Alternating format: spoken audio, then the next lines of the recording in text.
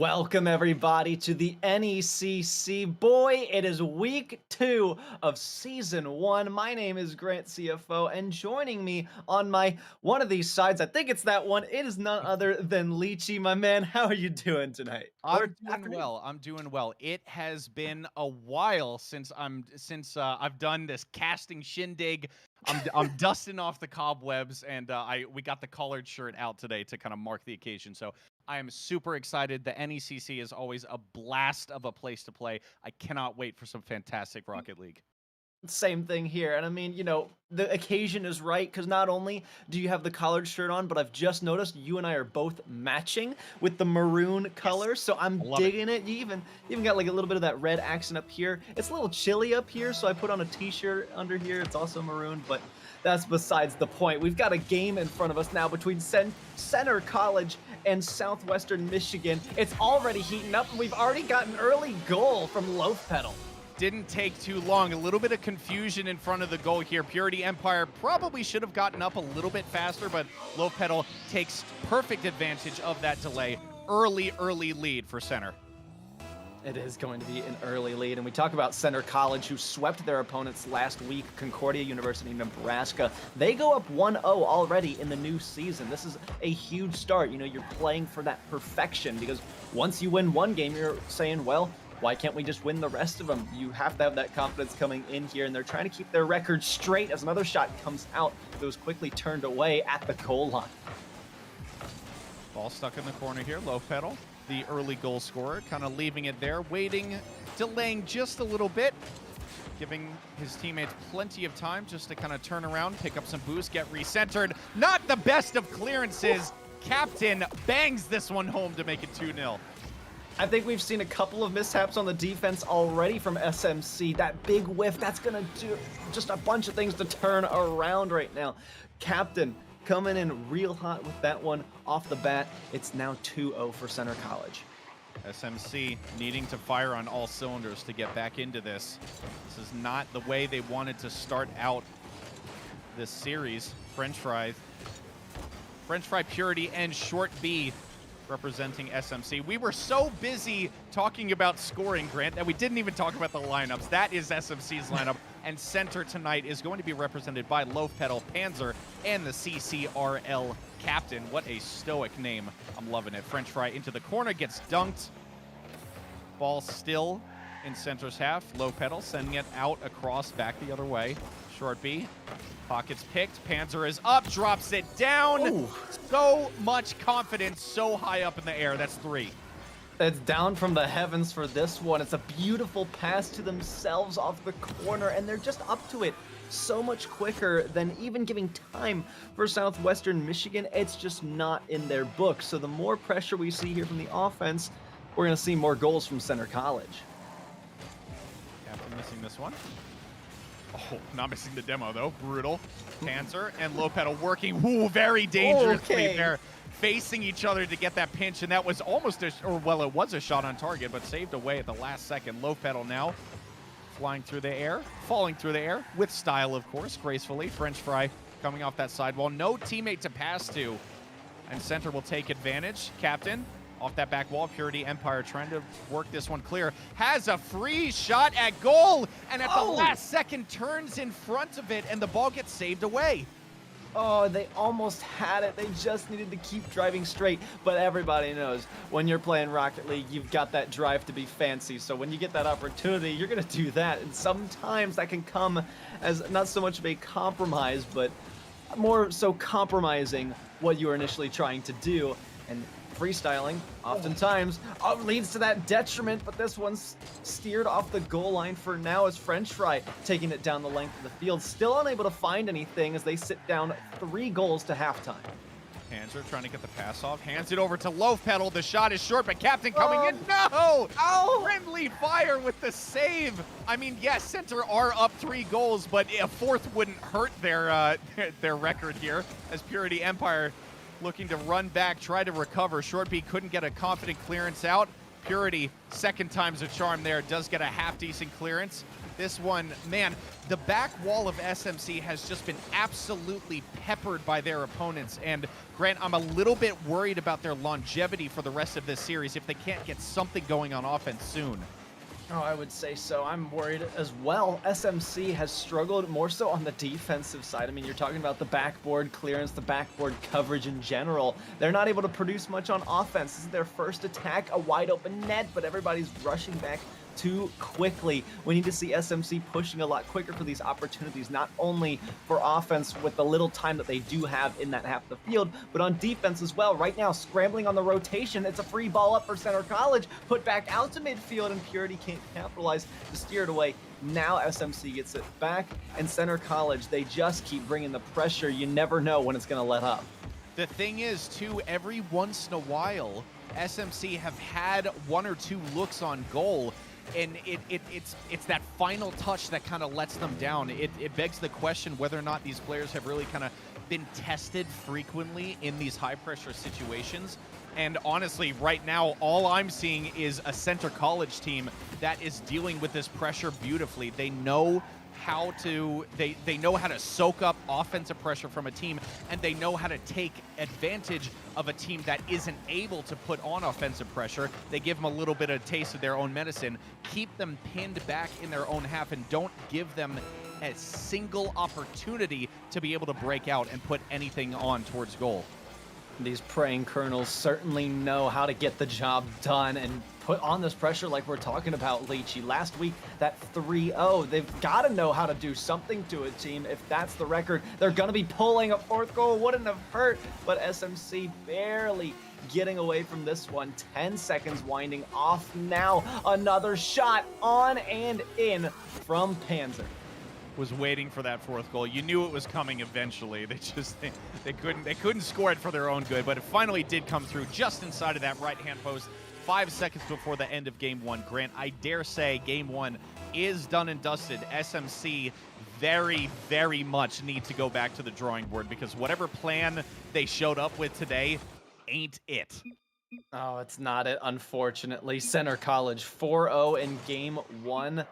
Oh, it could get ugly from here if things like this continued. But the biggest thing I want to point out, and a little bit of criticism that I'd love to give to Southwestern Michigan right now, is start communicating on the defense. And this is a problem I've seen in myself when I'm playing with my team, is a lot of the times we know how to communicate on offense, and we like to be on offense. So it's that joy, that happiness that's coming along with that makes you want to keep rolling with it. But as soon as we get on the defense, we start to get quiet. And by we, I mean mostly me, and that doesn't help the situation, right? So all this communication is needed to get these rotations back into commission, I guess, and get the ball rolling literally and figuratively again. Yeah, that is a good point that you bring up, because rotations on offense versus defense at this level of a game can be a little bit tricky to suss out, because it's a very different feeling. When you're on offense, you've got a mile of empty space behind you that you can always just kind of check back a little bit further if you're not feeling too safe about it. If you don't want to be risky and kind of choke things up further up on the field, you can afford to kind of hang back a little bit, use a little bit of extra boost to get where you need to be, and you're good. When it comes to defense, that back wall's right behind you, and the only kind of respite you have in terms of giving yourself a little bit of extra room is the fact that the open goal mouth is back there, but that's still got a roof over its head, and you are pinned, you know, in a very specific spot because you've got the posts on either side, and it's a very claustrophobic feeling. And so I wouldn't be surprised if we were able to just kind of stop time and ask SMC how they were feeling. I wouldn't doubt that they would say that they're feeling a little bit starved of space. Well, I certainly hope these Roadrunners aren't claustrophobic, because they're going to be spending a lot of time on defense yet again, unless things are to change. But it looks like the 50-50 game is back in favor of Center College. SMC has a little bit of time and unable to find anything on the offensive end just yet. Double from center, continues pressure. French fry back into the zone. This could be dangerous, but handled it extremely well. You notice the power that Center College has been able to produce on some of these shots, these clears as well. Look at that, just around the wall. They can transition by one touch, and that proves that each of these players are very efficient, including All-Star, to take it down on the counterattack. Unfortunate touch from French Fry as well. You see what they were going for, just kind of knock it up high enough into the air that nobody on center would have been able to get a worthwhile touch on it, and just didn't really get a worthwhile touch on it himself and left it wide open for center to slam into the net. That is yet another first-minute lead for Center College. Well, another shot coming in as well. Thank goodness the defense was there to block it from tripping into that corner. Putting it back over the top. Center College would love to get another shot on, and they slip it by two defenders in the corner. Not only is it now miscommunication, but it's back to square one of the whiff stage for SMC. Yeah, unfortunate. Not much more to say about that. It's not like it was a tricky shot, maybe just a little bit of a mechanical mix-up for one of the players. Didn't quite catch who that was, but whoever it was, let it open, or rather left the goal open to a 2-0 lead for Center College. They're starting to run away with this one, Grant, yet again. And that is only a bad thing for SMC, because the more games in a row that Center College can get multi-goal leads, the more they're going to start feeling themselves be confident, do riskier stuff, and probably pull it off, because at the on the flip side, SMC are going to be kind of withdrawing into their shell a little bit more, feeling like they're just kind of slamming their head against a brick wall, that there's nothing that they could possibly do to overcome this difficult situation. I do feel for SMC. I just, at the same time, I kind of need them to get their act together a little bit, because I want to see a competitive fight here, and it's a team that's capable of it. They just need to show it.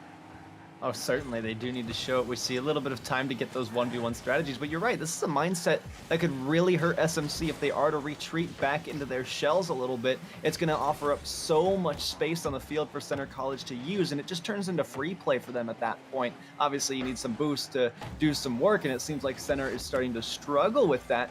SMC putting some more shots onto the box, but not really getting the connections they need to put it back of the net. Loaf Pedal as well with the 50, sending that one way outfield. It's up and uncontested. Now capitalized with a banger from Panzer. Yet again, it's the confidence so high up in the air, and those are not easy shots to direct on target. Yes, he did have time to work it out, but it's high up and it's pretty far away from the goal. So well done to knock that one in. 3-0. Grant, this is looking dire for SMC. It really is. SMC again struggling on the mechanics side the most. I would say these whiffs, not only on defense, but we're starting to see some on offense. And the biggest difference we've seen between them and Center is that level of consistency and being able to put not only consistent pressure on the ball, but consistent power on the ball. That's really doing them well. We talked about the counterattacks, which is really how they've gotten all three of these goals. We haven't really seen much solo play. It's just, I mean, I guess it's a solo play. If you bang it from one half and it finds its way into the net on another, it's just a long shot. He snipes it from downfield, so be it, I suppose. But SMC, man, they were really looking to be the underdog going into this series, but they have not been able to keep up, to say, with Center College. And I just don't know what more they can do when the mechanics are suffering. That's not really something within your control at the time. It's just one of those days. It's not decision making you can fix, and it becomes very hard to deal with. Good pass out there, however, to short B, or from short B to French Fry, pops it up, but yet again, that final touch just kind of letting them down just a little bit, wasn't able to control it. It was a difficult one to control, to their credit. When the chips are down, they're unable to convert. And now we've got 60 seconds left, and they find themselves 3 goals down. Open goal opportunity if French Fry can get there in time. A knock over to short B, and yet again, can't get there in time. That one was super close, but not enough speed and not enough boost in the tank. Lo and behold, they're unable to take advantage, and Center will send it right back down the other way and make it 4-0 in game 2. I do like the recognition here from Panzer. You see French Fry with the possession, but Panzer realized that they didn't have all of the possession. It was just out of their reach by a couple inches, and they were able to push it and capitalize on that one for the 4th goal. And now SMC is faced with a pretty monumental task of creating momentum out of thin air to somehow combat this and come back this Center College team. They're getting involved with some bump plays on the way home, and we see French Fry again leading the charge back to midfield. Here's the first one for SMC. This could be a momentum shift. That is so much what they needed. It doesn't matter that there's still a 3-goal deficit. They needed to get on the board, and hopefully that is going to give them that booster shot of confidence that they need to last a little bit longer throughout this series. Yes, their backs will be up against the wall for the remainder of this match, but at the very least, they've proven to everyone else in the audience, but most importantly to themselves, that they are capable of scoring. They just need to repeat it. Certainly, and I mean, we've talked about the mentality a little bit. Once you're down like that and you haven't been able to get on the board, you start to think, you start to overthink your mistakes, really, and you're just saying, oh, I can't do this, I can't do that, and it becomes a really negative space. But SMC, they're probably feeling a little positive now, knowing that it is possible to get on the board. That's going to bode well for them, except now the task becomes even higher than a mountain, even bigger than a monumental task. It is now a reverse sweep, one of the most difficult things to pull off, especially when there's been little to no momentum in a series. I will say the numbers are a little bit deceptive here, because towards the end of this match, SMC started getting on the offensive a little bit. Yes, the scoreline shows 4-1, but there was only a 2-shot deficit before between the two of them. 7 shots to Center College versus 5 to SMC. So pretty close. Eventually, it was a case of too little, too late as far as SMC is concerned. Not much difference in the saves as well. So that, to me, just kind of says that Center College are a team that are dang sure able to put shots on target and put them out of reach of a struggling SMC team. So as far as Center College is concerned, it ain't broke, so don't fix it. They can just kind of cast or rather, coast on what they've got. It's up to SMC now to make the drastic change in play style, and Game 3 is where they need to show up. So we're about to see that right now. And I think in Game 2, they also had a bit of time to experiment with what they had left in those final few seconds. After they got that goal, they're like, oh, okay, why did that work? Let's try to reproduce that. Let's try to replicate it in not only the last 40 seconds of the game, but let's see if we can replicate it at the beginning of here. Unfortunately, they are unable to, but I do like the offensive pressure coming early. All-Star. Nope. Leaves this one to Panzer, who knocks it way far out to the right side. Captain jumping on this one. Oh, that one's through both SMC players on defense, but Captain unable to capitalize. Panzer took their sweet time to take that one up the wall. French Fry will take advantage. Slams this up the corner wall. Captain, not super slow control. Now Short B has an opportunity at goal, but All-Star standing up super strong to get in the way of that one. Danger's not over yet, though. SMC, I will say, Grant, this is the longest period of offensive possession I've seen from the boys in yellow. I would just like to see them be able to continue it and see it all the way through to fruition. No, Panzer couldn't get there in time. Yet again took his sweet time to get there and kind of bit him a little bit. French Fries is up super tall. This is off the backboard. Take a little bit of breath as the pressure dies down. I was gonna say, that last shot from Short B and the block that they needed to get done, and they did get done, that would have hurt if they missed it, because we noticed that offensive pressure. It was almost the entirety of that first minute that SMC had the offense, and we saw a whiff in the midfield that didn't allow that to continue. The criticism that you were putting out there, Leechy, so that would have hurt them real badly in some places that just are too personal, but Captain finds the net, and that's about as personal you get in Rocket League.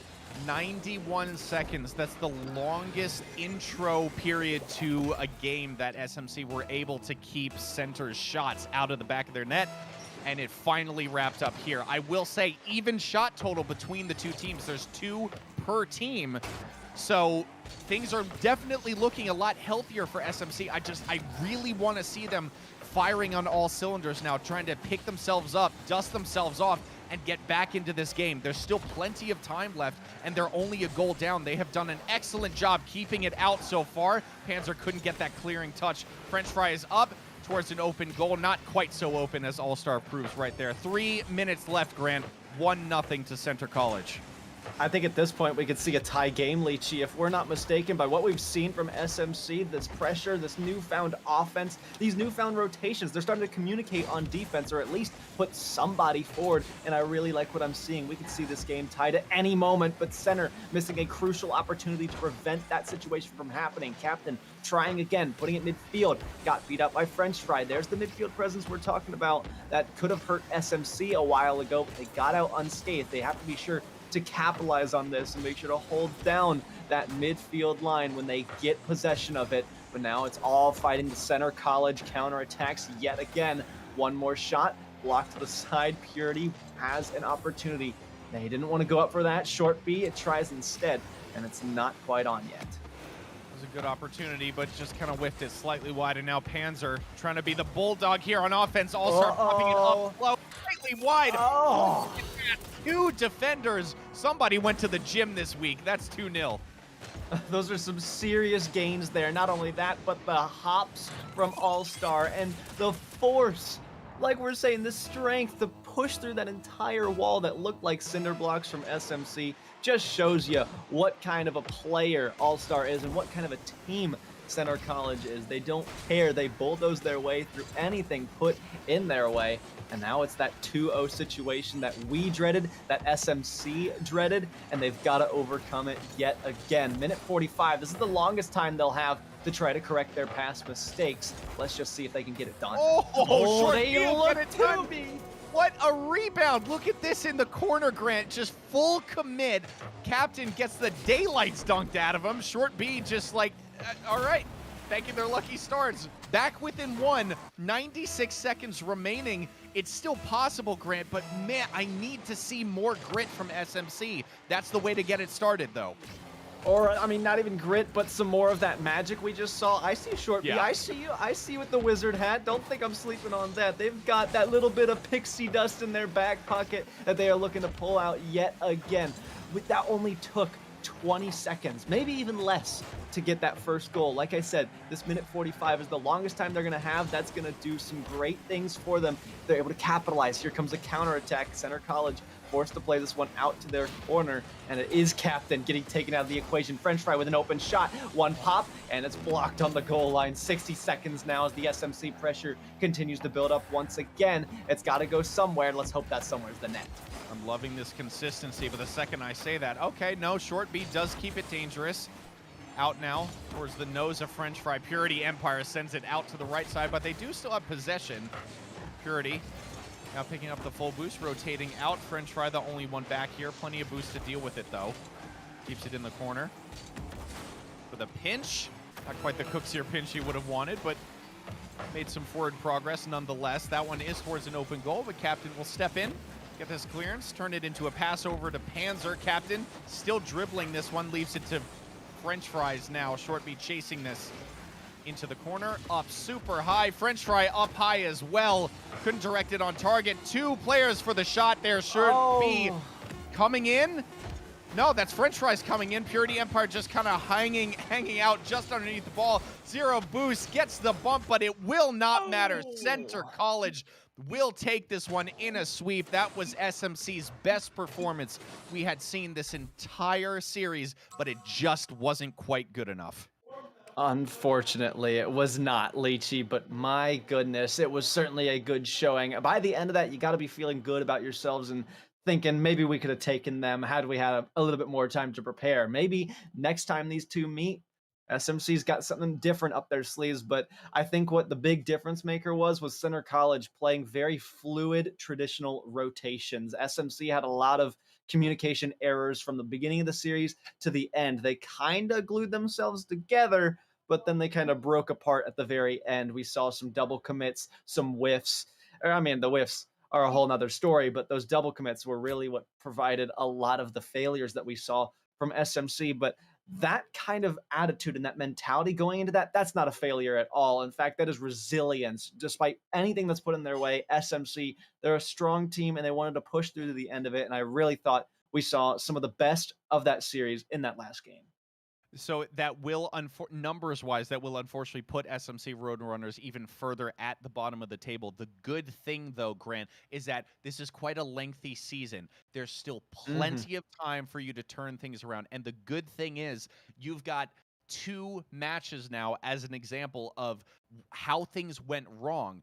Go back, watch the VODs, figure out where you guys needed to be compared to where you guys were in real time for positioning. Just figure out all those small little details. It will only improve as the season goes on. It will only improve. And the other thing too is as you improve, you start to become that underdog. It's not necessarily the slipperiest of slopes starting off on the wrong foot in the beginning of the season because you get that cool tag of underdog. And I see you SMC out there. I think you guys would love to have that under your belt, coming in, creating some major upsets. I mean, that might just be even more rewarding by the end of the season. But again, fantastic job. It was a great series to watch, despite the outcome that puts Center College 6-0 on their record. That's 2-0 series. So they're feeling pretty good. SMC, they've got some work to do, some replay analysis to go. But Leachy, I'll give you one final chance for any parting words before we send these folks home for another game. It was a pleasure casting with you, Grant. I believe you are done, but I'm sticking around for one more series. I'll be on the other side of this break. But I am, long story short, I am super glad to be back at the NECC, one of my favorite places to work, and some lovely people helping us out behind the scenes. So GG NECC. Love to be here. And I would say the NECC, as well as the audience at home, is happy to have you back, Leachy. We will see all of you guys at home back in just a moment, but I am out.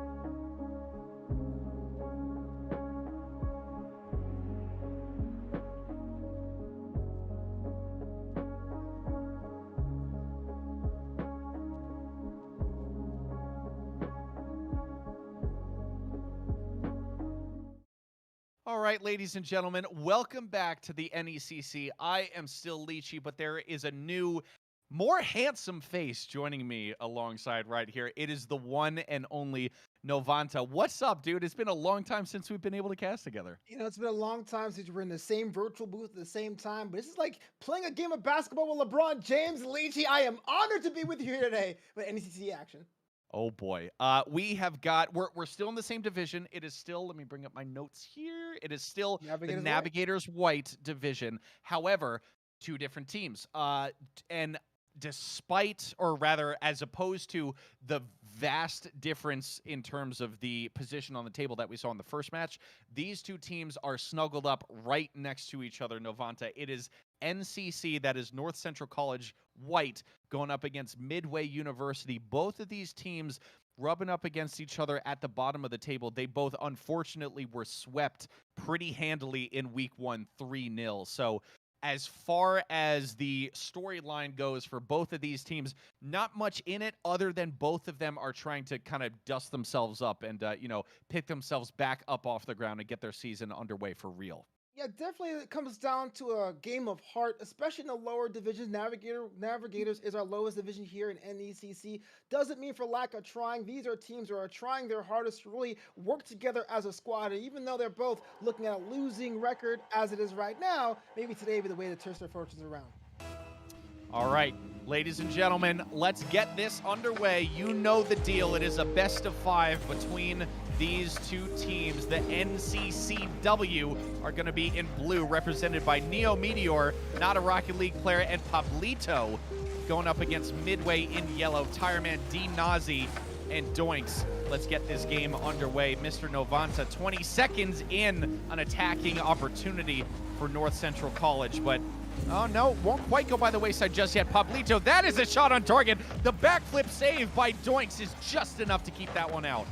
Get the one out, and you see this now here. If this is the first time watching Rocket League at this level, there's going to be a little bit more, I would say, less trust of your teammates here because misses do happen, and when misses happen, you have follow-ups quite like that. 40 seconds elapsed, and we have our first score of the game. Didn't take too long. Tireman just getting dunked. Pablito, right place, right time. That is exactly how you want to start things out. Beautifully angled, but I will say, or rather, I don't know, to me, it looked like a little bit of luck, but hey, a goal is a goal is a goal. They will take that every single day of the week. And twice on Tuesdays, goal number 2 coming out. NCC are on fire here. Well, I was about to say, a goal is a goal is a goal because it gives you the confidence to make shots you wouldn't have if you were gun shy or snake bit. And just because of that, you have 2 rapid fire strikes, and the scoreline reflects that. 2-0 favoring NCC.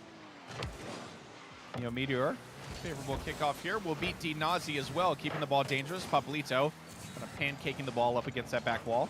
Not making a ton of progress. Still here. Doinks up late, but did get the final touch on it. Pass out mid. D Nazi should be the recipient. Gets up, but a little bit too slow. Pablito picks his pockets there. Attacking opportunity for North Central College. Not a Rocket League player. Okay, scoring goal number 3. Well, even though the score is credited to not a Rocket League play, you got to give credit to Pablito there for being the pickpocket to put the ball in the other direction to give your team a little bit more options. And see, well, goal after goal after goal means you're cruising now. 3 goals unanswered for NCC. 3:50 on the clock. Neo Meteor. Ooh, shot on target. Doinks needed to be up super quick to get rid of that one. And was, to his credit. Rocket League player, leaving it to Pablito. All the way up along the side wall. Tireman, nice tidy turn. Getting some pressure here in favor of Midway. No, Doinks, too much pace on the ball. Slams it off the bar. Pressure's not over. There it is, the follow-up. Tireman, 17:03, pulling one back for Midway. You can all breathe a sigh of relief there because Tireman was sitting on 30 points going before this shot. It was the first one to bring one back, but the shot before that, the one that went a little bit off kilter, is something that's concerning. It usually happens when you're a bit frazzled, when you're looking at a deficit. You got one back here. Let's see if they can add more to their tally. High off the ceiling. Not a Rocket League player. Misjudging the time to go up for that one. Pablito will slam this off the backboard. Neo Meteor up high for the read. Couldn't quite get it. Neither could Doinks.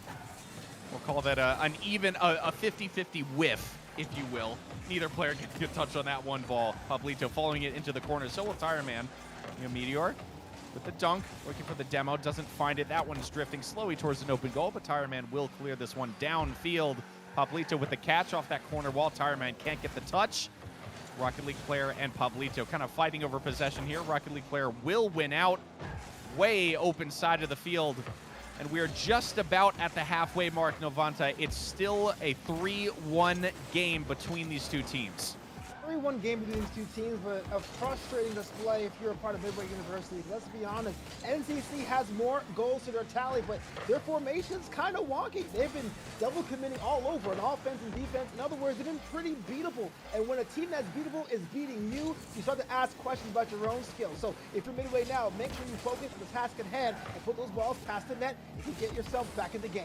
Oh, Tire Man, what an excellent shot. Pablito really needed to be quick on his feet to make that save, and was, to his credit. Pablito yet again knocking this out across. I will say over the past about 30, 60 seconds here, Midway really have been putting the pressure on NCC, and to NCC's credit, they have been super happy just to kind of sit back and absorb the pressure. There have been some dangerous shots coming towards their own goal, but Midway just haven't been able to get enough sauce on the ball to see it past this excellent NCC defense. Yeah, a lot of times this happens when your teammate goes up on a individual effort. You're not really sure what he, she, or they are trying to do, and so you kind of put yourself out of position. Too many times we've seen already in this game that it's not the shot on goal that goes in, but the follow-up, the rebound. So whatever team decides to go up there, and I'm looking at Midway specifically, if you want to get back in the game, you got to put at least 2 people forward to give yourself a second option in case your shot goes awry. 50 going awry there. Yeah. Just a little bit, Midway. Nazi out up that side wall. Has plenty of boost, but opting just to kind of wait super patiently. Did beat a player with it. Maybe would have been better suited to push that with a little bit more urgency. As it stands, we're under a minute left. Is that on target? It sure is. Pablito yet again with the save. This one's up high above the crossbar. Man, NCC have gotten really, well, I'd say lucky, but honestly, there has been some defensive mastery from Pablito in net, acting as the goalkeeper of the century lately. It's one of those situations where you'll see NCC, they look like they're not paying attention or reading the playbook, but they come out with these saves or these blocks out of nowhere. It's the equivalent of drunken-style martial arts, if I can say so myself. But they have the scoreline in their favor, 20 seconds ticking down, and it looks like they may steal this one. Final 15, Meteor. Rotate all the way out. Rocket League player playing some Rocket League in the corner. Pass out to a teammate. Pablito needed to be a bit quicker to get there in time. Doesn't matter. The clock will tick all the way down. Mr. Novanta, this game is very much going the way of North Central College White with a goal here to boot to make it 4. Well, that extra goals for emphasis here. And like I said before, the way NCC is playing is not going to take home any medals for rotation prowess or shooting accuracy, but it's effective. And you're looking at Midway now, whatever you're trying isn't working. And I know it seems like you want to do too much. I know it seems you want to get back goals as soon as you drop them. But when it comes down to it, you got to stick to the game plan that worked for you in the training pitch. It's up to you to make sure your rotations are tight. Every member on your team has a path to goal, a shooting lane, if you will, to put yourself back in the game with just sheer mechanics. Don't try to be a hero there, Lychee. I am looking at something interesting here, Novanta, as far as the numbers go. I know folks at home can't see this anymore, but I'll spell it out for you. It seems like there is very clearly one support player on each team. For NCC White, it is Pablito. 1 goal, sure, but 2 assists and 3 saves. There are 0 assists anywhere else on the field for NCC, and saves as well. And the same can be said for Midway. Doinks, 1 assist and 4 saves, 0s in every other of their teammates' columns. A very interesting way to kind of structure your team play here. Not something that I would expect, but something that is very clearly for North Central College working quite well, and probably for Midway University is something they kind of want to toss to the side and come up with a new game plan, because what is working for their opponents is very much not working for them. Absolutely, especially at lower ranked Rocket League, which I'm a part of. I'm not saying that disparagingly. I am in that Navigators Club myself. Having a support play is very valuable because there may be times where someone up top may make that critical whiff. But you're right. If you're having a boxing match, someone has to be more aggressive. Both of you guys can't be blocking at the same time, or else it's going to be a very ugly contest. All right, game number 2. Midway find themselves down. It was a bit of a brutal scoreline, but it definitely felt a more even contest. They just kind of need to prove that to themselves. Meteor a 0 boost. That shot will be difficult to pull off. Not a Rocket League player up super premature. D-Nazi and Tireman just kind of waiting very patiently to see what NCC winds up doing. A great downward pass from Neo Meteor. Pablito couldn't find it on target. Doinks leaving this one. It's wide open for not a Rocket League player. Couldn't find it on target. That one's off the back wall. Pablito here for the second follow-up. No, it's off the crossbar. Not a Rocket League player. Another bite at the cherry. Couldn't make that one work either. Man, NCC couldn't buy a goal, and now it's Midway's turn to make something happen. I'm not sure which one is more the bigger story here. 4 shots on goal that didn't go in, or having a defense allowing your opponent to shoot 4 times at you without nary a response. And that's the kind of thing we saw in the first game as well. Midway has to get more aggressive, or else they'd be on the other end of a firing squad. Not a Rocket League player. Oh, stinger of a shot requiring 2 Midway players to get up and make that stop, but unfortunately that left the goal wide open for Pablito to slam this one in. That's the first goal of game number 2. So that formation we're talking about, that support player formation, is what that is. You are relying on your opponent to double commit on defense, and when that happens, leaves a goal wide open, and Pablito was more than happy to make them pay for it. Doinks, big slam across field. One's off the back wall. Tireman up for the shot. It's on target, a tricky bounce shot, and NCC couldn't clear their lines. Midway are back even. We have a tie game. That sounds like fun. Look at this shot here with the speed. 64 miles per hour, bottom left corner. A little bit of assist on the other team, but you know what? I love tie games. It makes everything a bit more interesting.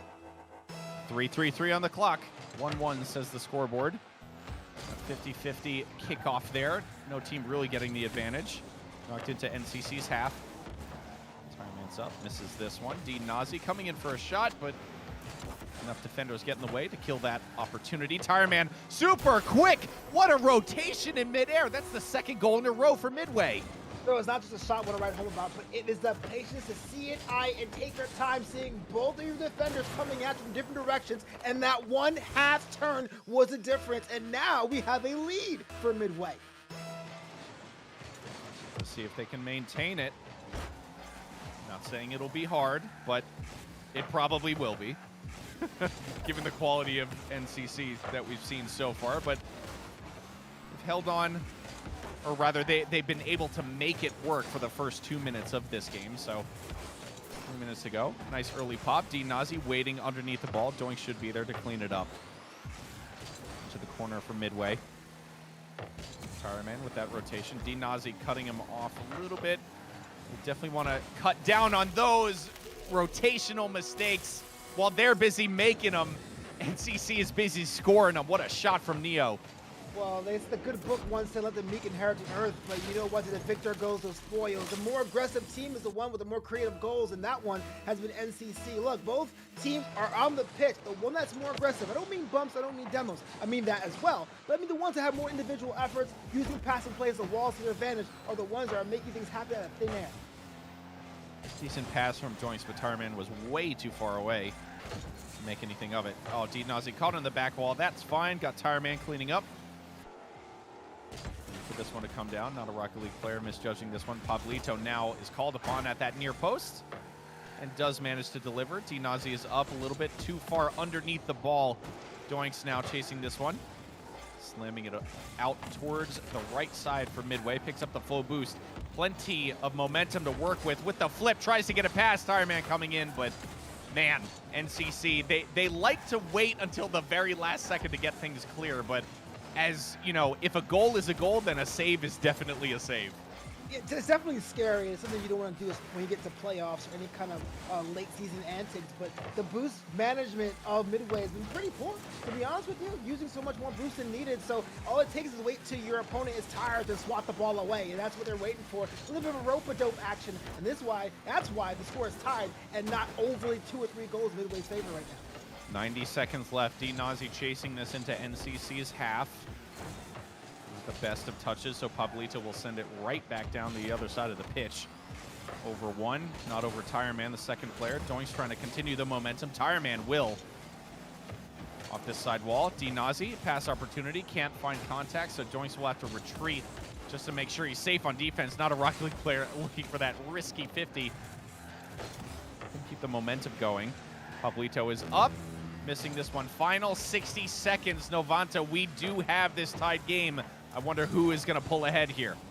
Well, who's going to pull ahead is a question I can't tell you, but if you look at the possession of the ball, it's favoring NCC. That ball has been in the Midway half for far too long, and even if they win this one Midway, that's a question they have to find an answer to eventually. You can't win games if you give up possession for so long in so much of these series, and so I'm hoping that they find that out, especially if they head into Game 3. Doinks up nice and early. That's on target, but Pablito, ever the expert on defense, nice and fast to it, deals with it responsibly, coming in for the demo, can't find target, so now it's a 3v2 power play. Tireman up with a shot, a slow one, yet again, can't beat Pablito. That one will, but Neo Meteor, whoa, stepping up for the double save in a row. Right place, right time. Pressure's not done. Doinks pass a crossover to both teammates, couldn't find contact. And now Pablito trying to get this counterattack started. That one's high, down off the ceiling. Novanta, we have overtime. Overtime situation is something you don't want to be in, but the ball is reset, so any momentum you have has to have a temporary respite. May give Midway a little bit of a chance to put something together, but so far, so good. Has been NCC to clear those balls off the lines. They've been so good at that. Man, Midway, you feel like it's just going to take one or two things going their way and maybe a bit of a lucky bounce, and they have got this in the bag because they really have had the momentum, in my opinion. NCC have needed to call on Pablito to get the saves time and time again. That time they just call on the woodwork. Doinks missing just barely off that right side post. And now he's the only one back waiting for the bounce. No, waited too long. Pablito, the dagger in the chest of Midway. That is game number 2 to the team in blue. I think this play pretty much sums up this series so far. Midway has been so smart and so crisp to beat the defense of NCC, but that last gasp, that last move, whether it's a strike or a pass, always seems to get broken up and stolen from them. NCC gets another one. They're on series point. Man, the shot total. Doinks had 6 shots. Pablito had 5 and 3 saves to his name. Both players on fire. 3 saves and 3 shots for Tireman. I can't get over this numbers game. This is much more of that even contest that we were looking for, Novanta. It's just the unfortunate thing is that it took to game 2 to find it, because game 1 very much went the way of NCC, and this one, I won't say very much went the way of NCC, but they edged Midway out just at the very end. This should be a 1-1 scoreline in the series, but now Midway need to play absolutely perfect for the rest of this because they have literally no room for error. They lose one more game and it's done. Yeah, one more game and it's done, but it's a very simple fix. You're seeing so much time, they're giving up the possession to the other team, and frankly, what comes down to it, the team with the most possession wins the games. You got to take more time on the ball. I'm not saying slow it down, but short passes, do a little bit of individual effort, some dribbling to really draw defense towards you, to open up a passing lane to give your teammates a chance to score, and Midway could be right back in this one. I would love to see that play out, especially down here in the Navigators White Division. I'm crossing my fingers. I'm crossing my fingers as a neutral viewer for hopefully a better Midway performance. And it doesn't even need to be that much better. Just like a 10% boost from what we saw in game 2. And I think Midway has at least one game in the bag. This is not a team that deserves to be 3-0 swept. They deserve to get at least one game to their name here. Let me ask you the question, Leech. You're the most big brain person I know. If you're Midway, what exactly did you do? Oh, my Lord. You're asking the wrong person. Man, I don't know, honestly, because the shots, yes, they could have been slightly more on target, but we're also in the Navigators division, so it's to be expected that there's a little bit rough around the edges when it comes to accuracy. Sure isn't in the case of Pablito. Slamming this one home helped a little bit by the fact that nobody was in goal to knock it out. Viva Pablito. You see that shot, that angle. This is what I'm talking about, creative plays. You see what I was saying, Midway doing short passes. NCC's doing the opposite. This one works in their favor. 40 seconds elapsed. There's a 1-0 scoreline. All is not lost. I still believe that Midway has a chance to at least get themselves on the board. Back to my point, I think, honestly, Pablito needs to have a target painted on his back by the Midway players. So active on defense, and every single genuinely good opportunity that Midway were capable of developing, once it came to fruition and the final shot left the nose of the Midway player, who else but Pablito was standing in the way to make that save? Get him off of the field. Bump him, demo him, get in his face, unsettle him as much as possible, because if that doesn't change and you keep putting, excellent shots on target, but if Pablito is in the goal, odds are he's going to make that stop. So that's the one variable you need to change. That's my answer, Novanta. Get rid of Pablito in any way you see fit. Why you're the legend here. We're about a minute and a half elapsed, and there's only one goal that separates these two squads. It could be a second one here. That was further away. So I'm looking at these two teams now, and we're looking at series point for NCC, and well, you couldn't tell by the way they're playing. They're going taking their own sweet time here on the pitch of swatting balls away, playing keep away. And I guess, if you have that advantage, if you have the game advantage, why not use some of that clock management skills? Tire Man, the only one back on defense. Doinks sprinting back to change that fact. Oh, Neo Meteor, nice touch there just to keep the momentum going. Pablito up nice and high. It's off the ceiling, but no progress made there. Neo will have to retreat. Doinks, this one is on target, but not a Rocket League player making that required save. D Nazi hanging out, leaving this to Doinks to clear. Halfway mark, Novanta. 1-0 from NCC. We've seen chances by Midway. They just haven't been able to capitalize. I understand that, you see a little bit of the parking of the bus there at NCC. 2 cars are on goal whenever the ball's in their half of the pitch and just booming it around, just taking the time to make things happen. They have the control. They have the way to exploit their opponent quite like that. The scoreline is now double 2-0. And they've got bangers like this in the back pocket. Meteor. Oh, it's so delightful. He took off from his own side of the pitch, rotated all the way around, and tracked that sucker all the way in. A deserved second goal, a deserved 2-goal lead, almost 3 from Pablito, but Midway able to stand up there. Man, Midway are feeling the heat, and now it's a daunting task, Novanta, because when it's only 1 goal to overcome with 2 minutes left, you feel like it's a very doable task. When your opponent then doubles their lead, that 2 minutes starts to feel a lot shorter than it used to be. I was going to say, I could have been 3 right there. I was going to say 2 goals is not good. It's not ideal. But, in my mind, sometimes I go, when I'm on the losing end of that, I go, well, look, I get a goal on frame right now, kickoff goal, I'm back in this, but you can't let a third happen. But Pablito says, all right, Caster, explain this one. 3-0 NCC. 69 miles an hour, nice. Doinks couldn't quite get there. Oh, man, jumped down, had an opportunity to probably front flip, but, man, the pace on that ball, very, very difficult to get to regardless. So just over 90 seconds left. Man, Novanta, it seems like the NCC, North Central College, are really just doing everything in their power to put this game to bed. They realized that Midway were having chances. They came together, figured out what they needed to do to neutralize those chances, and, I mean, as far as I can tell, it has worked a treat for them. Well, it's early in the season, yeah, but you have to have that killer instinct and early. When you have your opponent on the ropes, they got to land that haymaker, put things to bed. You get used to that as you head into playoffs, and hopefully if your record stays the same. But your sense going into this, both these teams are 0-1 heading into it. Nobody wants to be down 2 games. And we saw the team that wants it more, had more goals, and they possibly win this series. Just a quick numbers game. Pablito has as many shots as everybody else on the pitch combined. 8 shots purely to Pablito's name. with that same number spread across every other of the 5 players on this field.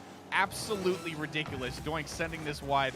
If there was one player I would say that has absolutely made a crucial difference to this match, it has been Pablito. Honestly, Novanta, if Pablito doesn't play tonight, I don't think NCC White has as dominant of a win, purely because Midway would have been able to bring it back level a couple more times. Pablito was an absolute stalwart in defense, keeping the ball out time and time again. And you know what they say, offense wins games, but defense wins championships. You might as well start this early on in the season. That is the sweep going to NCC.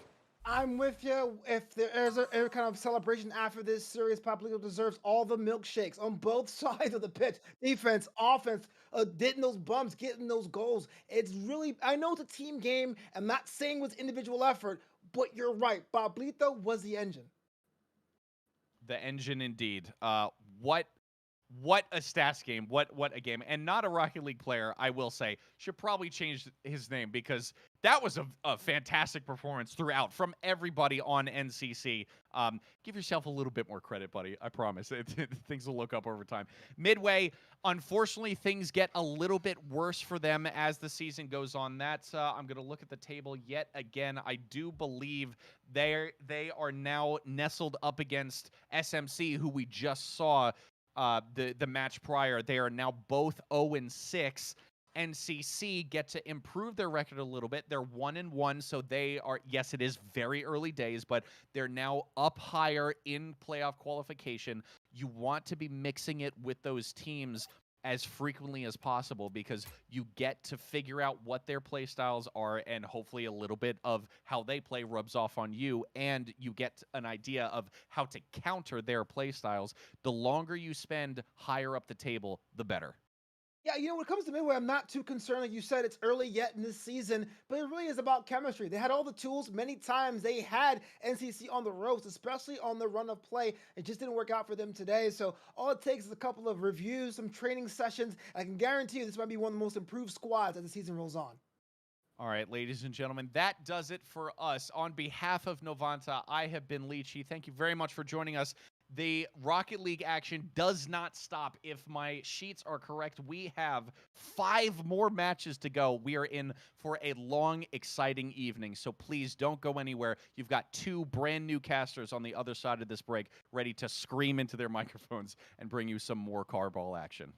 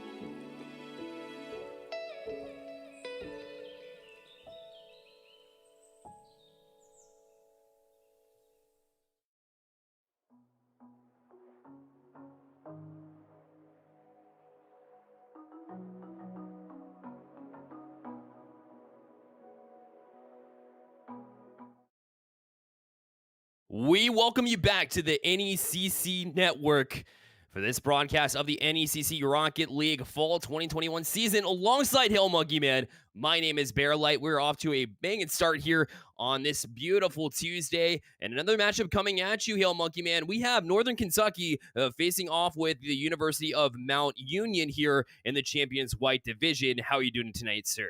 You know, it's a great evening. There's a lot of things that these guys could be doing, but they're right here ready to compete here at the NECC. And we move up to our top tier, our top crust of competition. It's that nice, flaky, delicious part of the pie. You get down to the meat and potatoes of that too, but this is the part that you start it, and this is where we get to see some awesome action here at the top. And we get to see it from Northern Kentucky and as well as the University of Mount Union. It is going to be Macaw versus the Norse with Victory Viking. So we got a couple of good squads coming out here.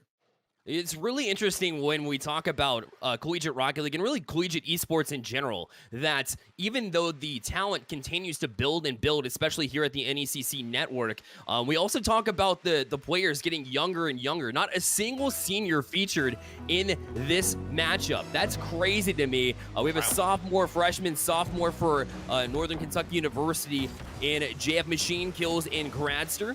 And then for University of Mount Union here in this game number 1, Twist, Candy Guy, and Finding Cade. They are a sophomore, junior, and junior respectively. So talent goes up, age coming down, and it just shows you how much talent is ahead of us at this level. And if they can maintain that for, months, years to come throughout their entire esports career, this game in particular and more, then we get to see a bunch of that get to develop over a longer course of time and really allows you to develop and progress your entire program. But as we've progressed to this opening half minute, there's been a lot of push from the side of Mount Union, but they've been turned away by Northern Kentucky. It's going to be Kills, who's actually going to be able to kill the ball here. It's Candy Guy who gives a chase. You have Finding Cade sweeping across that goal line, but a nice answer. And both squads just kind of moving over that midfield line, looking for a chance to duel in the sky. That challenge there will send them packing. A shot opportunity, but it should be cut short actually by Gradster himself. And Finding Cade will jump on it from the side wall. We'll carry back out, lots of room to work with, but all he really had to do was stay back on the shot. It's Simpson. JF Machine comes up big with the save. We'll have to do it again. And sure enough, gets a touch out. But right into the hands of Candy Guy, they'll try to strike again. But it'll be Northern Kentucky that gets out of harm's way for now, as Twist will try to settle, but it bounces right back out in the middle. Candy Guy with a big clear. It'll be Northern Kentucky to try to take it from here. As soon as Mount Union finds a little bit of pressure in the face, they're able to alleviate it with a great big clear, and that's just Northern Kentucky kind of giving up the ghost and giving up some space. It's turned into a bullying act at the goal line. It'll be Candy Guy that turns it in. That was a nice team play, and that's our first goal of the day. Mount Union able to kind of fight off some pressure early from Northern Kentucky University and able to kind of expose the defense there on a little bit of a mishap. So a 1-0 lead to start things off in this super challenging Champions White Division here in the NECC, which features one of the best, the Northwood Blue Team, aka that top team that has won a couple of CRLs and placed, I believe, 3rd place in over the summertime in the CCA. So I mean, this division is packed full of talent, and we see it featured in this game as well. That means they have to be able to use these times. Oh, in those moments to improve. This one sneaks past the goalie. Twist turns it into the corner, and it's Finding Cade looking for a chance to be able to turn into a pass. But JF Machine, the gears are turning, and Candy Guy just can't stop the speed. Great job to jump on that one and find a little bit of space, and that's all you need when you have a shot like that, when you're able to have the aim that you do from GF Machine. Nicely done is it'll be Candy Guy to play right back out. There's Twist as well. Good passing play. It's off the post, but cleaned up there from Finding Cade. And as fast as that lead went away, it comes right back as Finding Cade will give them the 2-1 lead. I like Finding Cade being able to come up in the moment. This is kind of a cleanup duty act, but it is something that someone must do, and I love the initial touch by Candy Guy, getting that extra twist mid-air to really get it past that final. I guess it'd be the second guy over that midfield line. An extension of Mount Union's offense and being able to really find an answer after they let that one sneak in. I need to see more of JF Machine. He's already been able to show a lot, but it's going to be Finding Cade that will find a challenge here first. Gradster, a little bit too far. You're going to try and contain it. Goes to JF Machine, the man of the hour on the side of Northern Kentucky. Kentucky goes to the wall. Be able to find a follow-up? Yes, he does, but it's in traffic against Twist. Candy Guy, big clear, and this is exactly what Mountain Union has been able to excel at so far, alleviating pressure just as Kentucky gets moving forward. And you can tell that now Northern Kentucky feeling a little bit antsy here, just in the challenges alone and the timing of them, as they seem a little off kilter. Will kill us with a little bit of an awkward touch there, and we'll leave it for JF Machine, who will try to play the side wall to get it out. And a 50-50 will ensure that it goes back into the Mount Union zone, and Kills will stay with it. Had an opportunity there for a touch. Unfortunately, came up a little bit short. And Gradster looking for a back pass. It'll be JF Machine from this back wall. Candy Guy with the quick turn. Leaves it right into the hands of Kills, who will try to go after this one. But it remains in this Mount Union offensive zone. So finally a touch out, but Candy Guy tries to find Cade. Just a little bit short on that pass. Comes right back out of the zone. Opportunity. That one is threatening, and it does call up a couple of defenders out of Mountain Union. This one's going to be on top of the zone. It's Grasser with a chance, and they will deliver. It's 2-2, just under a minute and a half remaining. This is some good focus as Kills saw the opportunity. You had multiple members of Mountain Union chase into that zone. They locked into that opposite side corner. You just had to let it dribble over, and then one big shot put it through. Yeah, it's been a grind of a game here as well, and so the mentality super strong here from Northern Kentucky to stay in this one. It's very easy when it is that grind of a defensive battle to kind of, give up on things when you're down late in this one. But they're able to battle back and tie the game here with a minute 10 remaining. And Kills maybe looking to take the first lead here for Northern Kentucky. But a giant clear yet again will force Gradster up for it. And now Kills will look to try to settle, use the corner to get a bounce out in front. Candy Guy kind of misses on it, finding Cade. That was a dangerous opportunity, but they will eventually get out of harm's way temporarily. Another shot on. And if you're Mount Union here, you have to be careful, as Northern Kentucky has brought the heat in the past minute and a half. But they have also been able to kind of suffer a couple missteps, looking for the transition out of space. That one cut short by Candy Guy. Finding Cade, gonna be chasing it on. Twist, goes for an opportunity. It's gonna be Kills on a familiar corner for themselves, unable to turn it into a lateral pass. A chance here, Candy Guy with a lift, immediately finding JF Machine in his face. Gradster committing wholesale, has enough boost, looking for maybe the negative angle, will never come. That's a passing play. Kills will cut us short. We're looking at 13 seconds left on the clock. Bear, these two are looking to try and end it in regulation, but OT may be coming up in a moment. JF Machine, he's got one option. It goes overhead from Kills. That means the wall will find itself K to anyone, and it finds the ground instead. Oh, that was a dangerous pass to go across the field there in your own defensive zone with time running low. You basically gave up possession there, but luckily they're able to get away from that negative chance as Finding Kid looked for a pass. Caught up nicely, though, from JF Machine. Candy Guy. Gradster. Quick turn there, forcing Finding Kid. Almost missed that one, but somehow able to recover on that one, too. And so Northern Kentucky now will play on their heels. And a jump to it. Gradster. The next one to touch. We'll try to use the corner, but it was a nice shielding job there from Finding Cade to play it right back to Candy Guy, who will take it from here. Out of boost, we'll leave it for Twist. Not able to connect on that one, so should leave plenty of room, but a bit of miscommunication, and Finding Cade almost allowed the opportunity to jump there and dunk the ball home. He was a little bit short on it. Great passing across, but a miss again. As Twist will go high with it, but it'll be JF Machine from the back wall, and in just about a minute into overtime here, we remain sided 2.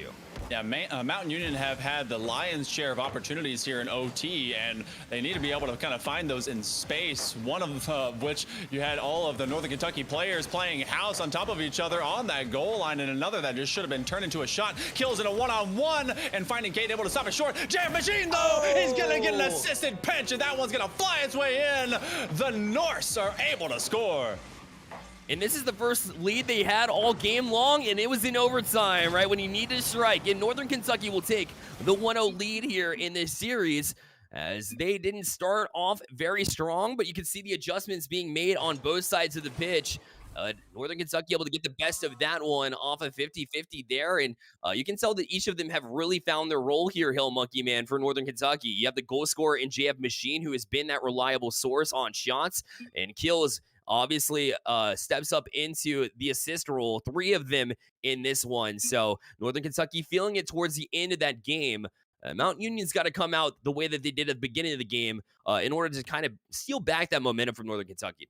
Yeah, you kind of feel like there's a little bit of just the slightest amount of disappointment for Mount Union because they had those key chances at the beginning of not the beginning of regulation, but at the beginning of OT and towards the end of regulation. Really could have made use of that transition. Game 1 almost feels as if NKU was really able to kind of just steal it from under their feet, but that was because of consistency from kills. We're going to see if that Master of Disaster can continue to be the playmaker, set up Grasser and JF Machine, but Mount Union, they got to be able to look for a way to strike back. Yeah, now is their chance to jump up and get off to the right foot here in game number 2, as it'll be JF Machine to press back in. Looking for kills with it, but finding Cade. Now a 2-on-1 if they can hurry. Candy Guy trying to go directly to net. Good recovery there, though, from Gradster, as he played that defensively super well.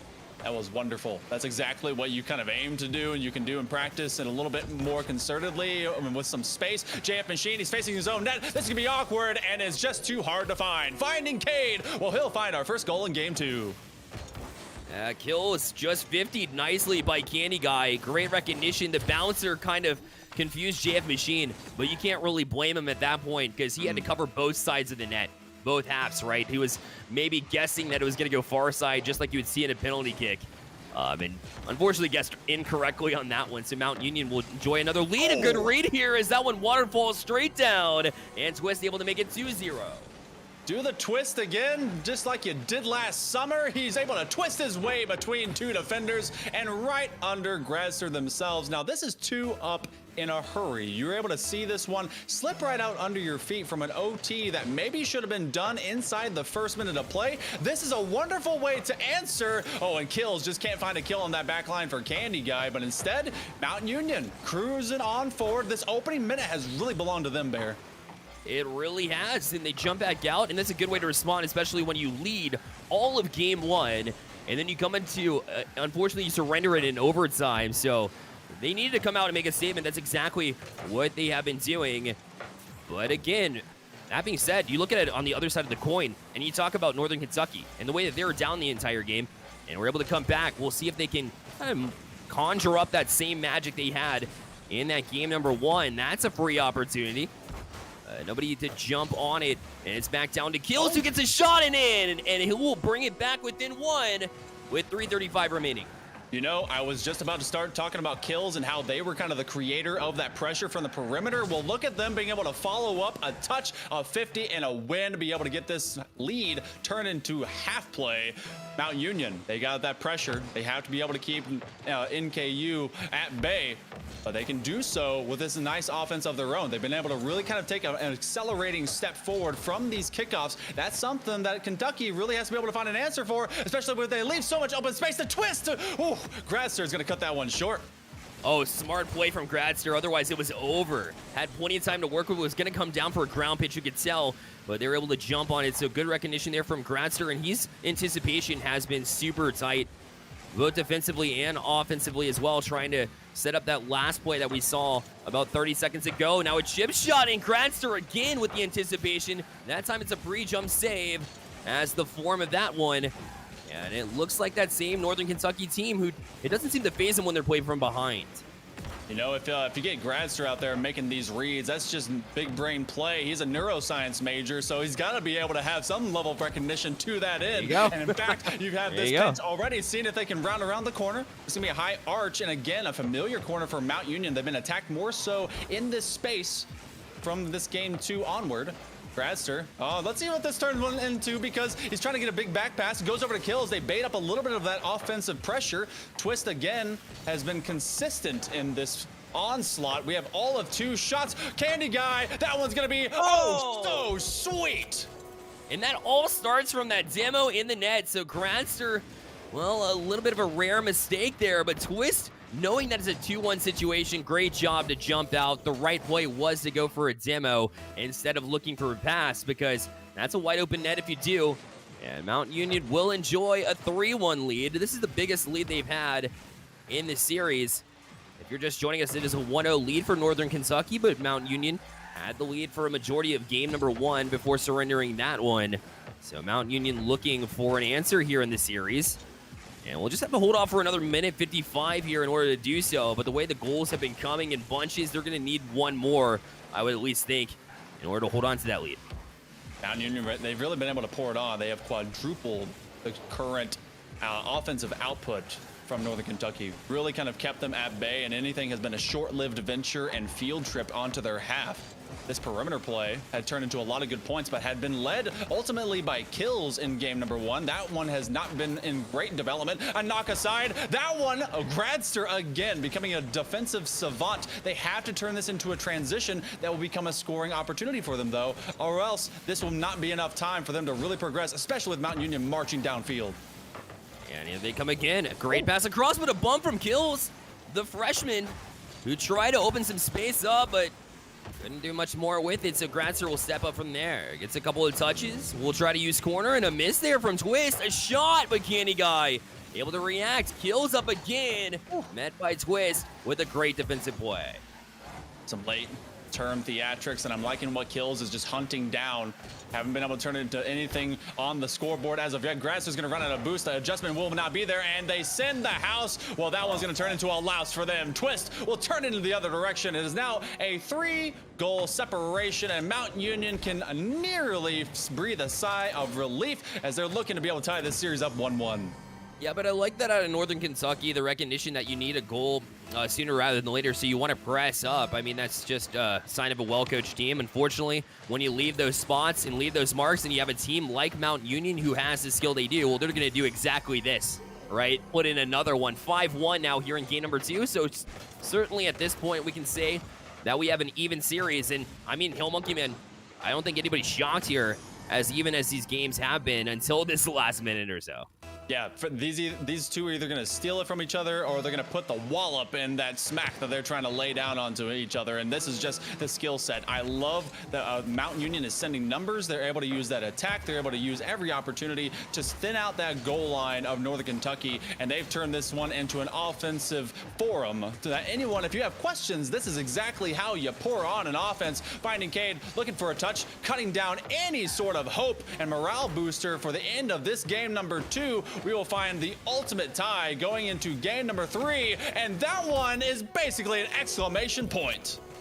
Yeah, and Northern Kentucky was able to play from behind in the last one. It looked like they might be able to do the same, but, I mean, that was answered with authority from Mount Union, who's come out here in game number 2 and is going to steal this one. Perhaps in Brazil here, they have 3 seconds to do it, but regardless, they will move themselves to a 1-1 situation as Northern Kentucky maybe looking for one here back to get some momentum, but it's not going to happen. Mount Union has definitely been the better of the two teams here in game number 2, and we'll jump into game number 3 with that statement made. We're definitely, if you're a Mount Union fan, you like what you saw develop. A lot more passing plays developed through the center of the field, but more so the fact that they were able to take advantage of the mistakes and was able to take care of business whenever the positioning from Northern Kentucky got away from them a little bit, and Mount Union was able to expose them in that way. Yeah, I saw a lot less of Kills being able to kind of advance freely up onto the far right corner. He honestly was utilizing that as kind of a zone control. He was able to extend the pitch in that way for Northern Kentucky in game number 1. That was cut short. This is Mount Union stealing away the ball, just limiting those chances. I mean, you get to see tripling up 12-4 in total shot output for Mount Union's favor. And then you get Candy Guy and Twist just ultimately turning everything in that they can. They send numbers, and they do not ever let a free ball around the zone or the goal line of Northern Kentucky's side of the pitch be untouched by an offender. They're going to send someone down, and we're going to go down to game number 3's pitch. Bear, these guys, they got to find someone with a match point advantage in their back pocket. We get to determine it here. And if Mount Union plays the way that they did in the last game, it should be an easy sailing for them to go to match points, but I don't think that'll be the case. That being said, we went and talked about how some of the younger talents in the NECC, well, they're actually showing up to play, and it was the sophomore, the youngest one on the starting roster for Mount Union with the hat trick and Twist, who was able to get the job done here. We'll see if that continues, as Twist, right on cue, able to get a 50. And he'll play to Candy on the side wall, who'll look for a dunk, but not a lot of boost to follow, so Gradster jumps on it, but overcommits here. leaving plenty of room for Cade. Gets a pass across the twist. Oh, what a save from JF Machine as he somehow got back to it. I didn't think he had the boost or the capability to get there, but he did. Man, that was a patience play as suddenly as it was a shot. That was beautiful, and they're still looking for bumps. They have taken over the likes of NKU's half, but then all of a sudden you see kills upfield. He's able to get some boost and the ball and a touch. They now are kind of a crisscrossing these shot opportunities. You get Mountain Union in a scramble in their own corner. They are just becoming trapped in a circular fashion. These 50-50s playing in their favor. Kills is going to be able to go back over and just cannot round it out. JF Machine, that gear's not quite as oiled as they need to be, and this one will stall out around the midfield. NKU going to be sitting on back. And it'll be Candy Guy to try to follow up, but wasn't able to get there before. GF Machine in a perfect position to do a little bit of damage here, or at least try to put on some pressure, as kills will now turn as the true freshman looks to work it by Twist, but Twist able to jump on it quickly. We'll try to eyeball a teammate, but there were none available, so maybe the right move to back off, as it'll be finding Cade from here, using the ceiling. Comes back down, a good read, and just off the post, but it squeaks in. It'll be Candy Guy credited with the first goal here at Mountain Union on top. So many times we go vertical when Mountain Union comes to play, and then they will make sure to off-pace that shot, and it is so tough to read because it will just softly bump its way over the goal line, sneak its way through. The defender left with not but a single chance to be able to get that touch. Otherwise, another man in yellow was going to come by and bury it further. This is another lead for Mountain Union. They have not trailed since game number 1, and they've looked good game 2 through the middle portion. Coming up of game number 3, Candy Guy with a big save. And as we approach halftime, it's been very quiet from NKU. With the look to turn and, make some noise here as Kills with the shot. Oh, I thought that the defense got back to it, but no, it's the freshman able to somehow get that one just in time. If that ball had any less velocity, that was a save, but Kills will be credited with this one, and we have a tie ball game. That is a single headlight away from being a save. A single twist to the right, and that is out. That's an inch away. And my goodness, you're just right. They put that same bit of off pace. Okay. Oh, no. JF Machine, he's going to get a nice assist from his opponent. This one turns into a great play. Just put it in an awkward spot. I believe it might have been going in. Oh, it was not. I think it was a little bit high. But JF Machine, that's just reactionary, right? You want to try to get back, the defense of Mountain Union, that is. Unfortunately, put it in the back of their own nets. And JF Machine will take that just about every time. Unfortunate reaction there. Will be credited with the own goal. But now over to Gradster. A give and go to JF Machine, and Twist able to jump up on the defense. But Hail Monkey Man, we blinked. And Northern Kentucky takes the lead off a couple little bit of mishaps here. Yeah, I mean, you know what? If they're trying to just be opportunistic when it comes to mistakes, you know what? They're going to be able to do it. Two things that have been differential between the offense and I guess overall kind of touching and mechanics from both these squads. You have great passing. Oh, and an open net that then has to ricochet off the near side post. The opportunity, and Twist has to fly across. Woo. Oh, Northern Kentucky giving me a scare. They have these amazing 1-2 punch passes. Mountain Union, they head down pitch, and they're able to kind of clear the zone with a man, make a great set touch, and then they just look for space, and they make great use of it individually, and it's the follow-ups that really threaten against Northern Kentucky. Northern Kentucky still has just a 1-goal lead, but they've been able to really put Mountain Union on their heels. Oh, pass across, just not finding the target, and now back in front. Twist! Achilles makes a great save on Candy Guy, as it'll be Twist to try to come across and play a 50 on Machine, but just a little bit short, and so JF Machine will play over to Grandster. Misses this one, though. Twist also missing the shot, as that one was relatively wide open. But now another mistake, it squeaks in a tie game. A little bit of sloppier gameplay here, Hill Monkey Man, both ways, so it kind of evens itself out in all reality.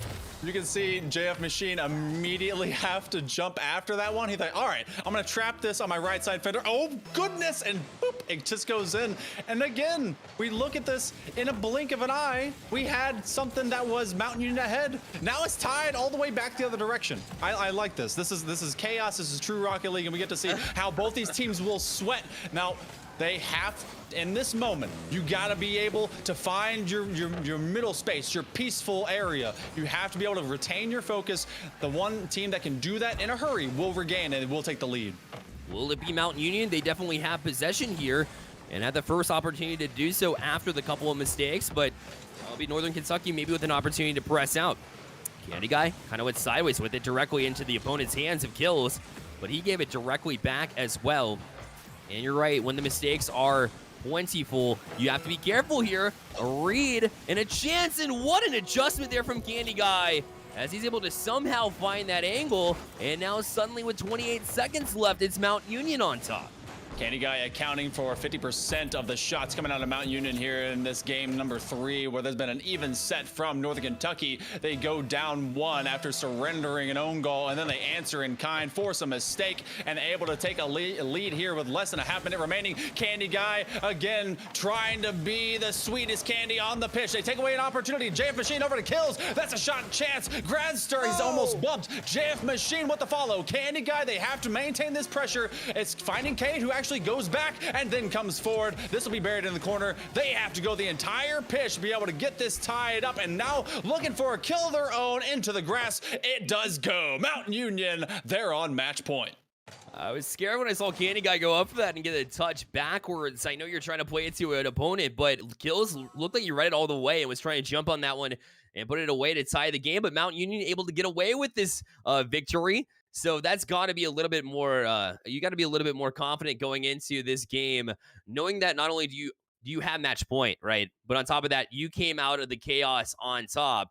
And so Mount Union just that one game away from winning the series. And in this case, it was Candy Guy as Twist was actually at the bottom of the scoreboard for Mount Union in this one after being the star in the last one with the hat trick, but it doesn't matter. Full team effort is what it takes to kind of dig yourself out of a game that was just pure chaos. And I like that they can find their moments to evolve. These teams, they always kind of trade off who's going to be kind of that leading man, and then they evenly disperse it. Again, Mountain Union, they find that open space off of the early opportunity. How many can they bait out? What move can they make? And then that follow-up forthcoming is what really finishes off all those chances. They've been able to really take advantage of North Kentucky in that way. Let's see if Kentucky be able to respond. They have to get through this game number 4, force game 5. They got to be able to stay alive. Let's see if the North can do so. Or will the Macaws be able to take it? This game underway, Northern Kentucky looking to close out a game 5. It's not what you want, especially when Northern Kentucky has been showing that they can play from behind in games. We'll see if they can do the same with the series, as Twist will have a touch off the back wall. JF Machine missed, but Candy Guy didn't recognize that it was going to be a miss and maybe let one go there, but I don't really blame him when it didn't look like a hit was going to develop in the first place. Twist with a quick turn. We'll look to continue. Gets a 50 on kills. Over to a great shot there. Oh, what a great read there from Finding K to jump in on the play when it looked like it might not have been the right move. But great recognition, and what an angle and a shot there in Mount Union with the first lead. From that opposite camera angle, it almost looked like one of those moments where someone just jumps over your shoulder to boop, just kind of like slap it aside, just turn it over. And they didn't expect that kind of momentum. That level of aggression is what surprises Northern Kentucky and what really gives Mountain Union a chance to play from ahead, play with this lead. And they account for the only shot that we have so far in the opening minute. They've been able to really own these initial chances. And we were looking at maybe a rule 1. No, that one will be a separation, and Kills actually bumps into Gradster. Need to be able to clean up what they can in these rotations, because Northern Kentucky, as they play from behind, you're going to start to see some of this maybe get a little bit more frantic. Yeah, especially in this do-or-die game here, at least in this week, right? Long season ahead of you, but you want to take all the wins you can, especially when we're talking about this Challengers White division, or Champions White division rather, who is so heavily packed with talents. You want to get as many wins as possible. Kills, a chance, a shot. Ooh. What an anticipatory save there from Twist as he somehow read that. That was incredible. He had nothing in his tank, and still the chances continue. And that one is actually a read of the player. They don't go for the ball, they go for the man. Looking to be able to find Candy Guy, is finding Cade, is crossing it in front of the zone. That was a little bit of a dangerous move as you bring it to the boulevard there. Might as well be an open shot opportunity. This one will be ricocheted aside as Finding Cade does not find that ball. Gradster, it's a pass down. Kills. Again, they're sending this kind of West Coast style. They're going from wall to wall. Really haven't been able to kind of find a north and south kill shot, but that's because Mountain Union has been able to kind of clog up traffic right in the middle of that lane. Gradster forces Candy Guy up, and again, another save. Yeah, the rotations just match, and it seems like just a great matchup for Mount Union because of it, as they have been able to read those back and forth passing. Twist kind of missing a shot here. Now it's going to be a one-on-one situation, but Candy Guy does a great job with that. But Mount Union, they've been able to read this passing plays. They take turns, switch, and they find each other on support on the defensive side. Otherwise, the passing of Northern Kentucky would definitely, throw off a lot of defenses, but just not this one. As they look to tie, but the shot a little bit high, and they're caught overextending again. And Mount Union able to put this one in. It's 2-0. That's rough because Kentucky had so much momentum, but you had Kills having to rotate into that near side corner, which then ultimately took away any support factor to that midfield line. He may have had no boost. He was looking for the big kill, looking for someone to be able to get out of the way. Well, guess what? No one was in the way when the ball went the other direction. It is 2 up. We're getting towards 2 minutes, Bear, and this is Northern Kentucky really in the hot seat. Yeah, they seem a little bit antsy. I think if they calm down, take a deep breath, we've seen them work from behind in game 1. We'll see if they can do it again, but it's not going to happen if they continue to play nervous, like they're not having or awarded the opportunity to get it back. That's a big clear and a step in the right direction, as it'll be a JF Machine to chase. We'll go off this side wall, gets a demo in the process as well. That'll free up a little bit of space, in theory, but in actuality, Candy Guy is just a wall, as he gets a couple of touches to try to work out. Now a twist. Candy Guy, unfortunate flip, but it actually worked for him as the defense kind of left it there. But a bit of a misstep. And Gradster, not able to get to it. And again, Northern Kentucky with plenty of opportunities, just haven't been able to capitalize, and it's haunting them now. It is, and you consistently then get Mountain Union. They don't have to put many more points on the board. They've got the 2 that really could round this out, but they consistently move through the midpoint of this pitch. And these shots are just not on target. It's been a low shooting affair, no matter how many trips we've taken downfield. 2 and 3. 3 actually on the board for both. JF Machine, he's gonna be the last man back. He's the first to field, looking for a trap. He's looking for a passing opportunity. He goes over the head of Candy Guy, who's able to just get right into the mix of a nice little zone. These lateral zones really playing in favor of Mountain Union. They've been able to clog a man into a great read. They've taken away any chances, and Northern Kentucky is about to run out of all of them. And it looked like Northern Kentucky was trying to play a little bit more patient, which I would argue is the right move if it was earlier in the series, right? Because he looked a little bit antsy when they got behind. Now is not the time to be patient. Now is when you want to start laying it all on the line like they had in the previous game. So just a little bit off on their timing of it. But that's a bit of a mistouch. And a demo as well.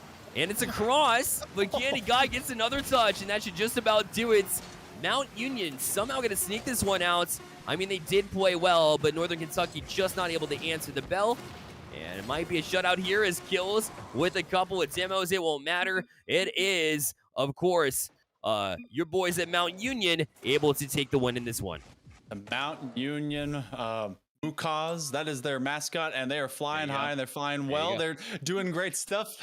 And Twist, Finding Cade, and Candy Guy did a great job. At the very end of that game, I thought maybe there was going to be some open space, some chances for Northern Kentucky to really, maybe find some last-second theatrics, but ultimately, this was about finishing. Mount Union, they knew how to finish, they now knew how to open it up, and they knew how to really get the points on the board. Northern Kentucky, I love the passing. It's just about being able to make sure that consistently opens up for you if that's the way you're moving down the pitch. And I loved Gradster's anticipation, too, for Northern Kentucky. It just seemed like they played a little bit more reserved. Didn't seem like they were very comfortable in the last few games. They were able to take that game 1 and get out to a great lead, but Mount Union, it was just the difference was they were able to answer the call whenever they got behinds in the series, was able to close it out with 3 straight. So an excellent job from them to pull things together as a squad, and they didn't have to score very much in that last one. They took that chaotic game number 3, and since then, it was all of them. I feel like that was really the difference maker when you can walk out of a game like that alive, and then ultimately it feels like they were going to close it out, and sure enough they did. Oh yeah, the first one snuck by you. The second one was overwhelming return to form. The third was chaos, and the fourth one was them blooming into their ultimate final form. So Mount Union, they take it away, but we're not done with Bear and Hail Monkey Man on stage as we get another matchup coming up. Bear, this one's going to be, I think, as special as the last one as we move forward, but that means that you don't go anywhere as we will return in the next few moments. Stick with us here at the NECC for more Rocket League action.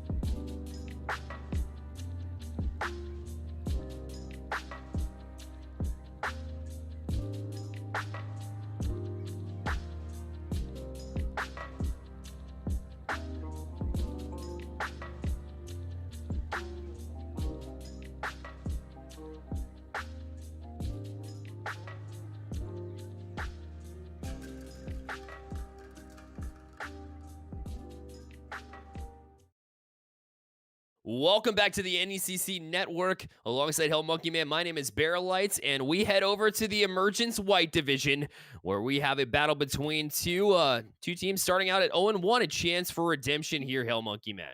Yeah, and it's going to be the Lincoln Land Loggers versus the University of North Alabama. And it's the Loggers who actually just suffered their first loss to an Alabama team over in Huntsville. Let's see if they can be able to bounce back and recover. Same thing, you got North Alabama. They got to be able to bounce back. It's the Lions and the Loggers. Which L will take a W tonight?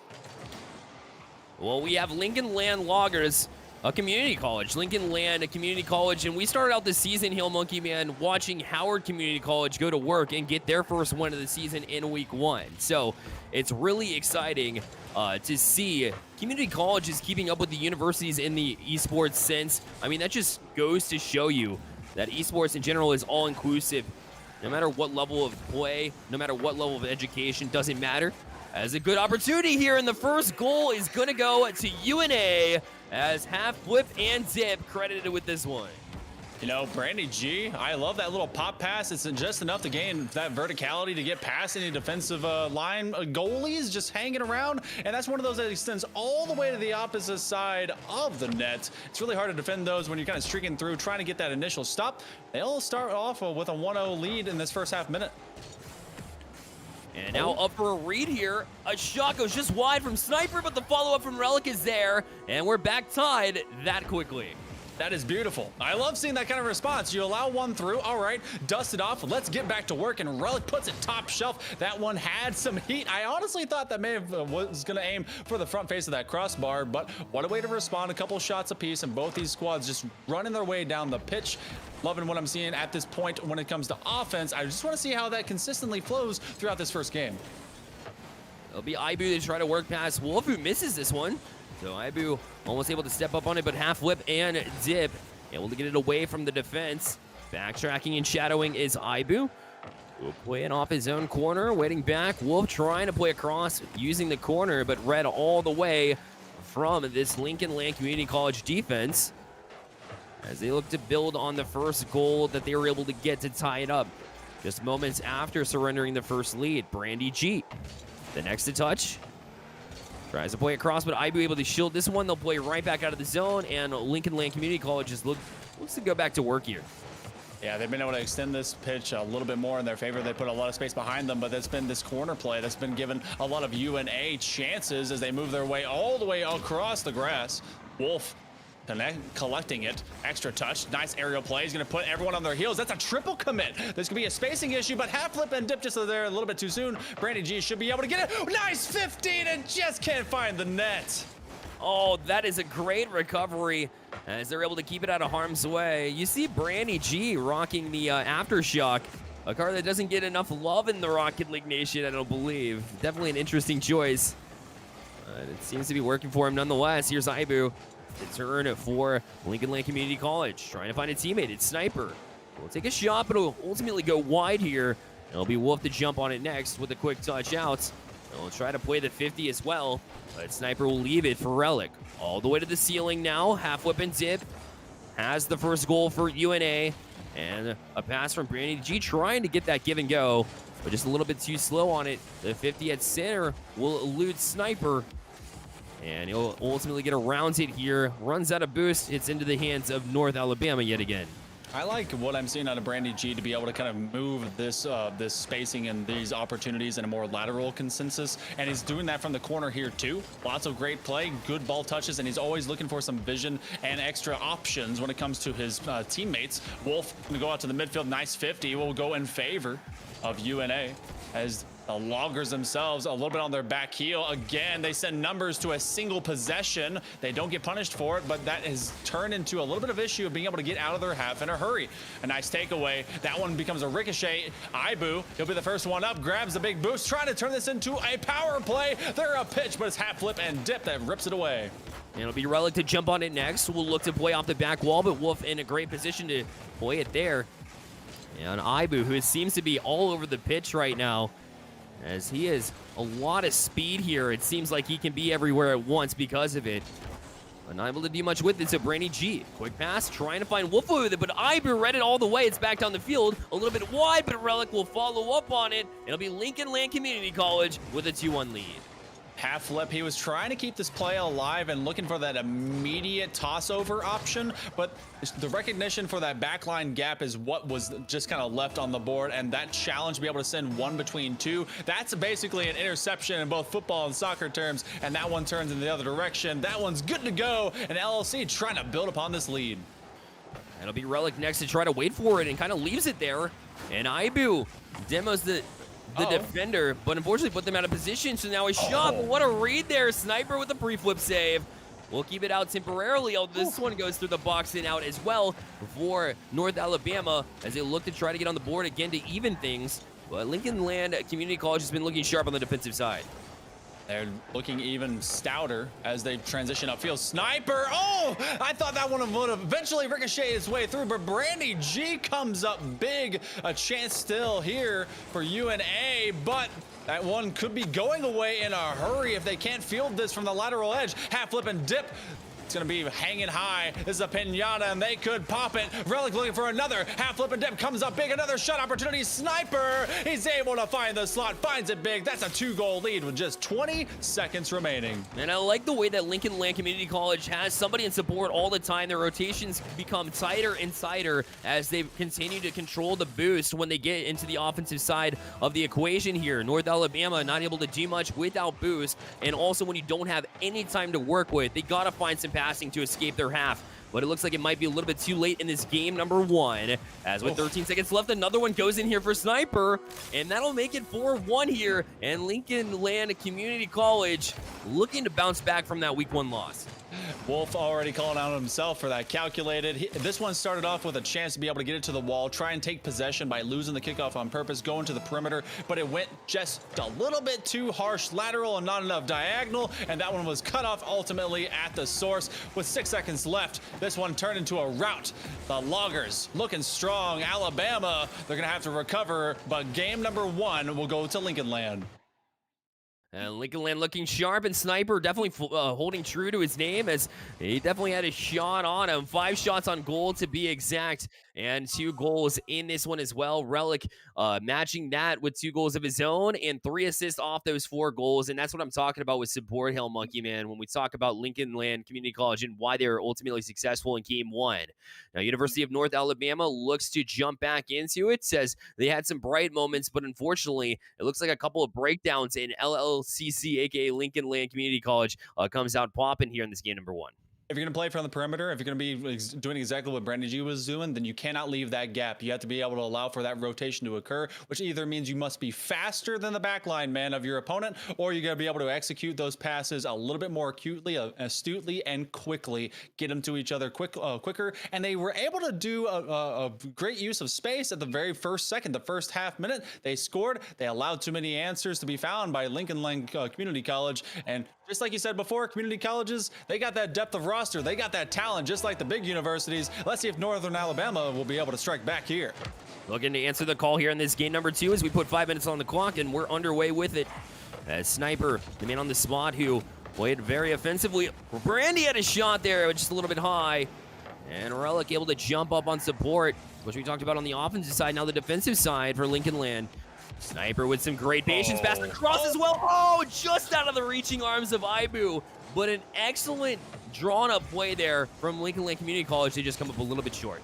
That is the first step of some great success, and it's just the last one that can really get into that final pitch. Sniper is going to find a great draw, a setup. It's Ibu to anyone that wants to take the shot. They will bury it in. They send up 2. Sniper comes down with it, and the first one to draw blood is Lincoln Land. Oh, their passing has been outstanding, and look at the recognition and communication to call Relic off there from Sniper, who continues his run as the goal scorer, the lead goal scorer here for Lincoln Land Community College, as they have been a very stellar team here early. I just love the way that they're able to go down the field. More passing here, as Relic almost put that one away too, but you have to admire what they've drawn up here.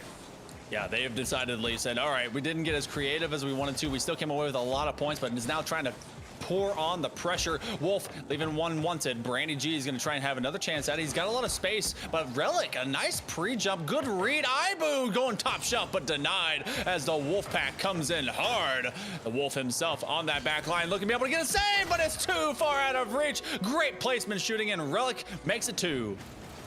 Well, Relic and Sniper just taking turns, putting balls in the back of the net. Look at that angle, too, and Wolf couldn't get the read here either. And so Lincoln Land Community College just continues to be on a tear here offensively. As now you look to the senior here, half flip and dip. Looked pretty strong in that first game for North Alabama, but since then they've kind of fallen off a little bit. And he's actually listed as the 4th member of the team. So as you see, we almost scored there too, but Ibu able to get back on that one. But you look for that seniority when you look for a leader here to try to rally the troops. Yeah, be able to try to keep everyone calm. Tell them all that there's plenty of time, that there's points to be scored, and it's just about setting it up. They have been unable to really find that urgency, but also that methodology, and this one turns into maybe a 2 goalpost coming from the outside angle. Put it in. Oh no, a freebie, and that one again. That's a little bit of accuracy. Turns into a back fender touch by half flip and dip. They will recover and they will stay up the pitch. What could have been a counterplay. Could have been a counter, and it went off the wrong person in the wrong direction, so they'll have to backtrack, but they do ultimately gain possession here as Wolf puts it across, and half whip and tip just waiting maybe a little bit too patient here as this one goes back in. I think Ibu saved that one, and Wolf will jump on it and will pass it over to half whip and tip. They'll escape the zone. So a couple of mishaps both ways, and we remain at this 2-0 score count. I keep getting confused about Sniper's paint job, thinking that he's on the other team. That Steelers logo is tough, but ultimately they will get that from the corner.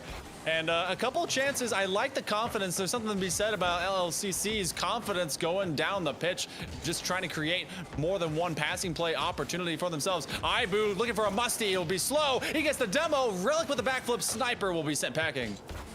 And Sniper now a quick pass over to Relic. Unfortunately, they're just that short on their passing right now, but when they do connect, it's been goal after goal. So you cannot come too hard for trying these passing plays too. That is the best way to develop your passing play. It is the best way to develop your offensive presence as well. You got to keep trying for those passing plays. I don't think it's any coincidence that they have the 2-0 lead here in the game. And if you're just joining us, it is Lincoln Land Community College with 1-0 lead in the series as well because of that passing that they've established. Go into the back wall. This one will hang high. An opportunity for them to be able to press in and finally get anything toward the back of the net. A minute and a half remaining in UNA. It's a chance. It goes high, and they continue to use that verticality in their favor. Half flip and dip. You call it on the senior to be able to go get these guys to action, and he does it himself. Yeah, Ibu caught kind of blind passing it back to a defender in half flip and dip. You got to give him credit for recognizing that and leading the way. Of course, cutting the lead in half here with a minute 24 remaining as they go for a fake kickoff here and almost haunted them as it was close to going in. It'll be Sniper to step up next. Gets a shot off. That one's just high off the crossbar. The follow-up and a big save from half flip and dip, who is single-handedly keeping North Alabama in this one for the time being. But this one off the back wall as well. Ibu meets it with a 50, and Brandy tried to get a big clear here. Unfortunately misfired, and now Sniper with the shot of their own, but Wolf with a great job positionally to be on that back wall. And we'll try to play out, but a quick turn here from Lincoln Land Community College as they continue to try to just kill more time. Maybe another goal here too, but Brandy with a big save. Lincoln Land pouring it on. They really want to be able to get that insurance goal, but they don't mind if they just keep the pressure downfield. Sniper been able to accumulate a lot of those touches. Takes it away from Ibu a little bit, maybe too much need to hold on to that speed and to that possession. Brandy G can't find that upfield touch. Wolf is in chase of it. Relic's gonna try and look for the 50. Ibu, or with a little bit of a fake out, allows a chance to be able to go to that back line. This is a wide open back line, but Ibu will be able to make that rotation. Yeah, great job to jump up in anticipation there as, yes, he was the last one back, but the communication will definitely help them. You can tell that Lincoln Land Community College has it, but hold that thought. Here's Wolf. We'll put in the slot. A little bit of a slow fall up there from half whip and dip. Down to 2 seconds left. They'll have to keep it up, but they won't be able to do so. And Lincoln Land Community College in a blink of an eye, and it's game point for their match point, rather, for this squad. That is a tough ask if you are the likes of North Alabama. They have been unable to get much more after that first goal. They did grab another, and they did force Lincoln Land into a more concerted effort to keep that ball upfield, but they have been outshot several different times. It was 11-3 in the first game, and now it is 10-3 in this one. And if you allow that much forward movement, we had some great just moments of genius from Brandy G. Half flip and dip really had to take that responsibility. You called him as a senior to be able to do that, and he did. They have to produce that in the early set of game 3 if they're going to stay in this series. Well, yeah, that's the good news, right? Is because they definitely wrapped up that last game in control for the most part, right? I mean, there's a couple of mistakes there, but they've cleaned up since then, and they've gotten the last goal too to kind of roll into this game number 3. So I'm not too terribly nervous here, but it's hard to not get nervous when you are backs against the wall in a game number 3 of a best of 5 series. So they do have to come out strong. They do have to get this first goal, in my opinion, in order to ultimately be successful here and keep this series alive. We'll see if they can do just that as we head into game number 3. 5 minutes on the clock. We'll see if they can accomplish just that. One of these teams comes out even 500. Another one has an 0-2 through week 2. You know which one you'd rather be. Ibu with the setup over to Relic. Looking to be able to dunk this one down. Sniper hangs up there forever. Wolf trying to outpace him. They get one touch. Looking for a demo. Can't find Ibu in the back corner. Everyone congregates from the likes of North Alabama. They have space to work with. Got to keep this pressure up right here, especially as Lincoln still continues to try and recover their own. A bad flip. The side. And Wolf, he will find a gift, and they find it in the way of a goal.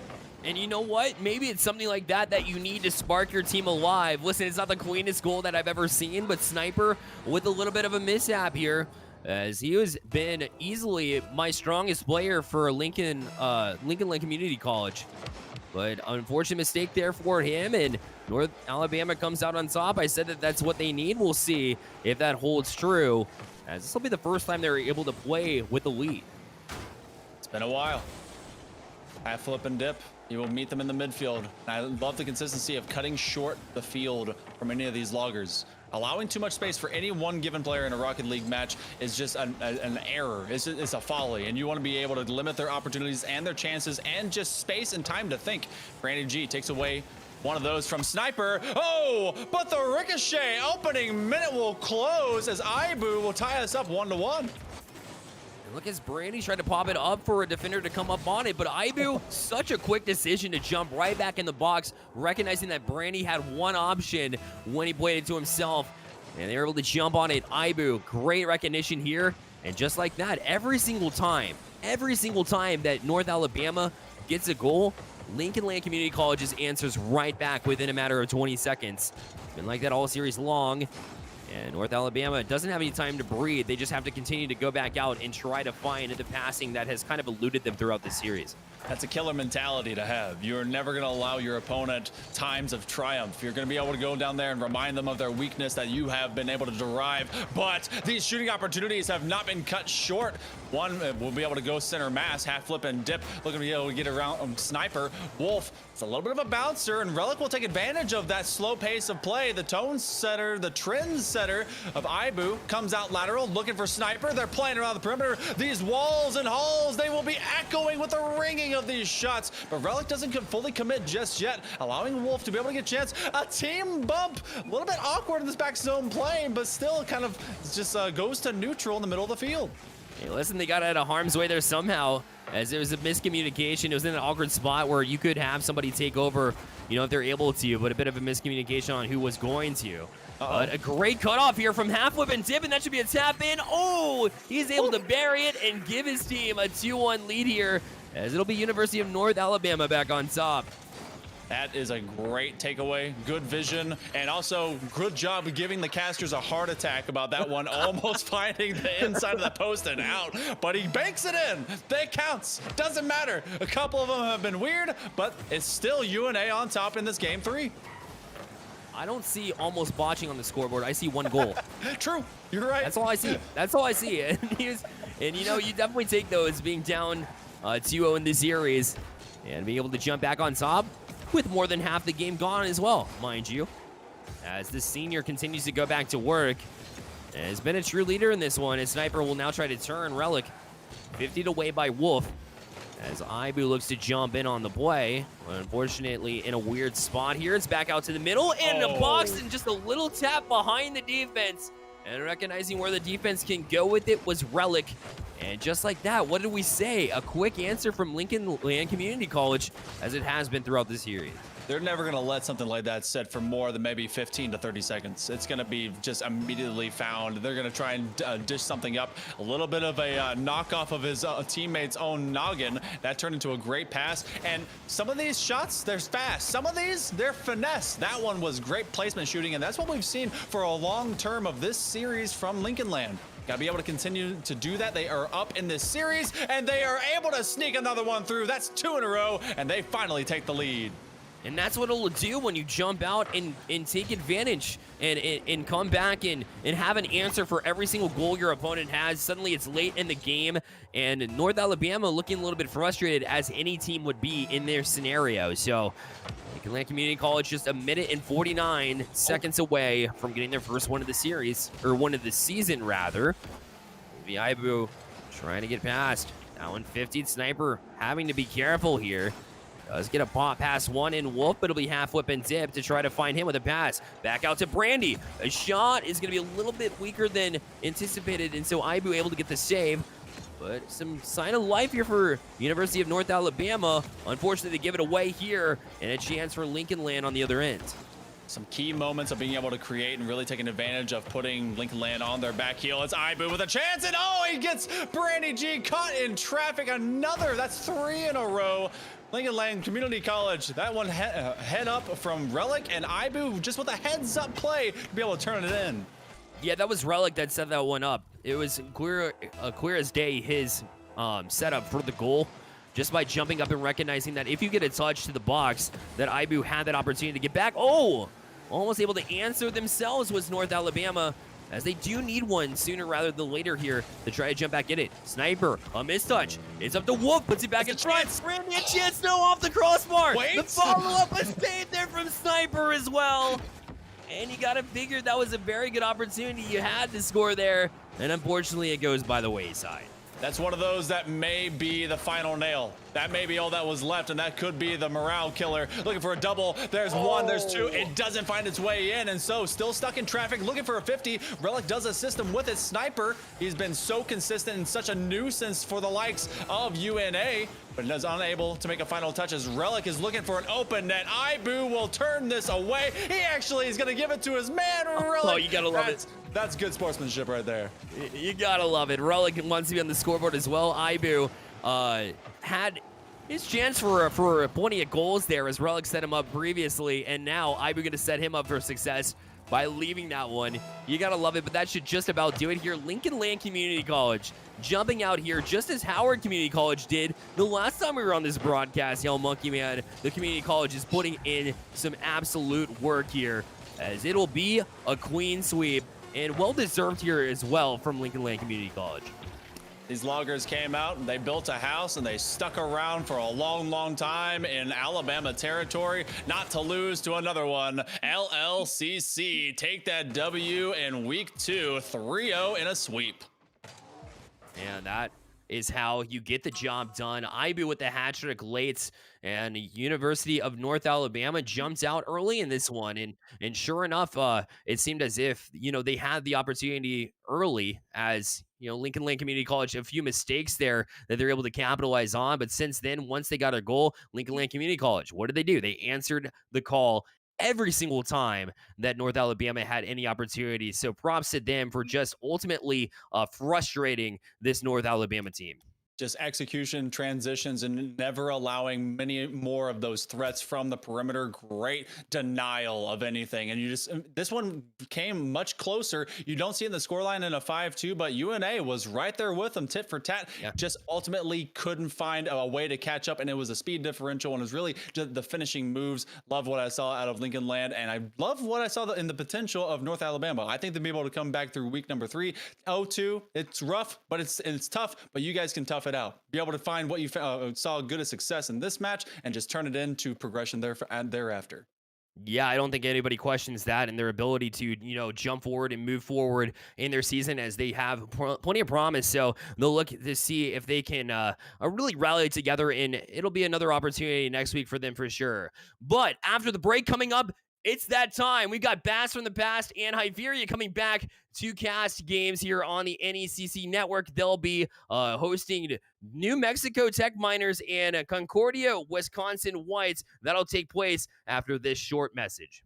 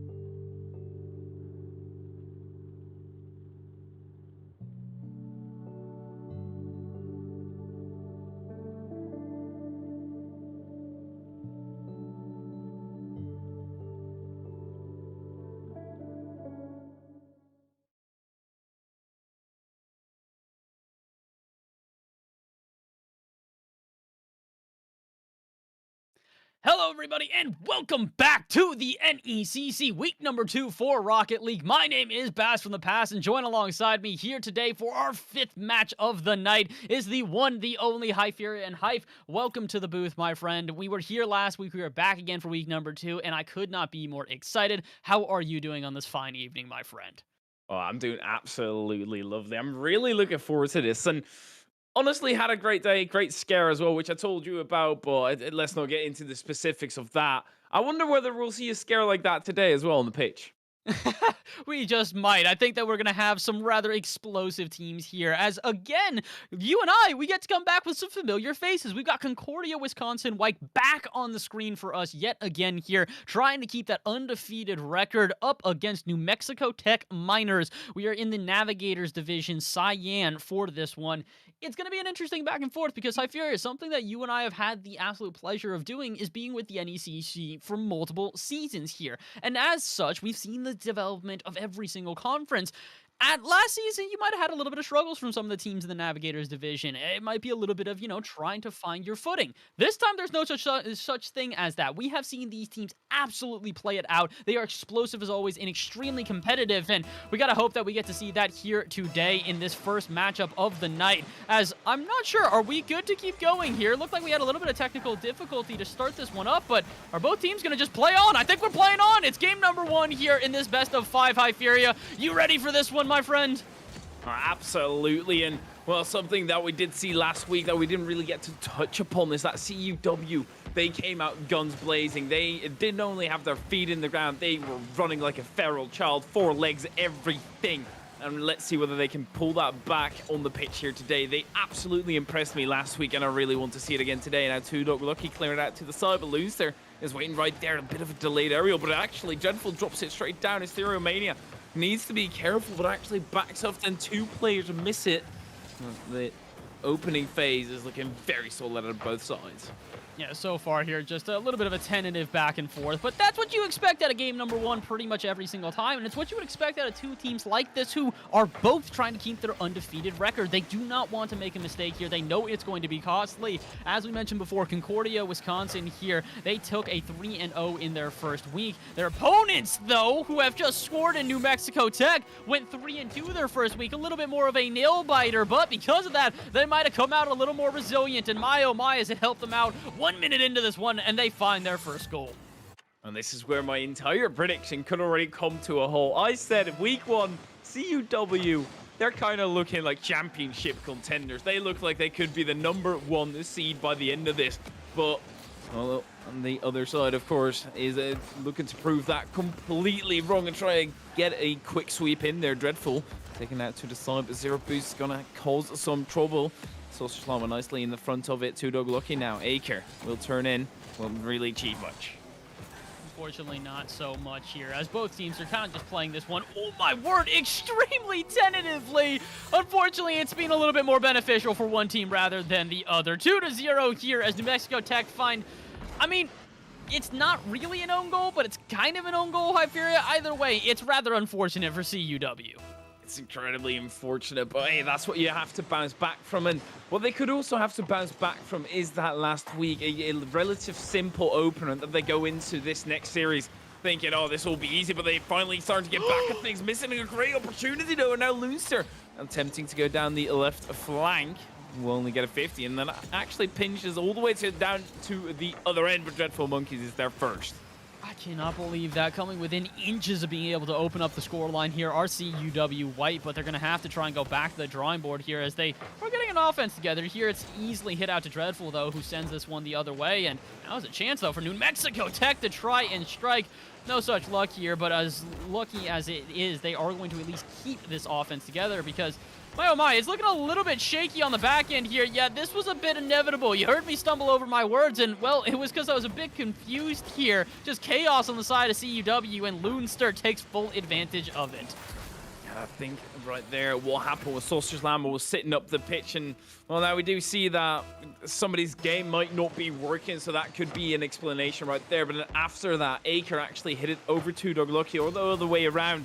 Well, I think we do see a 2v3 scenario. Actually, Sausage Slam is back in the play, directly gets the save as soon as he does get back. So that's lovely to see, but they have a very, very big deficit to pull back again.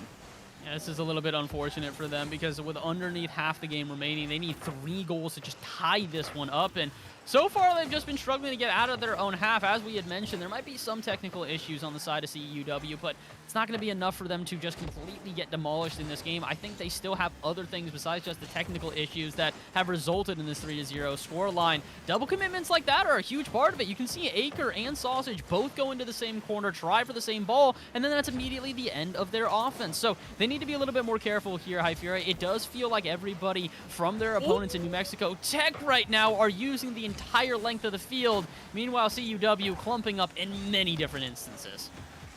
New Mexico Tech, they're playing incredibly smart Rocket League, making sure that they distance themselves properly. Sausage Slam, I'm not too sure why he jumped there, messing up his recovery, but they are quick on the side of CUW, and that's something you have to take into account. Sausage Slam coming to a quick halt once again.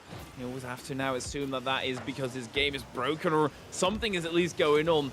Time is ticking for CUW, and they need to get something quick. Yeah, they need to just try and find that spark of life here. They need to make sure that they get themselves one good offense before the end of regulation so we can lead into some momentum in game number 2. With only a minute left, they're starting to run out of time to find said some momentum as Baker is trying to just get out of the half here. I'm going to struggle with this name all day. Hystereomania, as I'm trying to pronounce it, has done a great job so far of locking down this back line, but unfortunately, they can't do it all by themselves. Apparently, they just need to do it at all. What just happened? No 3 wins way. in a row, and it almost turns into a goal for CUW. If that was the goal that came of that entire exchange, I would have been angry. I would have been livid, but it did not happen. Now down the other end, New Mexico Tech, they still want the taste of blood in their mouth, but this occasion not going to get it. 24 seconds, and I think they have damaged CUW enough for this first game that they need to recoup their losses and get into a strong mindset for the next game. Yeah, definitely. They need to try and just kind of recover here. Make sure to shake off the loss in game number 1 because, like we said, they've done great so far this season. This is actually their first game loss that we have seen all season from them, meaning this is really going to be a recovery game overall for them. Trying to even out the series here, maybe even trying to get one for the road, but no such luck. New Mexico Tech, unfortunately, well, actually, fortunately for them, I can't even say that at this point, take a really strong lead at the beginning here.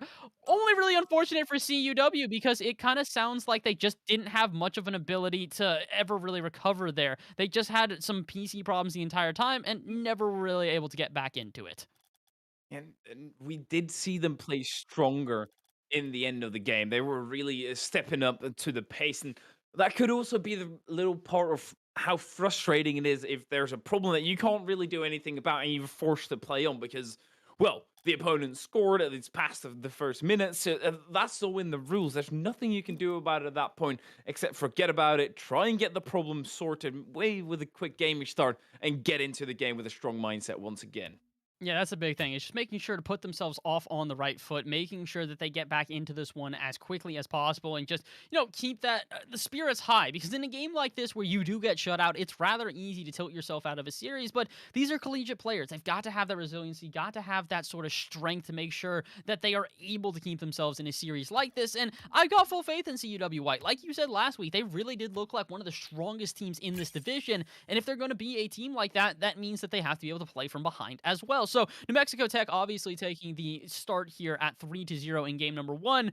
I would be surprised if that drought continues, though, in game number 2 here. I have to imagine CUW are at least going to get one goal on the board at some point during this game. I have to imagine so as well. CUW, as you said, they're an incredibly strong side, and I just really hope they can sort their problems. Obviously, that's not something that is guaranteed, and that's not something that's going on in their communication. It's literally a technical problem, which is unfortunate, but you also have to deal with that and try and move on. Now, this kind of occasion, what this matchup feels like to me is a very smart team against I don't want to call it less smart, but a quicker team who makes their decision quicker. Talk to me a little bit about how that can go into effect. I think you're 100% correct on this one. It very much feels like New Mexico are relying a lot more on their rotations and their ability to move around the pitch effectively. Meanwhile, CUW, like you said, they're just a little bit quicker with their pace. They're much jumpier than their opponents, which can work out. I always love giving this comparison whenever people talk about teams that are a little bit quicker than our opponents and aren't necessarily playing as methodically, but are playing more mechanically overall here. That's kind of what we're seeing out of CUW. They look like Team Queso in EU for RLCS. If you guys are familiar with the professional leagues of Rocket League, Team Queso is one of these teams where they are either the very top of the region, quite literally winning regional games, or they are the very bottom, literally getting eliminated round number 1. And the reason is because their play style doesn't always match up against some of the teams that they play against. If they play against a very methodical team who's just able to counterattack all of that over-aggression, they really do struggle. But if they're able to sort of suppress their opponents in their counterattacks and just overwhelm them, they thrive almost every single time. So CUW look a little bit like this. They are a very quick team, like you said. They are very mechanical in the way they play, but if they're too over-aggressive, New Mexico Tech are going to punish them almost every single time. Absolutely love the comparison with Team Queso in EU because, well, apart from they've got a new org now, which I only just realized, we're not going to delve down that rabbit hole. But near the end of the game, you did see CUW try and figure it out a little bit. They were jumping in for challenge a little bit quicker. Misses came through for New Mexico Tech, and CUW were actually all over it. They were right at the miss, taking a shot and attempting to make it play. Now that is going to spell at least a little bit of bad news for New Mexico Tech, of course, because they're going to have to deal with that, try and reinvent their playstyle. But that's also a part of getting better at the game, is improving your game sense, adapting to the situation at hand, and really trying to make the best out of a potential bad situation. Yeah, that's the big thing here is that it really is one of these things where they just need to try and find those little bits of success and run with them to the best degree possible here, as it very much does kind of feel like they weren't behind during that match. There was in no way, shape, or form one of these things where it felt like CUW was incapable of finding themselves back into it. It just kind of felt like every single time that they tried to execute on one of their plays, it was getting either cut off or just prevented as a whole. And that's what makes this so difficult, is that New Mexico Tech, like you said, looked like such a methodical team, such a smart team in the way that they are playing. They're using the rotations the entire field correctly, making sure to find those vulnerabilities and punishing when they do show, which makes this all the more difficult for someone like CUW to try and get back in here. But I still have faith in Concordia University, Wisconsin. I think they can get this one done. First, we need to figure out what lobby we are playing in, though. I do apologize for a little bit of delay here, folks. We're just trying to make sure that we've got all the technical issues behind the scenes all figured out here as we try and make sure all the players are in one lobby. This could be good for CUW, though. They might get a little bit of a chance for a break here, and New Mexico Tech might lose a little bit of that momentum, meaning we'll get a little bit closer of a game number 2.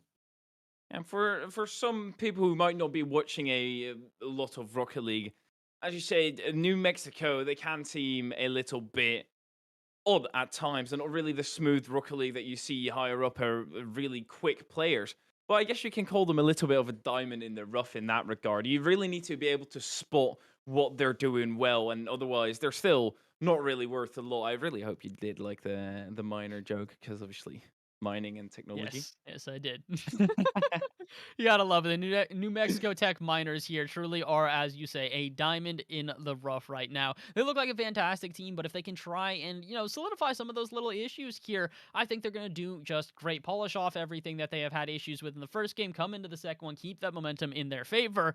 And like we said, they're gonna really need to try and capitalize upon that momentum, because as it stands right now, we still have this little bit of break here. So I don't want them to necessarily, walk away from the PC, grab some water, and then immediately not necessarily feel the same sort of energy as game number 1. They need to do exactly that. They need to sit here, get ready for the second game, come into it full guns a-blazing, and out the gate be on already offense yet again, because that's something we also saw that was huge for New Mexico Tech in the last game as well. They not only started off on the right foot there, but they scored relatively quickly, making it difficult for CUW to ever really try and play from behind. So that's going to be big for them here in this game as well, I think, Hypera. They need to make sure that they are playing as quickly as possible and trying to capture that momentum from game number 1.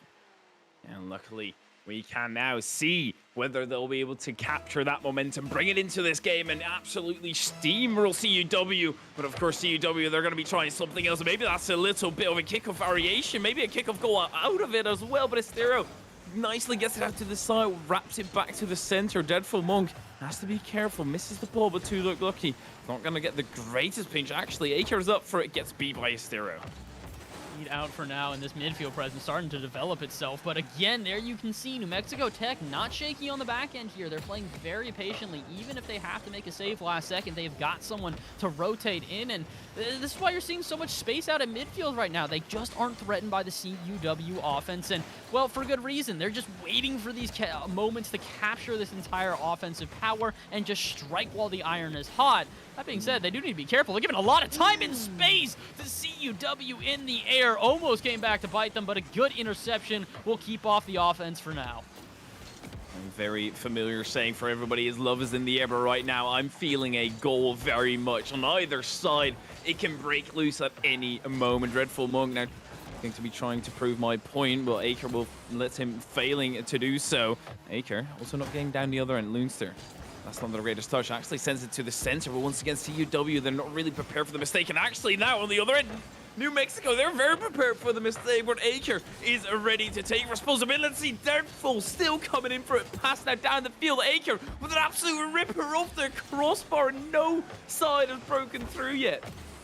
Oh my word, that's a little bit unfortunate. Both teams with huge opportunities to put themselves off on the right foot here, and not quite able to do so. New Mexico Tech seemingly a bit struggling on trying to figure out where these passes are going to go as well, but it's not really going to come back to bite them because they have locked their opponents into their half, and this is part of that methodical play that you and I were talking about, Hypheria. New Mexico Tech just seem prepared for every single time they have to restart their offense. They are not, oh my word, nervous about their defensive posture here. They might have needed to be a little bit nervous there because one of the weirdest ricochets I have ever seen almost went straight into their net, but no such luck here. New Mexico Tech will survive for now, and CUW still have yet to get a single goal in this series, Hypheria. Getting incredibly close, though, and oh my word, now down the other end, Aker needs to clear it away. Another shot coming through. Loser also missing it. Aker not recovering in time. Now to save the shot from NECC. Oh my word, what a play. A fantastic play overall. Really well done just from everybody on New Mexico Tech for just overwhelming the offense. They're not allowing any sort of counterattack, and that's just kind of what it is right now. It really does feel like New Mexico Tech are holding this midfield line a lot stronger than CUW, and while CUW are not playing poorly, it feels like the only time that they are ever able to really sneak in a shot is off of a counterattack in a quick 1-2 punch, which has not yet delivered, to be honest. We're halfway through the game. They still have yet to find themselves a goal, and maybe they'll find one here. They indeed will. CRM will find themselves a shot from out at midfield, and that's a big one for CUW. Smart infield play from Two Dog Lucky to pass it off to ZRM and get it into the back of the net. Now tied game. CUW have gotten their first goal over this series. Let's see whether they can build on this. New Mexico, we've repeated it many times already. They seem very thoughtful about what they do. Aker, now let's see whether they can be thoughtful about putting this into the back of the net. Loonster needs to clear it away. Only does so right to the edge of the box. Aker is looming. Aker is lurking, but Aker is missing the ball. Histero tries to put it away, but Two Dog Lucky directly keeps that back end. Surely this is a goal. You can't leave the ball hanging like that. That's just a little bit of too much space and time here for CUW, and this is something we had been concerned about earlier. Like we had mentioned, CUW definitely the quicker of the two teams here. They may not be more mechanical or as methodical, but if you give them time and space, they're going to punish. There's no two ways about it, and now New Mexico Tech have felt the wrath of exactly that. They are down by one with just about 2 minutes remaining, and beyond just being down by one here, Hypheria, it feels like they also just gave the momentum to CUW that they had been looking for all series. They're trying to get it back right now. Two Dog Lucky places his car in the way. Nice body block, but now he needs to actually get it out to the side. CRM underneath and gets it past. And here you see the speed coming into play. And New Mexico need to keep on playing their own game because this is not working. If they try and match the pace, they will find themselves too inconsistent to deal with any of whatever CUW is throwing at them. So they really need to stick to their own pace. Yeah, they need to try and play their game. They do not want to adjust too heavily into their opponents because this is something that we're starting to see here is that New Mexico Tech are trying to break down the pace of play. Meanwhile, CUW is trying to keep it as fast as possible. And, well, apparently the quick pace of play is a little bit too much for Dreadful there. the captain of the team just letting his teammates down just a little bit. But the good thing for them is they have over 70 seconds now to try and recover. And I can tell you one thing, Dreadful is not going to be happy about giving up that one. The fire might have just been started for all of New Mexico. Who knows? It is certainly not looking good for them. As I think as soon as CUW have got momentum, they'll start stunting, they'll start pulling out no. phenomenal fakes like that. But no, big question mark behind it, though. I mean, this is a great fake, but as you see, Dreadful, I'm pretty sure crashed into Loonster here. Or no, they just didn't really collide. I don't really know what happened there, to be honest. You would expect the obvious attack out of Loonster there, but then afterwards, you'd expect Dreadful to try and rotate in. A little bit of miscommunication amongst the team, and this could be what we were talking about earlier, that ability to tilt yourself out of a series. Just take a deep breath and reset yourselves. I think New Mexico are a little bit in their own head right now, and Rocket League, a game very much about mentality and momentum. You can't afford to tilt yourself out of a series. You have to believe that you can win it the entire time. And for New Mexico right now, I think they just need to take a deep breath, reset themselves, and get back into this game. Out of my experience, it's usually the quicker teams who start getting frustrated because they're getting outplayed. And at that point, there's not really that much that you can do about it. I think on the side of New Mexico, Tech has in total, 6-1 finds his way into the back of the net. They just need to recuperate and really think about what they need to be doing. And I really think play your own pace, play your own play style, and it will work out. 100%. It really does feel a little bit disorganized right now, a little bit chaotic, and unfortunately, unless New Mexico Tech make a huge adjustment going into game number 3, it's looking like CUW have found their footing in this series, are starting to run away with this one. 20 seconds left here in game number 2, an overwhelming win from CUW here. There is no chance at a comeback out of New Mexico, but maybe they can find themselves a goal. No such luck, off the bar and out, and Hysteromania not there for the follow-up in time. Can only send this one into the corner where Two Dog Lucky and ZRM will launch a counterattack. This one will hit the ground, but the result is all the same. CUW White take the win in game number 2. This is big, Hyperion. Not only does this stop all the momentum of their opponents, but it feels like it just flipped the script. New Mexico Tech at this point look overwhelmingly flustered by their opponents and just don't really seem to have an answer on how to slow them down. The problem right now is as well, saves equal, assists not equal, but because of course one side has more goals. Shots, only one difference. CUW has one more shot, 4 more goals. That is a ridiculous margin. And if they can continue that, if New Mexico are continue to be shut out of attack, or at least of ripping a proper shot, getting close, it's going to frustrate. They're going to try to push even harder. And at that point, they'll fall right into the trap of CUW. Yeah, at this point, it's one of these things where it just kind of feels like this is definitely both teams playing their own strategy, just trying to get the other team to get baited into said strategy and fall for that trap here. CUW looking for as much speed as possible. New Mexico Tech looking to break down the pace of play and play a little bit more methodically. And to be honest, I think that's just at this point, it's one of these things where CUW don't look like they are playing overwhelmingly better than their opponents. They just seem to have that pace of play. And as you had mentioned earlier, the fact is that they're just shooting better than their opponents. There's no two ways about it. Going 5 for 10 on the field is an extremely high shooting rate here in comparison to a lot of other teams. Normally you'd see them shoot somewhere between 20 to 40 at the highest. 50 across the board, fantastic shooting all around for CUW, and it really did help them there in that last game. So New Mexico at this point need to try and be a little bit more accurate with their shooting while also trying to make the most of each of these opportunities.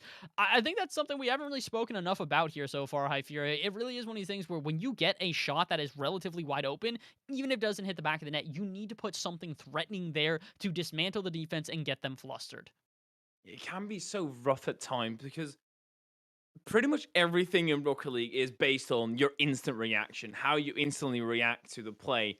And the lower you obviously go with ranks, the lesser that response is obviously going to be. So as soon as you have to take a quick shot, you have to do a few actions, and then you can take the shot.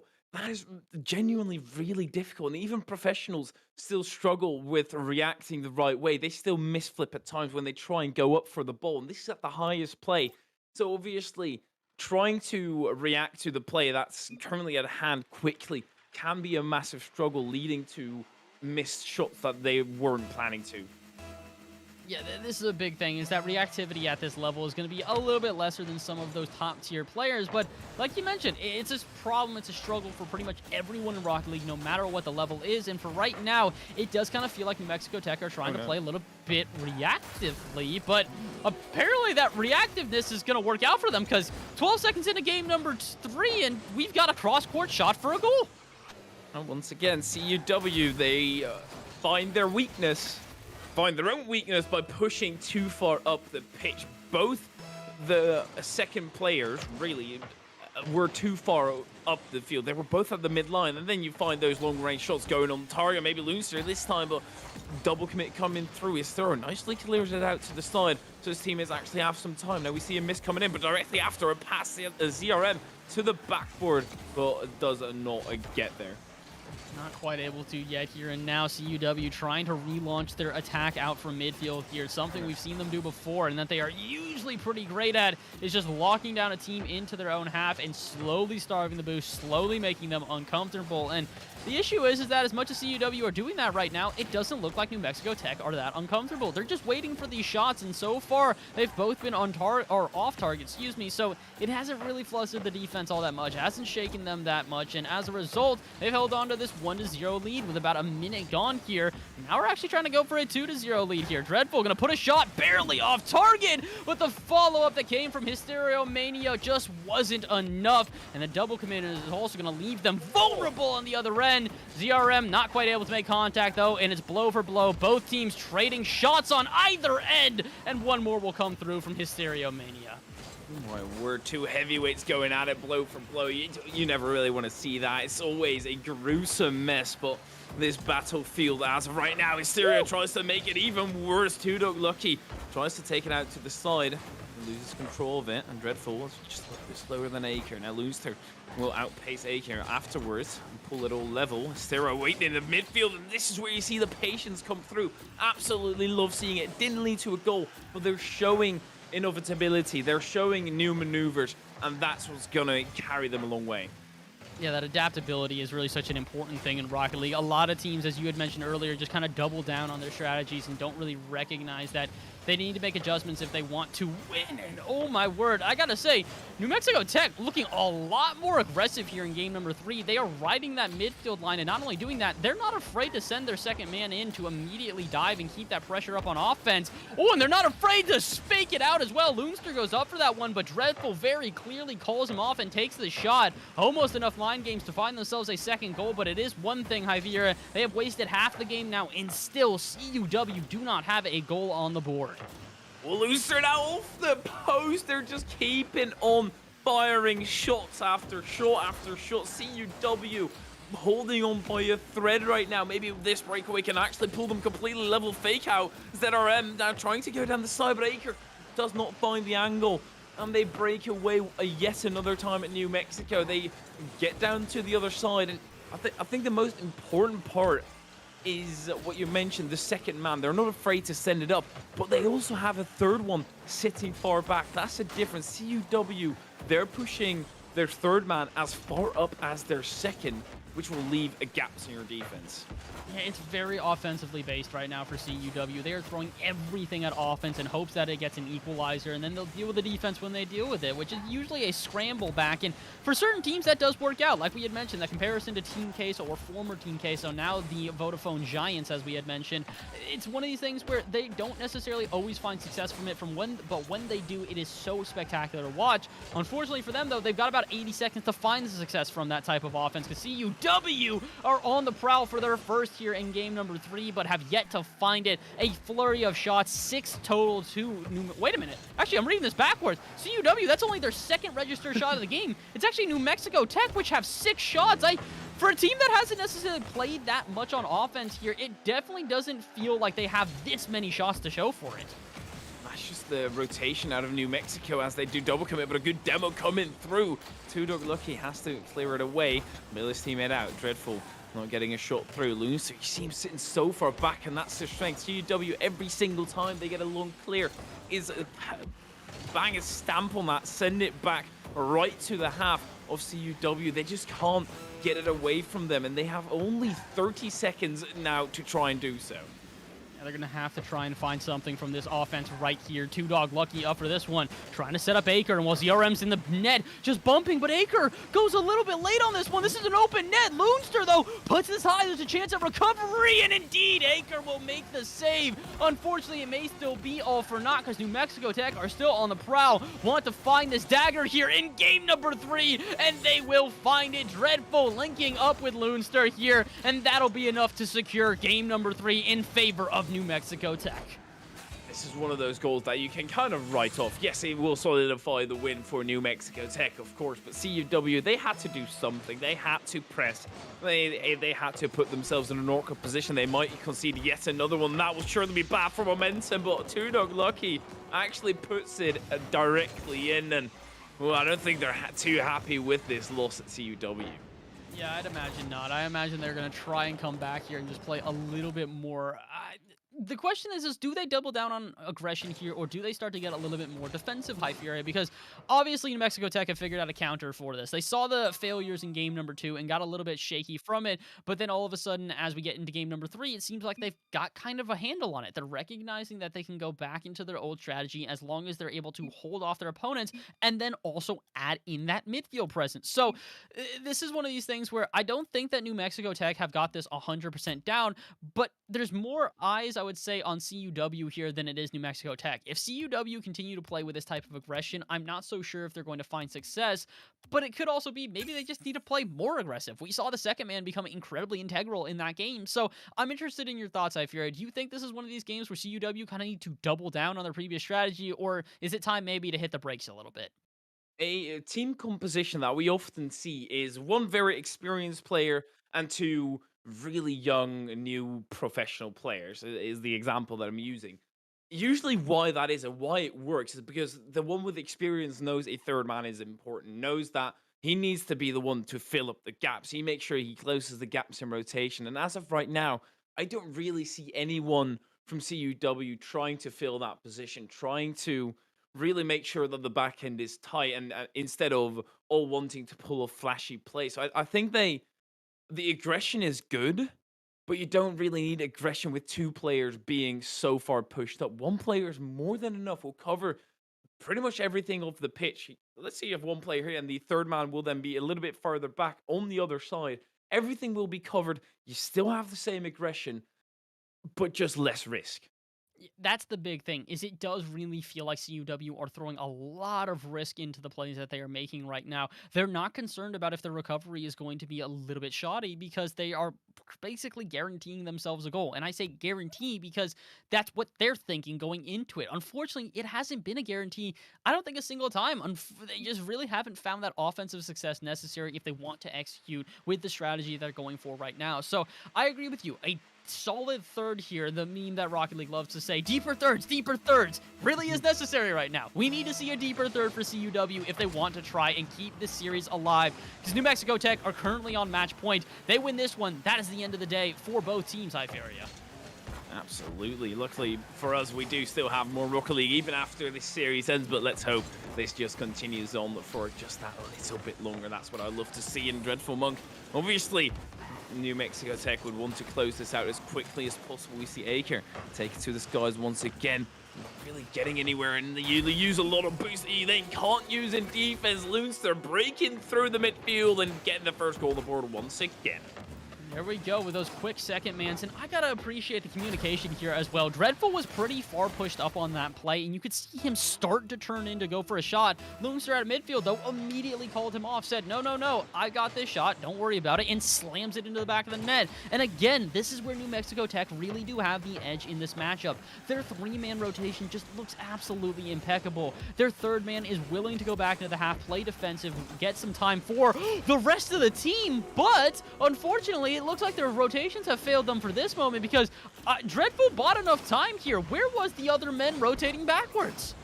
I think they were expecting Dreadful to catch it on the side of the car, to kind of push it off to the corner. And I think Dreadful was expecting that himself as well. We see a tiny jitter in his car as soon as the touch does not go out to the side. He tries to correct it, but at that point, the mistake is already made. You're too late. And another miss coming through. It gives it a little bit of space, but no aerial height on the ball. Well, it calls for a very easy challenge out of the defense, but New Mexico, they're still looking solid, and as of right now, the only goals that they've really conceded are because of mistakes of their own. Yeah, that's a big thing here, is that it does look a little bit shaky for New Mexico, but it is 1-1 here, and as long as they can buckle down, on the back end, they should be all right, because like you said, it just looks a little bit shaky for them right now. The jitters might be there because it's a chance for them to close out the series overall, and last week, they barely were able to take their win in 3-2 fashion, so hopefully they play a little bit more carefully. But yeah, again, I was about to mention, it does kind of look like they're throwing their third out the window and just kind of putting everything in offense here. New Mexico, I would not recommend it. CUW seem to be the team that has more success when throwing everything at offense. You guys have found most of your success in methodical play, and again, the methodical play just doesn't seem to work this time, though, because Hysteria-Mania and I believe it was Dreadful both try to link up here, and this is an abandon of the third. Had they held someone back, I fear that goal doesn't happen. And good spot by TwoDogLucky in the right position, because that pass was going straight to him. But kind of once again, New Mexico, they concede because of a mistake of their own. And in Rocket League, you always concede off of the back of a mistake. You don't always concede if you make a mistake, but pretty much every goal is because of a mistake somewhere on the pitch.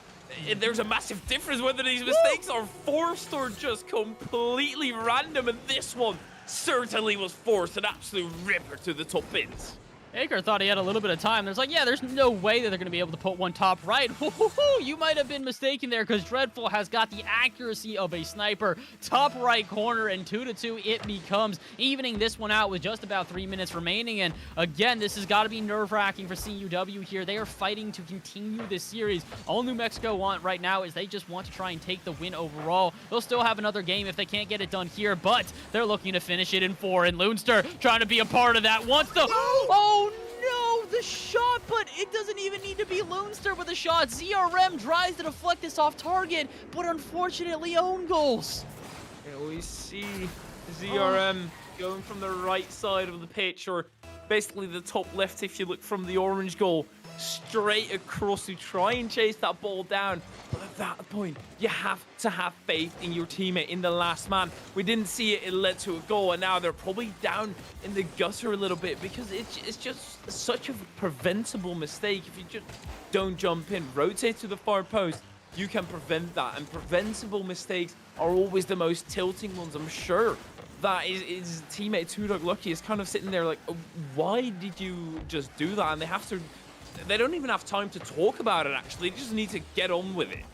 Yeah, that's the thing, is you got to not tilt yourself out right now. You have to make sure that you just keep the mentality as high as you can. Keep the spirits high here, because, oh my word, CUW really are on the prowl of being able to even out this game. They've got 2 minutes remaining. No need for them to tilt out of the series here, because they've had multiple chances. But it really does go to sort of show why we say that these are two very different teams. New Mexico Tech with clean rotations most of the day here, while CUW just are full aggression. The communications within this trio have been such a difference maker for New Mexico Tech that they are just about 100 seconds away from finding that 3-1 victory, and what a win it would be for this team. But they're not quite there yet. One more attack for CUW. Actually, it's going to get cut off, and Loonster and Dreadful both go for this. The first time we've seen a clear double commit out of New Mexico Tech in quite some time, and this could come back to bite them, because this is not a No way!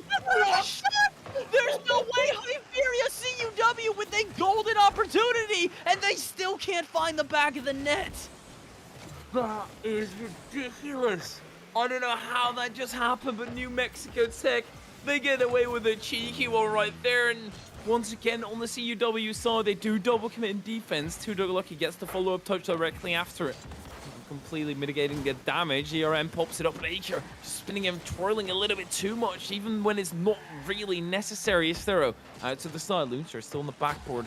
Nice far post rotation. Actually goes really wide to go for the boost. Luckily for him, Dreadful Monkey actually clears it away. And TwoDogLucky, decent recovery on the sidewall, still lets his teammate take over to the side corner. He goes. ZRM now with a pass in fuel, actually goes for the 50, but nobody there. CUW, you have to go, and you have to score, and they do exactly that. I don't even know where this shot came through here. Multiple different reasons this confuses me. Oh, that is a double commit. I was wondering where the initial pass came from, and Oh boy, New Mexico Tech, this is not the time to start getting haphazard careless and becoming haphazard. This is not New Mexico Tech. This is not the way that they win this. This is how they play if they're starting to panic, and there's no need for this team to panic here. They need to play methodically. They need to make sure that the comms are clear, because when this team rotates properly, they are incredibly threatening, but double commits, as we've seen multiple times within the last minute, are going to leave them exposed, and CUW look like they might just take advantage of that. Shot on target, but is there a... Two-Dog Lucky to the bottom right, and with 4 seconds left, CUW take the lead. Oh my word. This is one of the first goals that CUW have actually scored. That was just plain straight up a forced mistake that really forced New Mexico Tech in an awkward position. Got the goal, but there's still 4 seconds left. You can't just count your blessings already. Hysteria clears it, tries to clear it, I should say. And Two-Dog Lucky gets a kickoff goal, solidifying their lead so much, chiseling it in some stone. And we're going to game 5.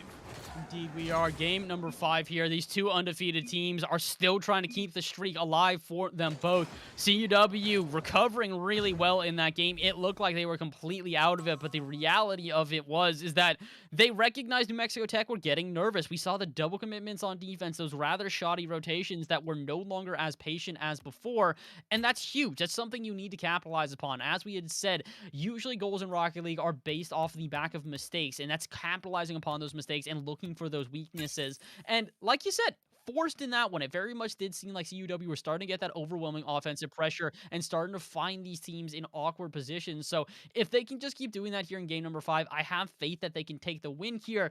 New Mexico Tech, though, did have a pretty strong lead. As long as they avoid mistakes on defense like that, they still do have a chance to finish this in 5.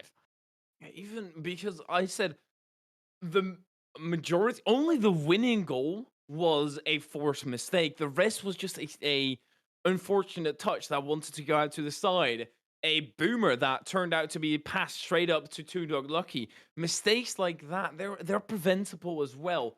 But you do have to sort them out. Mistakes, they happen. You just want to make as least amount of mistakes as possible, or be able to recover them and completely mitigating the damage afterwards. But we have an incredibly intense game 5 there. Is going to be an interesting one. Hyperia, I am rather excited for this, as I think we might have lost you for a second, but hopefully we can get your mic back in before this entire thing continues here, because with 5 minutes on the clock, we are in for a barn burner of a game here. It's going to be absolutely incredible, but unfortunately for New Mexico, they're still struggling a little bit on defense here, a little bit of awkwardness on the back end, but 20 seconds into this one, CUW trying to find themselves the first goal of this game, looking to get as aggressive as the last one. They have a shot, it's off target, and ZRM get the shot, no such luck. And 30 seconds into this one, CUW find the first couple chances, but cannot convert. They cannot convert, and well, luckily I am back somehow. All my game audio has gone, so I want to hear any demo coming, but maybe I don't need to, because I do see the goals coming. Hysteria opening us up. Oh, I think we lost him again. Another mic cutout here. Seems like we're having technical issues all around, whether it be Two-Dog Lucky at the beginning of the series or Hyperia to end it off. We're going to try and figure that one out. It seems like Hype just has too much hype here. The game's too exciting for his entire PC setup to handle, and I can understand why, because a 1-0 lead for New Mexico is rather exciting for them, because it gives them a chance to try and recover from the loss in last game. They also have a chance to score a second one here. 2 goals within a minute would be huge for the team in blue, but they cannot find the back of the net. Another attack, but instead it's a counterattack, excuse me, I can't speak, because it's another goal in this game. Only a minute 10 in, and we are all evened up yet again. Oh my word, and I've decided to keep my hands behind my back, because in excitement I was touching the microphone cable and slightly pulling it out of its place. So I'm just gonna sit behind my back, completely restraining myself, because as you say, this is getting way too exciting. Both sides just fighting for it. You can see the aggression, you can see it coming through, but Two-Dog Lucky clears it away, and what a player he has been this series. Oh, fantastic player all around here. It really does seem like CUW are starting to bring themselves back into this game, but they still need to hold solid on defense, and unfortunately, they cannot. Hysterio Mania looking at that little bit of gap on the left side there and slots it in perfectly. Two Dog almost got back for the save here as well. Had they gotten that save, that's a save of the series, save of the game, save of the day, save of the season at that point. Phenomenal chance at defense, but unfortunately, just a second behind, and CUW will now have to try and fight back for their. They got a chance. Open net. RM slots it in. Tied up yet again. My hands already got loose once again. I've already lost restraint. And what a moment for it to be in as well. ZRM, he likes to make it a little bit of a show, doesn't he? Oh my word. Puts it a little bit close, teases us a little bit, you know. Oh, am I going to miss this? Ooh. Yeah, no, I scored. Don't worry. I pulled it level once again. One of the most important moments in the entire series, but this is also a decent attack. Oh my word, almost a phenomenal attack. Loser can still pull it all right, but also he misses the ball. A little bit of miscommunication, and then on the other side as well, well, it is still New Mexico Tech in control. Mexico Tech looking like they're trying to get a little bit more methodical right now. They're trying to get some more of these passing plays to work out in their favor, but they're also kind of sacrificing this midfield presence as a result of that. As you can see, Dreadful all the way out at midfield is the only player, and while they do keep it in the half, it does feel like they're sending more players to offense than they are defense, and kind of abandoning the ability to look for counterattacks, to put it simply, and that makes me a little bit nervous. CUW are such a quick team. If you are not prepared for their counterattacks, they're going to surprise you, and speaking of which, awkward defense here. New Mexico has to try and recover, and they will not. Two Dog Lucky will take advantage, and hey, listen, at least it's a good example of what I was talking about. The counterattack from CUW, just too threatening. It is incredibly solid and loose there. It's always so tough. You're looking at the ball, you try and reach it, but it just drives down that little bit of an edge. I'm sure everybody who's played a few games has experienced that kind of a feeling on the wall, and ZRM, I'm not too sure whether I like this strategy, but he's taking it really solid and not going for anything at kickoff. Just stays in goal to prevent a kickoff goal from happening. But Two Dog Lucky, this is a decent setup, sends it just a little bit too straight to the backboard, so his teammate can't reach it. But there he is, Aker, meaning to go for the ball for ages, gets close. Almost able to, but just not quite. But with 2 minutes remaining at this point, it's not up to CUW to score more. It's up to them to try and hold on defense, and they have done a phenomenal job of that so far in this game, able to withstand every single attack we've seen out of New Mexico. But can they survive this one? Again, out at midfield, Loonster just trying to keep this in the CUW half, but oh, that's a big miss. It might actually work out as a fake. Indeed, it does. Dreadful with the most five-headed play I've ever seen. Yeah, no need to touch the ball here. Just wait, did they? Actually, I think they credited it. That's an assist. It's a ghost touch drop down, and Loonster puts it in the top right. 107 kph as well. It was a ghost touch, and it must have been frightened of the ball at that point. Just trying to punch it away as far as possible. Fair enough, you can't blame him. But with that, he also pulls it level. Very nice addition to the play. Dreadful, oh my word, what a delay in the aerial. I'm not too sure whether you spotted that, but that was really smart. That was very heads up, and now you're starting to see why we said that New Mexico Tech might have been a little bit more clever of the two teams here, as I'm getting caught up in my words, because again, the excitement of this game just has me so incredibly frazzled. I don't know how other players are keeping composure right now, because shots like this are flying off out of nowhere. I'm losing my mind. I have to imagine the players are freaking out for CUW, because if this was put anywhere else, this is not making it in. Loonster basically forced to own goal there. Oh, this is the panic that we were talking about. This is the panic, a mistake or a decision you have to make on a split second. Turns out you made the wrong one, but you can pull it back directly once again. The post, but it's still up for Two Dog Lucky. Coming in clutch, clearing it away, and attempting to go down the other end, but who actually set up his teammate still has to make a decent save. Gets a touch, and that's all he needs to do.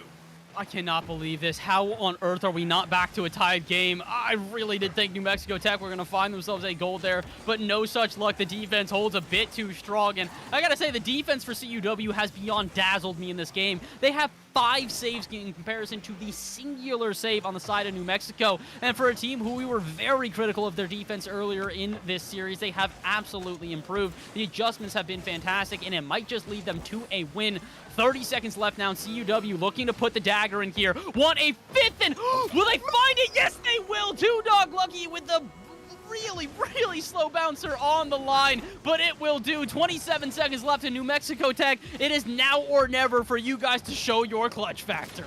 Well, those split seconds come through once again. Had he been just a tiny bit quicker on the goal line, he could have been able to clear it out, but it's an impossible decision, an impossible read, and now it leads to an impossible situation. 2 goals against CUW, who've been looking incredibly strong.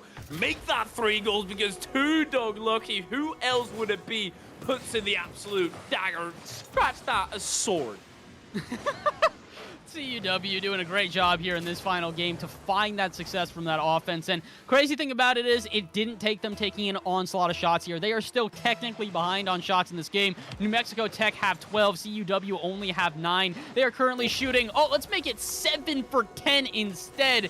These guys are playing unreal. There's no two ways about it. The fact is that they are shooting 70% from the line. If they get an offense, it is threatening. And as a result, they are going to put the close on this series overall. 2 Dog Lucky, like you said, highlight player for this game. 4 goals, 2 assists, and a save. Literally integral on all parts of the field. This is what the song was made for. Who let the dog out? I don't know who, but he should be criminally charged. Or at least if you're a New Mexico fan, you'll very much agree with that notion. If you're a CUW fan, you'll try and keep it rightly so.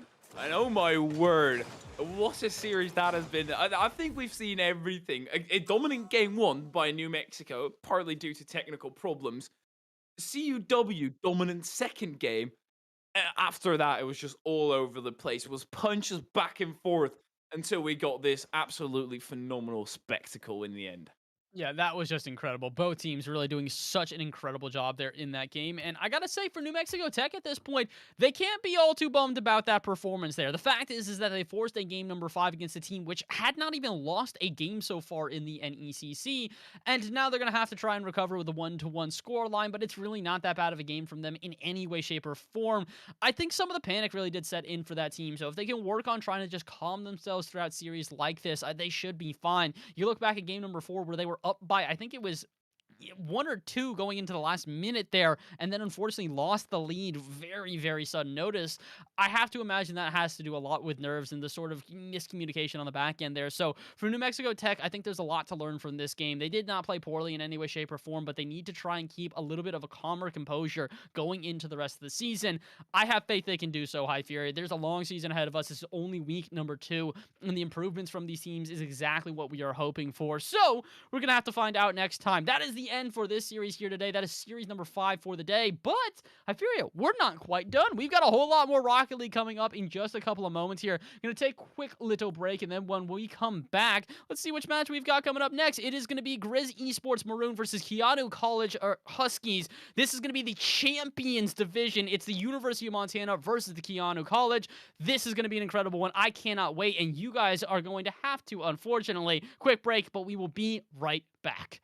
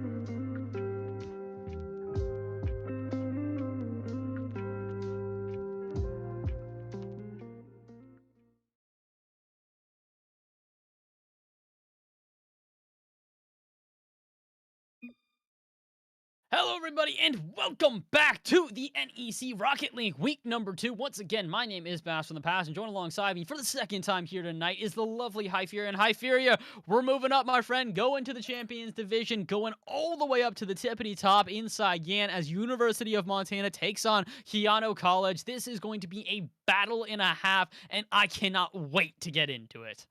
Oh, me neither. We go up in ranks, but whether it will be as an interesting game as we saw in the previous series, I think it's hard to top that, or at least match it. Either way, it's going to be very difficult, but at least we're going to see some absolutely phenomenal Rocket League because, well, we're in the Champions Division. It's going to be great. I think, as looking at the rosters, Keanu rings more bells in my eyes. Yeah, just a couple of them. They're former players from last season as well here in the NECC. The question is whether or not they're going to be able to take the same sort of dominance as last season, as it looks like already they're off on the right foot here. Keanu going to take the 1-0 lead, only 3 seconds into this one, and UMT left a little dazzled here. They're probably a bit confused on how on earth they're already down. A kickoff goal. This is what I mean. Mistakes happen at every rank, even in the Champions Division. A kickoff goal apparently is possible. Maybe they can get another one. That would be absolutely ridiculous, but they're pushing on nicely towards the other side. Bang. Can't quite get that in towards the box, but Volts gets a free pass from E-Crew. Easy. Out to the side. That's not the greatest touch. There will be a 50 landing in the center. Volts now with a shot, but very simple clear out. Clear out for now here, but they're not quite out of their half yet as UMT are just feeling the pressure of their opponents. Keanu puts one to the center, but Vitaly and Bang not quite able to link up, and instead they're going to have to try and take this out of the corner. Good fake out by Bang, but it's almost going to go the entire length of the field here. Vitaly has to play this off the backboard, and Keanu looking really good right now, but unfortunately they weren't quite able to find a second goal from that attack. 1-0 within the first minute is huge, but they need a little bit more security because against a team like Montana, they are very threatening. Unfortunately, they're not quite prepared on the defense. A lackluster save, and all of a sudden, it is 2-0. It's just an awkward ball going straight at you. You have to double jump. You don't want to. You want to preserve a flip, but it's going too quick. A lot of panic, and Keanu get a second one on the board. It's looking incredibly strong for them. But on the other side, at Montana, it does seem like they still need to warm up a little bit. They need to get into the groove of things. They're slowly getting into it, but they don't necessarily have too much time. That's the big thing here, is that it is game number 1 in this best-of-5 series, so there's no need to panic if you're giving up some sloppy goals in the first game. You just need to be aware of them and start to try and make those adjustments here. And, well, one adjustment that is being made is that Keanu is taking all the players off the pitch, so making it a little bit easier for them to get a counterattack going. And a counterattack they will create, but only momentarily. Hypheria with an easy 50-50, which will keep this in the Keanu half, but no such luck on finding a shot. Instead, it goes the other way. Volts with the 1v1. Can't get it on target, and AZ will be there to clear it out. Montana spending a lot of this game in their own half. They just need more chances on offense right now, Hypheria. They need to create more, but, well, it's hard against Keanu. They're really solid at locking you in your own half and continuously having a man pressure your defense as double commit comes through. That just continuously spells trouble over and over again. But AZ gets back in time. Nobody really putting on pressure this time. And Vitaly and Bang both sitting far back. Bang looking for that second touch. The side's against it very quickly, and that's a smart play because I don't think it would have been able to reach it. Yeah, most likely not. Instead, they're going to have to try and retreat into their own half here, and UMT will start up yet another attack, but with only about half the game remaining, they have to score 2 goals just to force in overtime, and apparently that isn't that big of a task for them. Not too difficult, because when Hypheria can shoot shots like this out of nowhere, top right perfectly placed, and all of a sudden the lead is cut in half. You can't just give the ball to Hypheria like that because he will point it right to the right side of the goal and absolutely fire the cannon heads. And defense needs to be a little bit careful. Actually, that's a tad bit careless. Immediately gets demoed for his tiny mistake, and that opens up the net enough. A phenomenal play out of Keanu to get them ahead by 2 once again. Oh, it's got to be heartbreaking for UMT. They're immediately finding themselves back to a 2-goal deficit here after cutting it in half, and they're going to have to try and play from behind one more time here, 1-3 with just about half the game remaining. Keanu looking really strong right now. A lot of this is their offense, it feels like, High Fury. They are very quick on offense to just get a shot in and make the other team uncomfortable, and honestly, the rotations as a whole are just rather quick here, and UMT still trying to keep up with that pace of play. With 2 minutes remaining, they do have opportunities, but they need to find themselves a goal pretty quickly here. High Crew puts this one high. Is there going to be a follow-up shot? It does arrive from AZ, but it's not only lackluster, it's rather delayed. And again, another shot from Heads, also delayed and lackluster here. So UMT definitely getting the offense together, but they just can't find the back of the net. But I spoke too soon. Heads will find it. 4 shots in total, but eventually they find the back of the net. Eventually, and it's still a relatively hard shot to make. You have to place it to the left and a little bit above. That is directly recipe for booming it either too far to the left or off the crossbar or anything, but Heads nicely takes his time, perfectly placed it in between. Now AZ actually looks to get past Foles, get shut down. Vitali, that is a way too careless and way too lax, and he will get punished directly. This is a little bit unfortunate here. Like you said, Vitali just tries to take this one to the center, not recognizing that Bang is directly in the way there. And Keanu not looking bad on the defensive part right now, but like I said, it seems like their offense is their highlight. And when it comes to that final third, they can have a little bit of miscommunication that leaves their net rather exposed. And oh boy, they also have a little bit of errors as well. Vitali not quite able to make a touch here, and AZ will take full advantage. My, this flip-flopped within a second. We were at a tied game 10 seconds ago. Even better, we were at a lead for Keanu 10 seconds ago or 15 seconds ago. This is ridiculous that it flipped that quickly, and obviously on the side of Keanu, they lost track of it a little bit. They need to get back into the thing of grinding it out more instead of thinking, oh, no, I can just easily take this to the center, then out to the side, go for a flip reset, maybe even a second one if I'm feeling frisky. You know, you need to be doing this, putting it on the backboard, creating pressure. Volts now having a free ball, but no boost. Still puts it up high. He has an opportunity. AZ makes the touch and clears it away.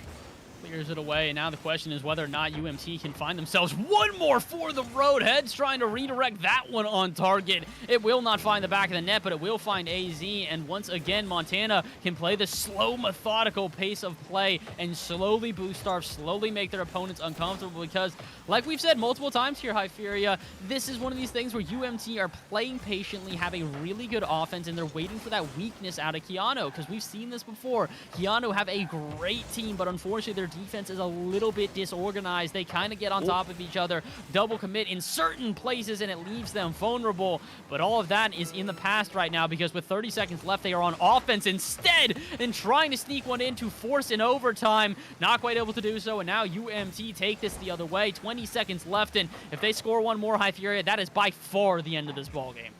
Absolutely, this passing field could be deadly, but Heads actually, no, that's just going to force its way through, and Volts finds an open net. I don't know how this went, but it went into the back of the net. Let's have another look. Heads going up for it.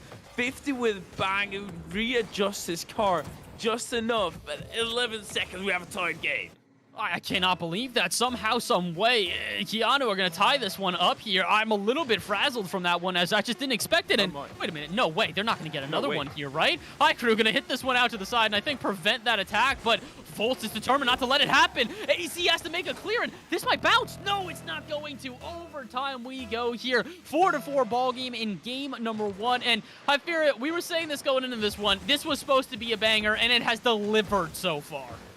My doubts at the start, but this is certainly tickling my fancy, but this certainly isn't. And Volts, he nicely recovers directly afterwards to get the clear away. Will he get the second tap? You see very much a will, but it's not necessarily the greatest one. Once again, has to recover to try and make his touch worth his while. Bang, going in for the demo, and that opened up an opportunity earlier on, but this time it is AZ going down the other end. Heads now ripping an angle, but Bang in the way of it. Oh my word, 30 seconds into this one, and we've already seen multiple opportunities for both teams, but UMT, as we mentioned before, playing a little bit more patiently, not as quick-paced as their opponents, so they're missing out on a couple opportunities, but they're also securing themselves a much more solid defensive backing here. And with 50 seconds into this one and multiple opportunities on both sides, I think that defense is going to be rather crucial. It is golden goal scenario. The next team to score will take it, and it could be Keanu here, but no, heads will get in the way. Beautiful touch to put that off target, but it is not enough to break out of the half yet. Volts goes for the follow-up. No such luck. 50-50, and unless Vitali, yes indeed, can make the stop on the other end, that was going right on in. But Keanu, a little bit more heads up here. They're playing a lot more defensive and a lot more conservative. Definitely a necessary adjustment. Both sides just so afraid of making a mistake. They're playing safe. Heads now looking to do it solo. Gets past one, not even. Bang was still waiting on the sidewall, just patiently waiting for his teammate to actually go for it. Now Vitali missing the ball completely. That should be all right. Actually, AZ is able to rip a short. Volts doesn't have too much trouble pushing that out to the side directly afterwards. A demo Keanu, they're really being really aggressive, trying to break up the momentum that way, trying to break up the rotation, and it's working for them. A pass to the backboard. Vitali will finish it off, and that is almost 2 minutes into overtime. Keanu take the victory. Unfortunate for heads there, just not the pass that they were looking for, and the defense got a little bit awkward afterwards. AZ and High Crew trying to make a stop, but no such luck, and Vitali will punish. Keanu take the first game of this series here, and I gotta say, I know we were saying this is going to deliver. It already has. The back and forth here we have seen from both teams has been absolutely phenomenal. The question is whether or not we still see this high scoring of an affair going into game number 2 here, because it definitely felt like the scoring slowed down as we got to the back half there, High Furia. I mean, we had a total of 15 shots for UMT versus Keanu, who had a total of, I think it was 12 here. I'll have to recount. Yes, 12 total. So both teams really had an onslaught of shots on both sides, and I just don't think that's going to happen as we get further into the series. I think the defense is going to develop itself a little bit stronger, and we're going to see some more low-scoring games here. Question is, who does that really benefit? I feel like both teams are so even here, it's a little bit too hard to call. Basically impossible to goal, but usually this high scoring of a series is a pointer that mistakes are getting made. Either of the teams, or maybe even both, are not completely ready for what was happening, and both had that phase where Keanu at the start was playing incredibly strong. Let the ball drop for a second. Now bang, just the threat of the demo being there makes heads think twice about the decision he's going to make to the backboard now, but that will be shut down nicely. Shut down, but it's not the end of the offense here as Vitali rips one on target and puts Keanu up by 1 already, 30 seconds in, and pre-jumps from midfield for this one. That's got to be threatening if your head's just kind of waiting to see when on earth are they going to make contact, and by the time that you've got your head around it and figured out when they are, it's a bit too late. Shot into the back of the net, and Keanu take the lead within the first minute. First minute once again belongs to Keanu. And whether they can hold it is something that only the future holds. And well, I guess we're just going to have to wait and see. Volts and Vitali, they do have a bit of a double commit. Should be all right. Heads not having the boost to do anything about it. High Crew to the backboard. Vitali will push that away from any danger.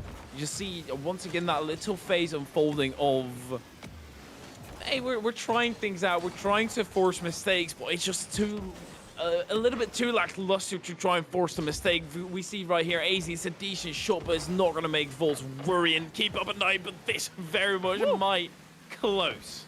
I can't believe that. Yeah, the first shot, not really enough. The second one was beautiful, and, well, speaking of beautiful shots, let's look at the counterattack here. Volts not only gets credited with the goal, but also the bullying on the back end here. Cuts off Heads, doesn't even recognize that he's there. Heads was probably just kind of looking in his rearview mirror going, yep, I got time and space. No such luck, sir, and unfortunately, that little mistake is going to put you down by 2 here. 3:45 left on the clock, and Keanu really taking that momentum from game number 1.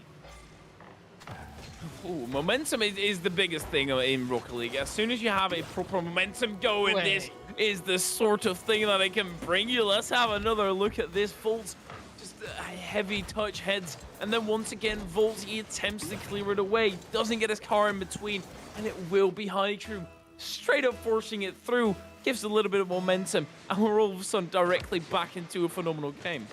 Another good game there in UMT now starting to recognize a little bit of weakness here. We saw this in game number 1 from Vitaly, and then we see this here out of Volts, but it does kind of seem like Keanu are a little bit hesitant and a little bit, I don't want to say lazy with the ball in the back end, because that's definitely not the right descriptor, but it just kind of feels like they're taking way too much time. They are extremely patient when it comes to their defense, and I don't think that you can afford to, oh my word, be patient here, because shots are ripping off way too quick. Volts will prove that on the other end, though, because Vitaly linking up from a pass off the backboard. This was insane. There's no way you get that pass. There's no way you get that shot. And there's definitely no way you're going to save it. UMT let it in, and Keanu up by 2.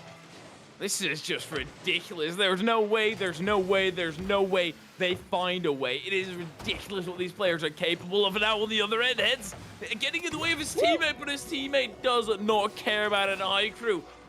I said the goal scoring was gonna slow down. It has very much not. 2 minutes in, 5 goals. That's an absorbent amount of goals.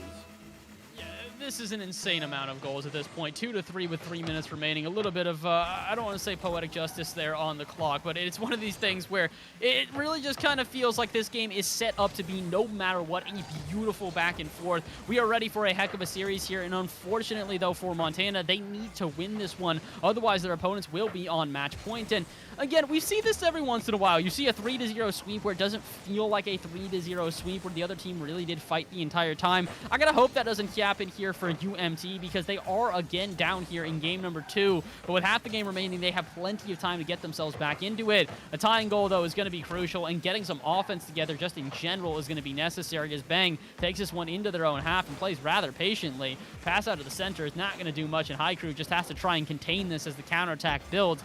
Keanu looking really threatening on offense and defense both here. They really have settled down from game number 1, where they looked kind of disorganized. Oh my word, but no matter how organized you are, you can't stop this shot. AZ with a beautiful redirect. Beautiful touch, so light yet so powerful. And that is what AZ comes out with to once again make the scoreboard completely tied up. UMT are giving a game to Keanu, and Keanu, they're continuously getting in front but manage to drop it away every single time. This is getting ridiculous, and I'm sure that it's a bit frustrating for them as well. Continuously getting the lead, having to fight it back afterwards. It is exhausting. Also on the other end though, UMT, they're not going to be happy. They have to fight back the entire time. Let's see whether they can take the lead. Going to try their best here with only about 100 seconds left. We're really getting down to crunch time here. In golden goal scenario, it might be. The next goal going to be heavily influential no matter what. It may not win the game, but I have a feeling that it just might, because here come UMT trying to build themselves one more offense. AZ, though, a little bit late on this one. Vitaly does sim, but without any boost left, I don't think they can continue the offense. So High Crew will send it the other way, back and forth and back and forth. A little bit of ping pong action between the two teams, but we've seen this before. High Furia, whenever it gets to this little bit of back and forth play, there's 2 ways it ends. Either A, it's a beautiful shot like that, or a defensive breakdown. Usually we get the latter. This time we get the first option of the 2, and it is beautiful. High Crew with an insane redirect into the bottom left. This is ridiculous. He basically mimicked AZ. Just said, hey, I like that goal. I'm stealing that. AZ, of course, not going to mind whatsoever. It is UMT who now have taken the lead. Keanu, they're directly back into attack, though. Volt is up for it. He will press it into the back of the net. We are once again at a tied game. I gotta say, this is awesome how back and forth it's going. It's completely against the predictions that you and I made of saying that we'd have a little bit less scoring in this game, but I'm not gonna complain, and I gotta say, shout out to the one person in chat here who immediately called that Keanu was gonna tie this one up. 5-headed as ever, as the chat seems to prove that they are indeed beautiful analysts here. But with 50 seconds left, let's see if you guys can figure out who's gonna win this one, because both teams are looking threatening. Shots on target from High Crew, but it will not be enough to penetrate the back of the net. It will be enough, though, to keep the offense together. UMT looking for one more before the end of regulation, and High Fury, it is definitely golden goal scenario. You score now, you are taking the game. Absolutely, UMT versus Keanu. This is so much more important for UMT. Reverse sweeping a team that, well, you basically went to 2 golden goal scenarios with, but here is High Crew now at the 17-second mark. Delicately pushes it through. and slots it in bottom right.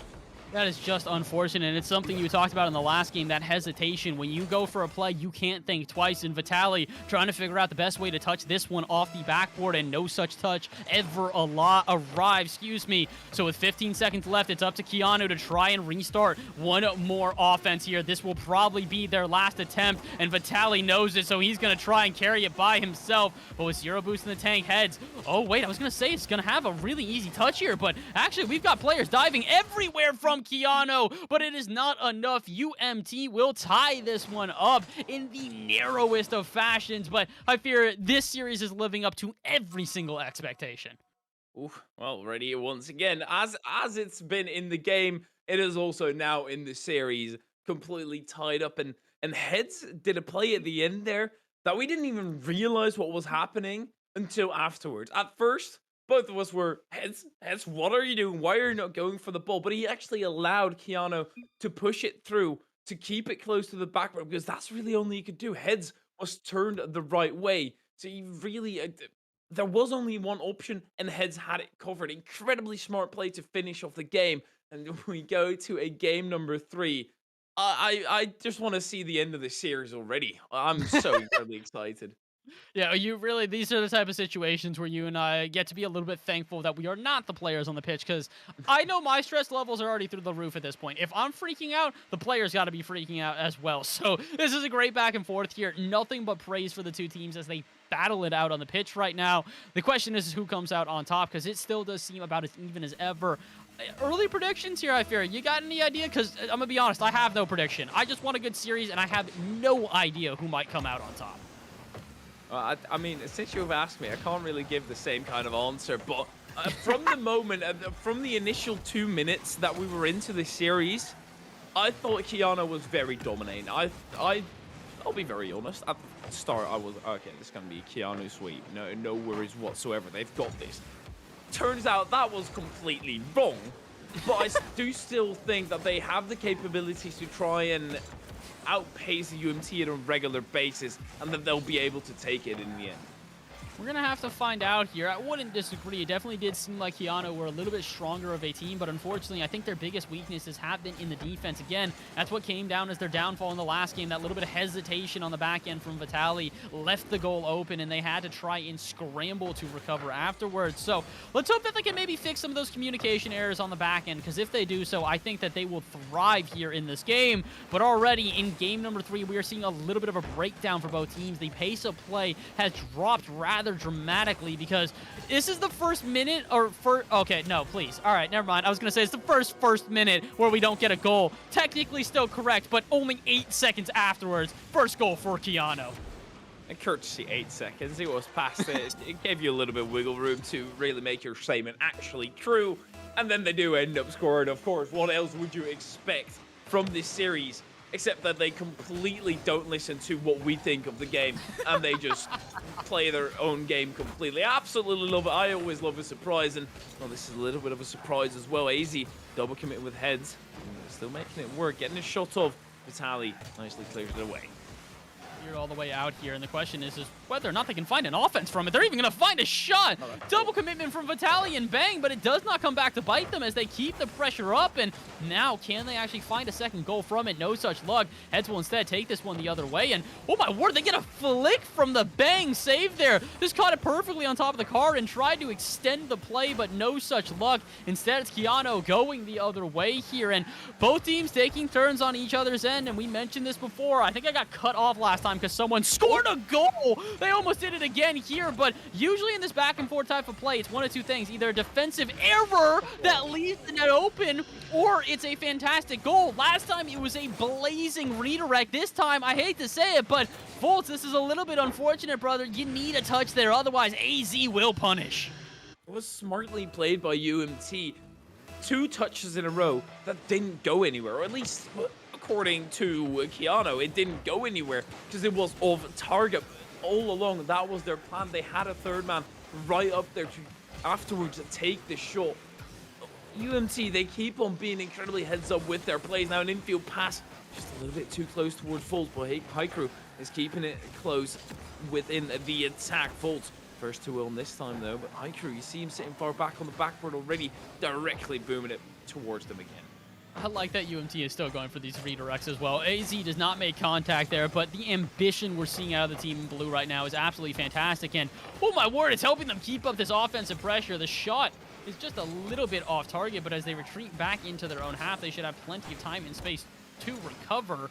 Oh my word, it's making me a little bit nervous, though, as they really haven't been able to get it booming clear here. Excuse me, I'm starting to stumble over my words because I'm getting a little bit flustered, as it really does feel like UMT have had multiple chances to boom this one out of their half. But Haiku, again, this is what I mean. They're playing it rather closely, and I can understand if you have a lead and you're trying to waste time, but you guys are giving way too many opportunities to your opponents at this point. You need to be careful. Keanu are a fast team, and if you keep giving them opportunities like that, eventually they are going to strike.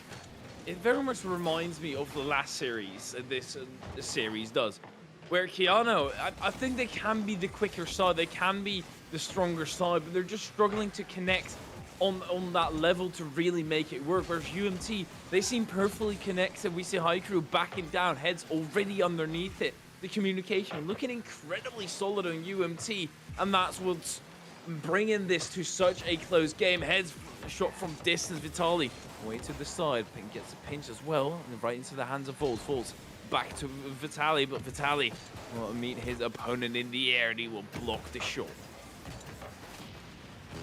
And oh, I realize I might have just pulled a little bit of a technical issues as I mute my mic at the wrong moment there, getting a little bit of revenge from the last game, High Furia. But luckily enough, it hasn't meant that I've missed any of the action here. 50 seconds left, a 1-to-1 between the two teams, and it is still as tense as ever. Question is what breaks this intensity? Who's going to find themselves the golden goal here in game number 3? With 40 seconds left, I've got to imagine that it is going to be the final goal of the series, but you never know. We've seen a lot late goals here so far in this series, back and forth and back and forth. But as Montana bring themselves to another offense here, they're starting to press Keanu into their own half. Good challenge out of Haiku. Gonna leave everyone a little bit vulnerable here, but do they have a player out at midfield? No, Vitaly with free time and space. 1v1 and dunks it past the entire defense. This is what I was talking about. If you play too patiently, you will get punished, and Vitaly does exactly that. Dribbles past head, dunks it past the defense, and Keanu take the lead. 10 kph goal as well. I'm sure in miles per hour it's even slower than that. That might be the slowest goal we see this entire season, but they don't care because it is the fastest one to potentially bring them towards victory. Ball landing in the edge of the box. Vitaly puts that back in. AZ has 2 jobs. Keep it out of the net and keep it off the ground. Haiku does a good job of that and gets the boost to get a follow-up touch, but actually that's just straight into the hands of Vitaly. Heads able to catch. He has to watch out for Vitaly, who obviously is coming in for a demo. Vol's letting that ball hang and very simply giving Keanu the victory. I say very simply.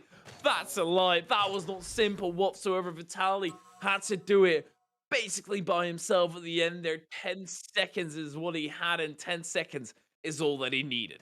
Yeah, Vitaly by far taking the MVP of that game. Probably a little bit bitter and upset after giving up the win in the last one as well. It was very clear after the last loss that they had a little bit of fire in them in this game. Really quick with their shots, really quick with everything. And as a result, Vitaly not only found themselves 2 goals, they found themselves 2 saves as well, all across the board, an integral part of that offense and defense. And that's really what we're starting to see, is that Keanu are starting to find that rotation that we had talked about. UMT looked like a little bit of some more solid team in terms of cohesion amongst the 3 of them, and unfortunately they just couldn't really hold on to that. Once Keanu did find themselves back into this game, they started to get a little bit shakier, and their defense didn't look as rock solid as before. So UMT, it's up to you guys to impress us now. You, oh my word, need to get yourselves back into the series, tie up it once again, and force a game 5, and Haiku knows it. Solo play against Bang. What a beautiful flick.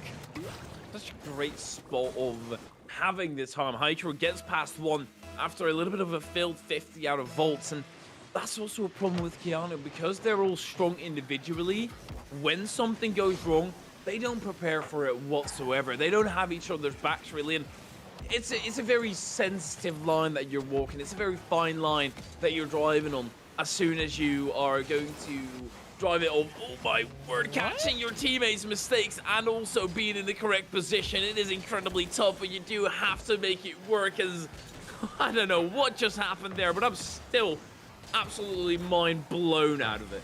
Yeah, I'm a little bit stunned. It looked like they just kind of blocked their own shot there. UMT trying to do a bit too much, and that could be part of the problem for them right now. They may be getting into their own heads, trying to match the pace of play and match the play style of their opponents. And like we had mentioned before, that's not always the best idea. Sometimes you want to just use a strategy you have, make sure that you are executing on it as perfectly as possible. And for UMT, I think that really is going to be their key to victory, because when they had their passing plays connect, when they really did work as a solid trio on the back line, they found a lot of success. But unfortunately, they're looking a little bit disorganized here, because this is an open net.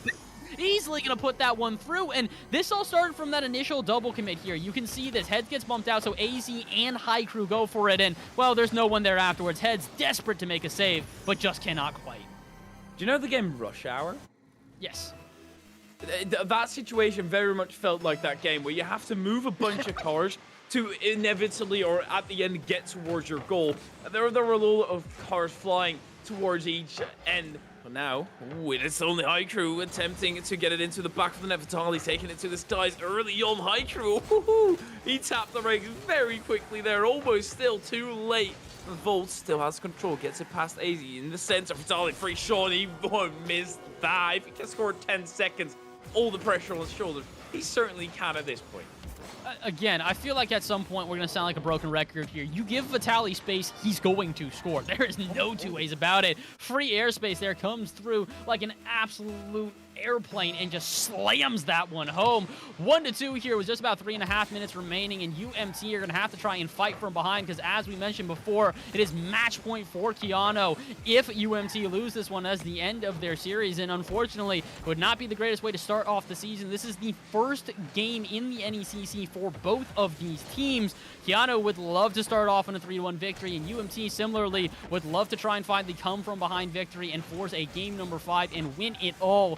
Right now, it's looking a little bit unlikely, because with 3 minutes remaining, they are down by 1. Could be down by 2, because Volts is here in the center. Take the shot, but it's a bit high. A huge opportunity for Keanu to give themselves a safety net, but no such luck. And they will have to go back to the drawing board as UMT launch their own attack. Launch it all the time that they can. Oh my word, AZ, that is just unfortunate. And also just not a great touch, but in the moment, in panic, bang, it's chasing you down. You have to jump, but you also don't really want to touch the ball. But you know, if you don't touch the ball and actually land on the ground again, it's going to be a goal either way, an impossible scenario, and it will lead to the inevitable. Yeah, unfortunately so, and that really does feel like something you and I had been talking about earlier, which is the fact that it feels like UMT are trying to match their opponent's play style here. AZ pushed up pretty far towards midfield. They're trying to match the aggression of Keanu right now, and I don't think that is the strategy. They need to play patiently, because otherwise they are leaving themselves exposed. They are definitely not the same pace of play as Keanu, and unfortunately, it has made them very awkward here. So UMT need to go back to the drawing board here, and maybe also don't double commit, and then don't do it again 2 times in a row. And now AZ by themselves on the back end here, scrambling to make a save, and will do exactly that. Beautiful recovery from the player on the blue team, but again, very preventable. 2 double commits in a row, and UMT starting to look a little bit panicked. AZ didn't even have boost. I don't think Vitaly realized the way. Surely he would have taken a different direction and just put that high somewhere. Now Vitaly has to put it high off the backboard. Clear it out, bang, backflips. High Crew, it's quick to it, but bang, it's just too late. And when he goes for it a second time, sometimes you just have to cut your loss. Of Vitaly maybe he has to cut his losses here, decides not to do so. Stays close to the play. AZ and Heads double commit, but actually Heads can fly on through, and bang, almost gets caught off guard by it. Still gets in touch. 2 goals is what they have to make up on the side of UMT to have this series continue longer than 1 minute 13. We're going to have to see whether or not that happens, though, because with only about a minute left, like you said, there is not a lot of chances for UMT right now. They're getting offensive pressure, but when it comes time for an actual shot, they just can't seem to find one. Meanwhile, Keanu on the other end, so quick to it, trying to get one snuck in here, but just not quite. 54 seconds, though, and they will keep this offense together, and this is looking rather bleak for UMT. Not only do they need 1 goal, they need a second, and they need it quickly. At 20 seconds apiece per goal, that is rather unlikely. Oh, but a good breakaway. High Crew's got a chance to redirect, but puts it to the corner. Just kind of lets that ball get away from them, and Hyperia, I think that might be the nail in the coffin. With only 30 seconds left in a Keanu offense building yet again, they just have to waste time, and they will secure themselves the series. They will secure themselves a series.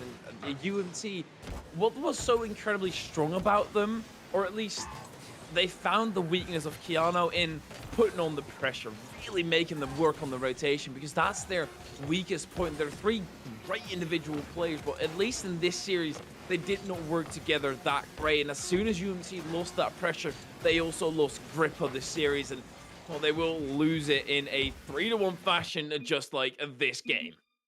Yeah, Keanu taking it in 4 games here. A fantastic showing from all 3 players, Vitaly, Bang, and from Volt as well. But UMT really putting on a good showing as well. Like you said, though, it just kind of felt like they didn't find that pressure on offense. And once that pressure was lost, they never really were able to find it again. So UMT fall here in their first week in the NECC. Not a bad performance in any way, shape, or form. But I can tell you one thing. They're going to be coming back to this series and looking back at it and looking for those specific mistakes that you and I have highlighted here, and really recognizing where they fell to Keanu in this series. 2 very capable teams. I would not be surprised to see both of them in the playoffs towards the back half of the season.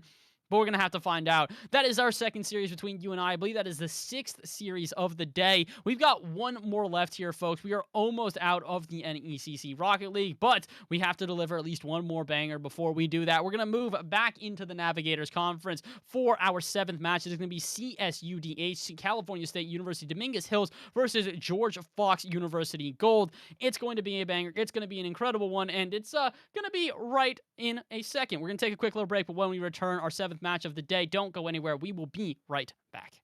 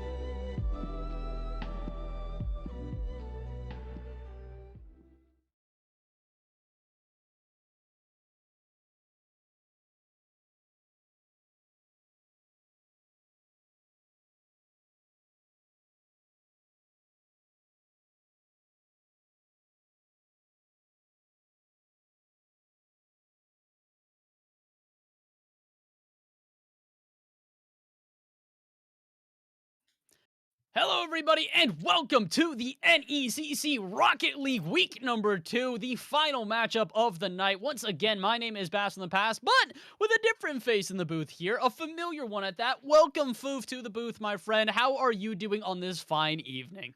Dude, it's another Tuesday. It's another late night, Bass, and it is another NECC showdown. I am doing amazing. I'm so glad to be back here in front of you wonderful people and getting ready to put on and watch a great show.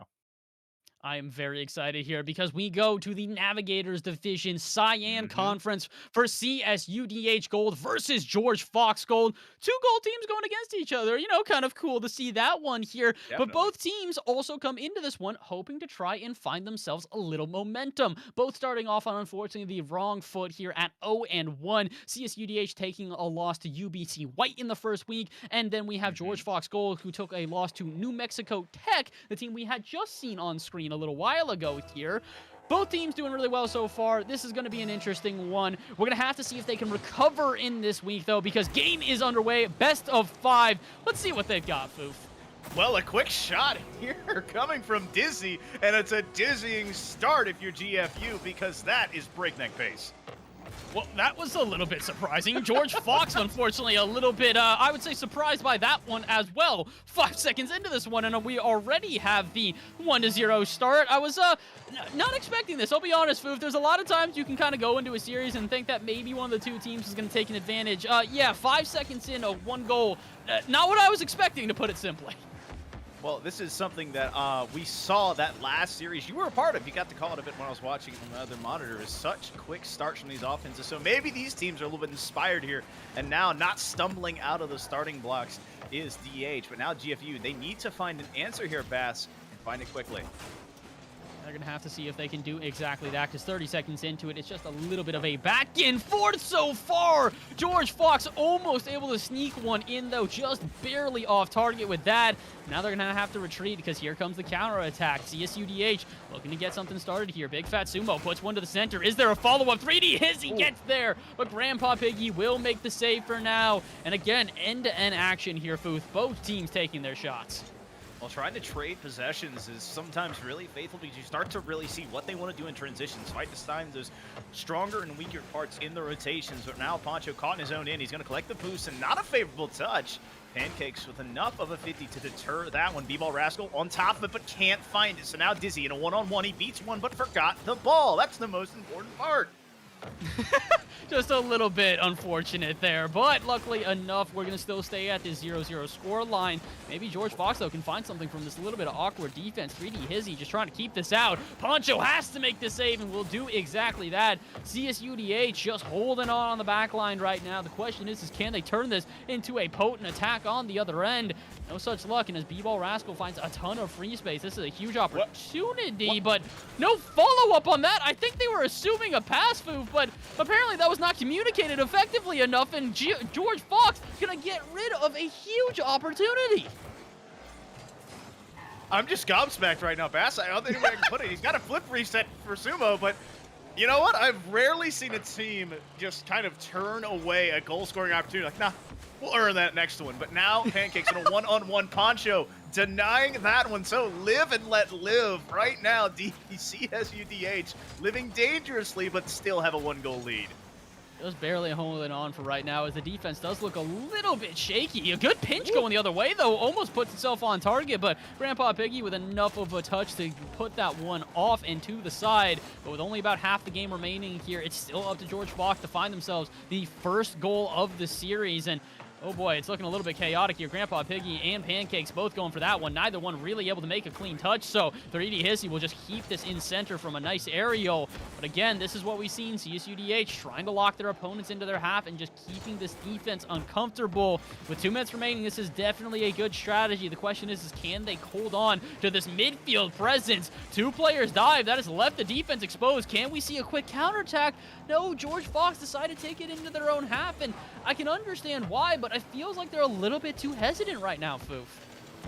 They don't want to overcommit, but you got to find one because you are down that one goal and gave up a golden opportunity. So now they're trying to create a backboard pass. Mule Rascal's up, but there are 2 defenders in the area. So something you might want to start seeing is CSUDH calming down these double kills. We've seen a couple of these blue cars collide. That is where George Fox is going to want to start finding their miscues.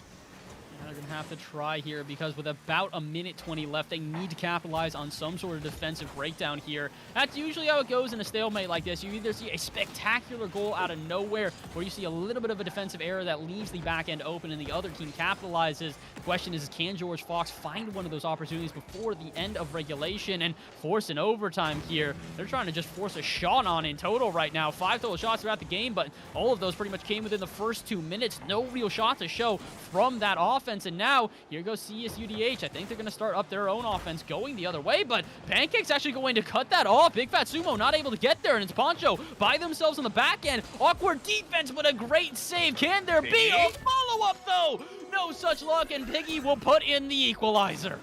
I mean, that ball just kind of found its way in front of the net, and then a save is one thing, but a clear is another, and Poncho not enough, and then Sumo not able to read the touch coming from Piggy, and you ask and you shall receive, Bass. They work for it, and they tie it up with only 40 ticks left. Good stuff so far out of both teams here. It does kind of feel like the defense, though, a little bit shaky, but it's game number 1 in a best of 5. Usually that's how it goes. Neither team really completely at their peak in this one. They're going to take a little time to warm up, and the defense will get a lot more rock solid as the series develops. And oh, word, it doesn't matter if the defense is ready. It's pretty hard to stop a shot like that. Great read off the backboard from Piggy, and all of a sudden, George Fox are up late. I mean, love my Pancakes. Such a beautiful job of realizing, hey, this is a pass to me, but I don't need to shoot. Let me set the shooter back up. A 1-2-1 pass. It's a beautiful thing when it works so well. It's a great thing so far here. Both teams really doing a great job in this game, but unfortunately for CSUDH, a couple of breakdowns at the end of the game are going to leave them exposed because with only about 10 seconds left and not even an offense to be able to try and counterattack, they are scrambling to find something. Big clear out of Big Fat Sumo, but is it going to find someone? It actually does find Hizzy. There's a chance now. Can they get a shot in here off the wall? Where's the player? Poncho keeps this one up, but not for long enough. George Fox Gold in the narrowest of fashions will take this game, and Foof, what a come from behind victory. A fantastic game for the team in gold. I mean, they're both technically golds, right? But, you know, the team in yellow, I would say. But yes, George Fox comes in. They really kind of stumbled out of the gates, caught with a very vicious gut punch. And then all of a sudden, CSUDH bend, and they open the waters fast, and they don't score. They said, nah, we're going to make and bide our times. And then Grandpa Piggy steps up, getting one off of that beautiful read to find that sharp angle, and then setting his teammate up, Pancakes, to pass it back. Beautiful jobs. Yeah, good stuff all around here. And it really does go to sort of show you that George Fox were just kind of waiting for that opportunity. We just moved out of the stat screen there, but I believe they had 8 shots in comparison to CSUDH's only 2 throughout the game. So it's one of these things where George Fox really did start to find their offense. And as time went on, they got stronger and stronger when approaching that final third. The question is whether or not they can keep that momentum going into game number 2, because I have to imagine CSUDH definitely felt a little bit pressed into their own half. If they can up the pace just a little bit, I have faith that they will find more success in offense. Well, it's not much more you can ask for from a team, Bass, is they adjust, they see what the other team's doing early on, and then make a play. Grandpa Piggy trying to find another one, but now B-Ball Rascal in the air. Early and timely, but not accurate. So now Sumo and company want to find an answer of their own, running it back to 2-on-3. Pancakes given so much time and reverence to get that long arcing clear. Long arcing clear. The question is whether or not it turns into a goal. Poncho barely unable to sneak one in, but it's not the... I was going to say the end of the offense here, but it just might. Big Fat Sumo scrambling to try and set up a defense for the team, but it will not come in time. Love My Pancakes is going to shoot one on target, and that's the first time I've said the full name. Gotta say, pretty great one at that. You gotta love your Pancakes, and I love that angle. That is the second time, Bass, they have used that side corner and then snuck it in with that defender sitting in the middle of that, not knowing if they need to commit or not. And so right now, George Fox finding a way they like, and they're putting it back in that right quarter immediately. Well, maybe they can put another one into the back of the net. Just unable to connect there. Grandpa Piggy looking for the pass, but no such luck. But George Fox starting to find that offensive success once again here. It feels like CSUDH are struggling to break out of their half, but here's an opportunity. 3D Hizzy in a 1v1, but can't get past Love My Pancakes. And again, still not comfortable saying that name quite yet. It rolls off the tongue almost too well, my friend. Like, Lovema is just too easy to say, and for some reason, this player has become so integral in the second game that I'm going to have to keep repeating it. Love My Pancakes with the second goal here from a beautiful passing play out at midfield. Well, now they have caught their stride, Bass. George Fox beginning to connect not only in the shots and the pressure, but it's the passes that have separated themselves from their opponents right now. You want to see a CSUDH can find more ways to get all this passing like that from Dizzy. He's got a one-on-none. He finds the touch, but he's not up far enough. That Dominus unable to find that favorable angle. It's a little bit unfortunate. And with the Dominus That as one, well, a lot of people, oh my word, I was going to say, talk about how lengthy this car is, and I'm not sure if the lengthiness of this is really going to affect it here. Just a nice bounce shot over the defense, and oh my word, what a way to get yourselves back on the board. You know what? Let's just keep knocking at the door. Keep throwing it at the wall. Eventually, it'll come down, and that has been the mantra for DH. They need to find something here, but now B-Ball Rascal given so much time in the air. Sumo collects that save. Dizzy trying to find the touch. He's got it back towards the wall, but Piggy patient and ready to make that save.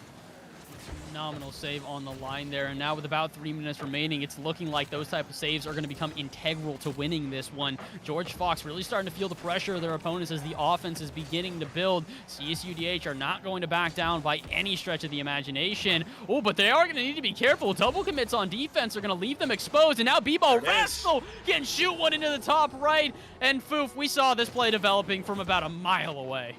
Well, you saw both of them come out. You called it, and then Piggy wins the touch. Technically, it falls out. He just had to make sure that car did not fall back into the way of the shot. And guess what, Bass? It's another right corner goal. I don't think I've ever seen a hotter spot on a heat map that doesn't exist.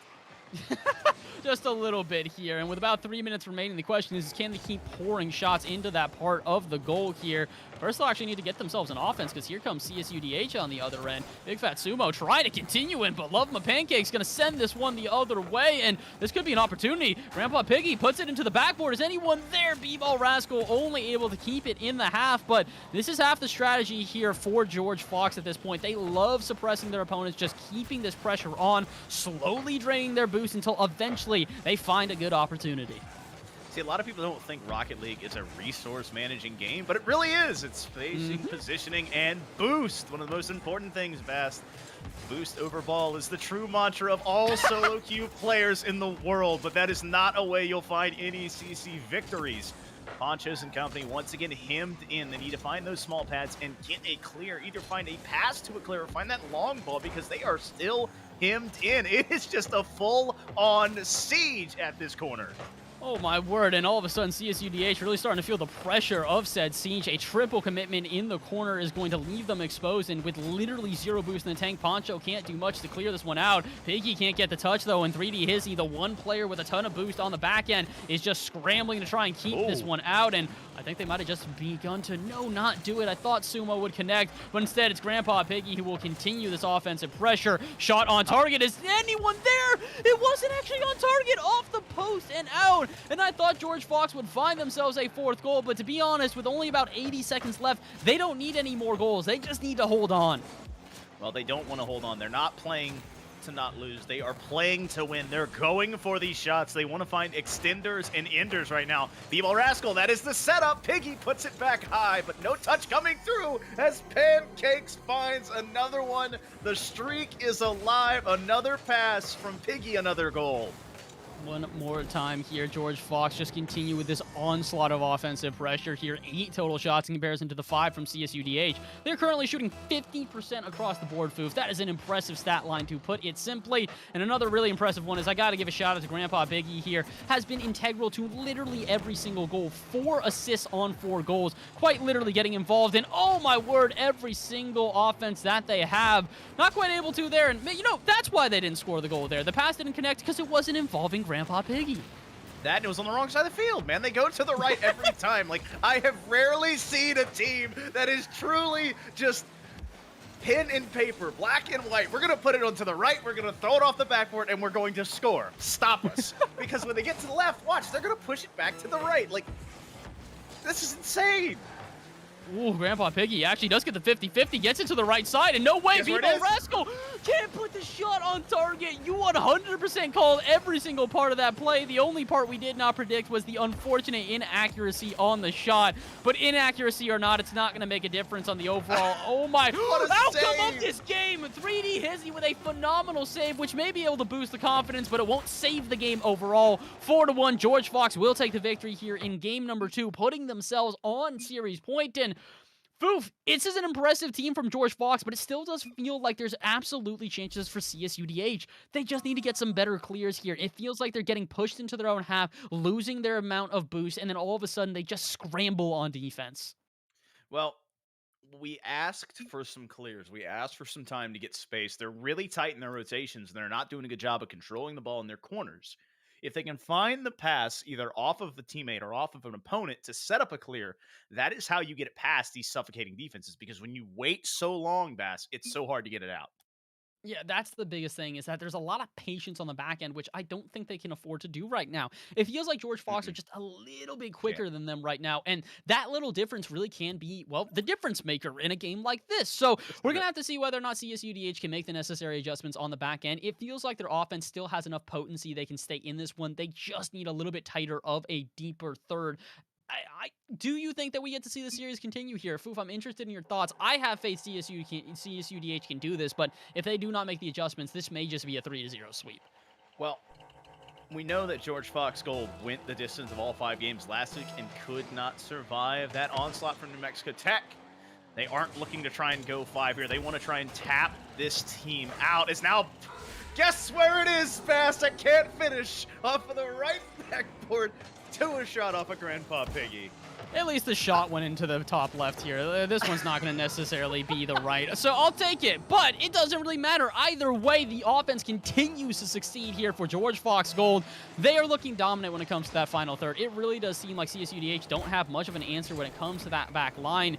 I think a lot of this has to do with the panic. It does kind of feel like the pressure is starting to get to them, and, well, this is not the time to start succumbing to said pressure. They have about 15 seconds gone here in game number 3. Plenty of time to try and come back, and, oh boy, it's going to be difficult, though, when you're getting faked out at midfield. Pancake's trying to set up his teammates, and I'm not sure if they really were able to. A little bit of awkwardness there, but somehow, some way, it won't be the end of the offense for George Fox Gold. This ball is just kind of sitting in this corner pocket right now. And Bass, I'll be honest, GFU's done such a great job of attacking the backboard, because when you notice a team not defending their backboard is strong, you push touches and you push shots off of it, and that makes them awkward. And that's exactly what this 4DH team has been. Grandpa Piggy trying to play the role of a forklift to lift that saber out of there, but they can't get an extra goal. Unfortunately not so, but they'll still hold on to the lead here, as the counterattack is not going to be enough. And Grandpa Piggy will try and go for the 1v1 play, but will not succeed. Again, GFU, as you had mentioned, they're really taking advantage of those backboard clears just not really being an existent factor right now. It does kind of seem like CSUDH have some improvement that they need to make on defense here, but maybe their offense can make up for that. Shot on target, but B-Ball Rascal will make the save. Clears it out to the side, and you can already tell the difference in the defense is there. What a booming clear to just buy time for the team. CSUDH might need to take a page from their book here and try and get a little bit more of an aggressive defense. Well, Sumo a little bit too aggressive there on the attempt, but not able to find it. Gets the boost, rotating near side. Dizzy trying to beat one, but B-Ball Rascal just absolutely annoyance at midfield, and Poncho can't get there. Love my pancakes catching another dish from a teammate. Unfortunately, this you could just see breaking down out from midfield. 3D Hizzy not really able to communicate with the rest of the team all that effectively, as they don't have the touch. Poncho dives in, I believe, and, well, it's Sumo on the back end, or possibly the reverse of the two of them, that's just desperate to try and make a save. And this is unfortunate for CSUDH right now. They're looking a little bit scrambled when it comes to their final third. Their offense isn't all that bad, but yeah, just a little bit slow behind the ball here. Another shot comes in from Pancakes, and at this point, it's going to look a little bit bleak. With 3 minutes remaining, this is possible for CSUDH here, Foof, but they're going to have to pull out all the stops if they want a shot. You know, throw everything in the kitchen sink. The old adage, throw science at the wall and see what sticks. Find triple the commits. Maybe you'll get triple the goals, but now Dizzy with a beautiful clear to start some offense, but that is not controlled. What you've seen GFU does such a great job of is they get clears, they get control and set them up and knock them down. No! That's your own goal! A quick fourth one here for GFU. Well, they saw it go to the right side, and they said, hold up, we have to keep the trend alive for now at this point. 3D he's slamming this into the top right here. And, listen, jokes aside at this point, it's looking a little bit bleak here for CSUDH. As we had mentioned before, they are really struggling to not only break out of their own half, but just find shots in total. All of George Fox at this point have a minimum 3 shots per person. Meanwhile, there's not even 3 shots total for CSUDH. 2 shots here, and it just kind of feels like they haven't been given the necessary opportunities on offense. It's clear that CSUDH are getting outplayed in the air, and that is half of the reason that they are struggling so hard. George Fox have no hesitation when it comes to their aerials, giving them so much superiority when it comes to these aerial shots and to their offense overall. Meanwhile, CSUDH, again, that backboard defense a little bit lackluster, their aerial control not as prevalent as their opponents, so they need to make some adjustments. With 2 minutes remaining, there's still a chance, but considering they just own goal, they're going to really have to try and find some sort of momentum here. The big thing I want to lean on here, Bass, is CSUDH did such a great job of when they created offense, it wasn't a one-off deal. They saw both of their shots come from a single attack. They were finding ways to push this defense around. They want a 50 at midfield, like this chance here. So Poncho and company, they know how to make some applied pressure, but they just need to find more solid opportunities. Dizzy trying to win something here, but that long ball bouncing back up. Rascal ready and willing to catch it and push it back. Like that Poncho was able to go up for this one, though, trying to play a little bit more aggressively on the back end, trying to push it out a little bit more quickly, and it might just give them an offense now. Poncho wants the shot, but can't quite find the connection there, and the shot going the other way over the head of 3D, and now I think this should be, yep, another goal off the back right. And, I mean, at this point, this is their bread and butter, Foof. There's no two ways about it. You get a shot off the backboard, and they will find a connection. Is it only the bread and butter? I really feel like it's the plate, it's the napkin, it's the table, it's the dang oven at this point, Bass. They just put everything on the right and serve it up and dare the defense to stop them. And that, all the hats off to CSUDH. They did exactly what in a 2v1. You have to try and push it and try and win a 50, but they won the 2v1, and that's how another goal goes in, and it is 5-0 here for GFU. Yeah, this is unfortunately looking like the end here as CSUDH are struggling to find themselves some sort of offense. Oh boy, that's unfortunate. When you get a goal that clear, or at least an opportunity at one, you have got to strike, and CSUDH just not able to make contact, and I think that will spell the end of this one. You can hear the lady singing in the background. She's unfortunately said that it is time to go as George Fox are up by 5 with over 40 seconds left. I don't even know if it's technically possible. If they get kickoff goal after kickoff goal after kickoff goal after kickoff goal, yes, technically, but that first means they need to find their first goal of this game. It's like Plankton said, don't let the flame die out. They got to try and find something here, Bass, and hold on to hope against hope and fight. And they probably won't find themselves getting out of an 0-2 start, but they want to find some confidence as Sumo. Very confident in that touch, but so is Pancakes. Poncho able to get that big clear. It's a one-on-one. B-ball Rascal trying to win it here. The ball back out to Dizzy. Denied. Sumo, crack shot, but once again, Pancakes, they put the offense on, they put the defense on, and it's another denial to keep the shutout. A fantastic end here. I'm just kind of, I'm heartbroken. I don't really know what to say at this point because it felt like CSUDH were finally starting to get that offense together, and they just could not quite seem to get past the defense of George Fox. But congratulations to George Fox on taking the 3-0 sweep here. They did so in rather dominant fashion, but CSUDH have definitely got a lot more eyes on them as they need to make the adjustments going into the next week here, Foof. It's very clear that George Fox have got a winning strategy when it comes to that really aggressive final third, but CSUDH definitely have a lot more question marks for this team. A really solid team overall, but unfortunately just not quite able to find that offensive pressure or really much of an offense at all. I have faith in them, but there's definitely a lot of work that needs to be done for the California team. Well, the great thing is, Bass, it's only week 2. That's it. It's only week 2. You've had a couple of rough ones, got a hard start out of the gate, playing a really solid team, George Fox. And so now you have so much tape to watch. You get a couple of 6-7 games to watch and find your mistakes, start pinpointing them. And I think the big thing that really I want to see this team step up from week to week is defend the backboard better. Find some ways to get touches into corners away from your opponents. And if you can do that, you'll start shutting down offenses that put on that heavy pressure. 100%. But unfortunately, that is adjustments that will need to be made in the coming weeks here, because that is all for now. The NECC week number 2 for Rocket League is about to wrap up. We want to thank all of you guys for sticking with us here today. Shout out to all of the different casters that were coming through here today. We had a long list of them, which I will attempt to try and go find, but I will say that it may take me a second, as we have many people to have to thank here today. I will thank one other person behind the scenes. Want to give a shout out to Michael, who's been sticking with us this entire day behind the scenes, making sure to produce. Shout out to Patrick, also helping behind the scenes, and also a ton of other people here on staff at the NECC who I may have unfortunately forgotten your names for the moment, but I promise you they are just as valuable and we appreciate them just as much. But real quick, I do also want to give a shout out to the rest of the casters here today. Shout out to Lychee, shout out to Novanta, shout out to Grant, shout out to Bearlight and Hale, and shout out to Hypheria, my co-caster before this as well. Really appreciate everyone who stuck with us today, and appreciate you guys at home for sticking with us as well. That is the end of the NECC broadcast for week number 2. Foof, any last words before we head on out of here? I think you tied it up, brother. We will catch you guys next week with some more NECC Rocket League.